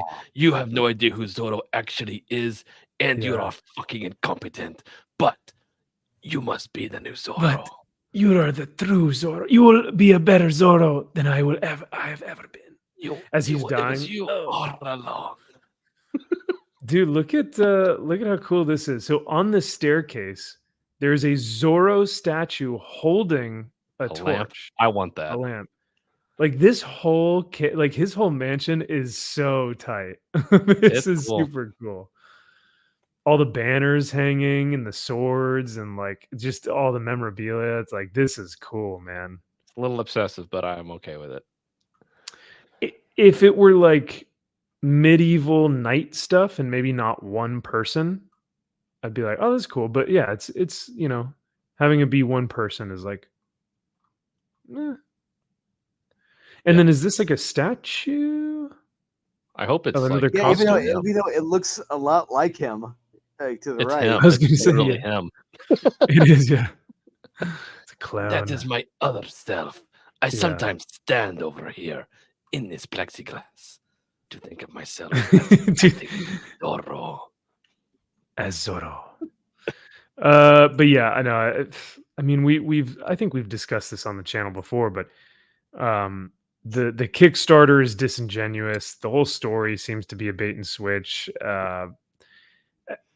The art is, like I said, the art is always beautiful, but I can't in good conscience like recommend that somebody read this because it's just not Zorro. It's not. No, so. And it's too fucking long.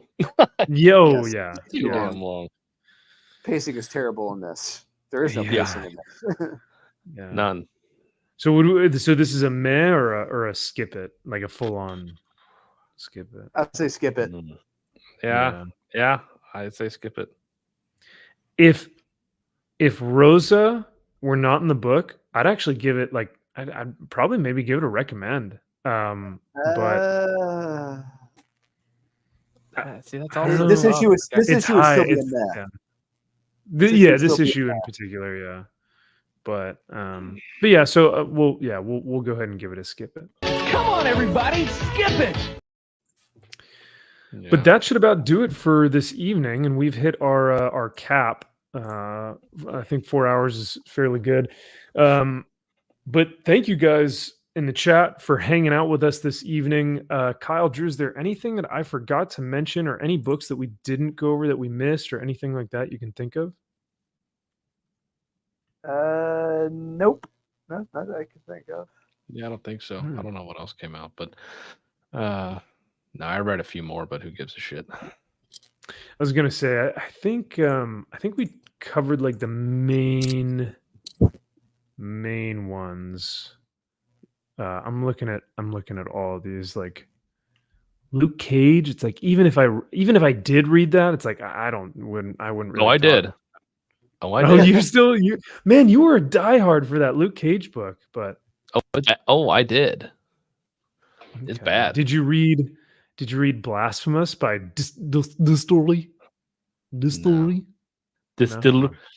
The greatest comic book company of all time. Yeah. The winner of the what was it? They won an award Publisher of the last year. Yes, for Publisher of the Year for 2023. Yeah.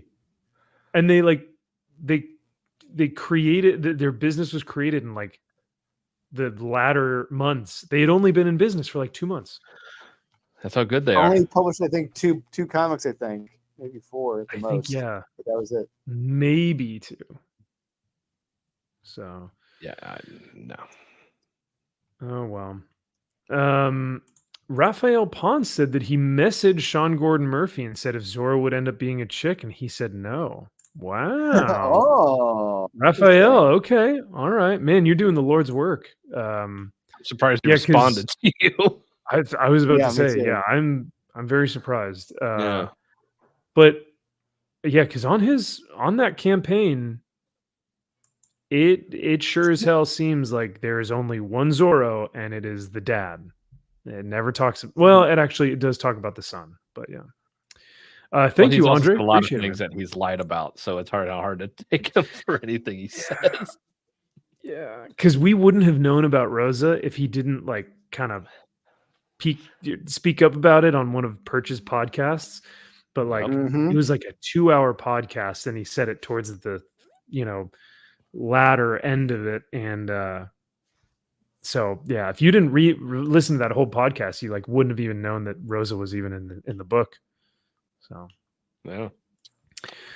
Wow. Oh my gosh. Should I do a EVS? Wow. Oh my gosh. Amazing. Look at this. Look what we have right here. Oh my gosh. I can't believe it. Oh my goodness. Whoa. That ain't cheap. That ain't cheap. That ain't cheap. Whoa. Look at what we got right here. $10 from Mark Loves Angels. Mark Loves Angels. Thank you, sir, for the $10. He says, it's been a while. Glad to be back listening to you all. Well, Mark, it is good to see you again, my man. And thank you for coming back and listening to us. We are glad to see you back. So, yeah, thank you for the 10, brother. Greatly appreciate the support.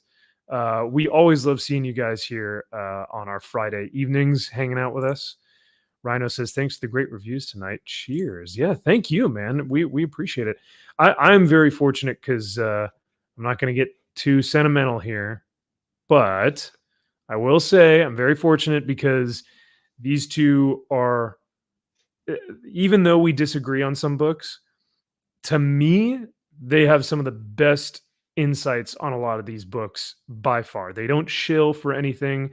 They speak their mind. They voice their opinions. They actually have really good criticism for a lot of these books.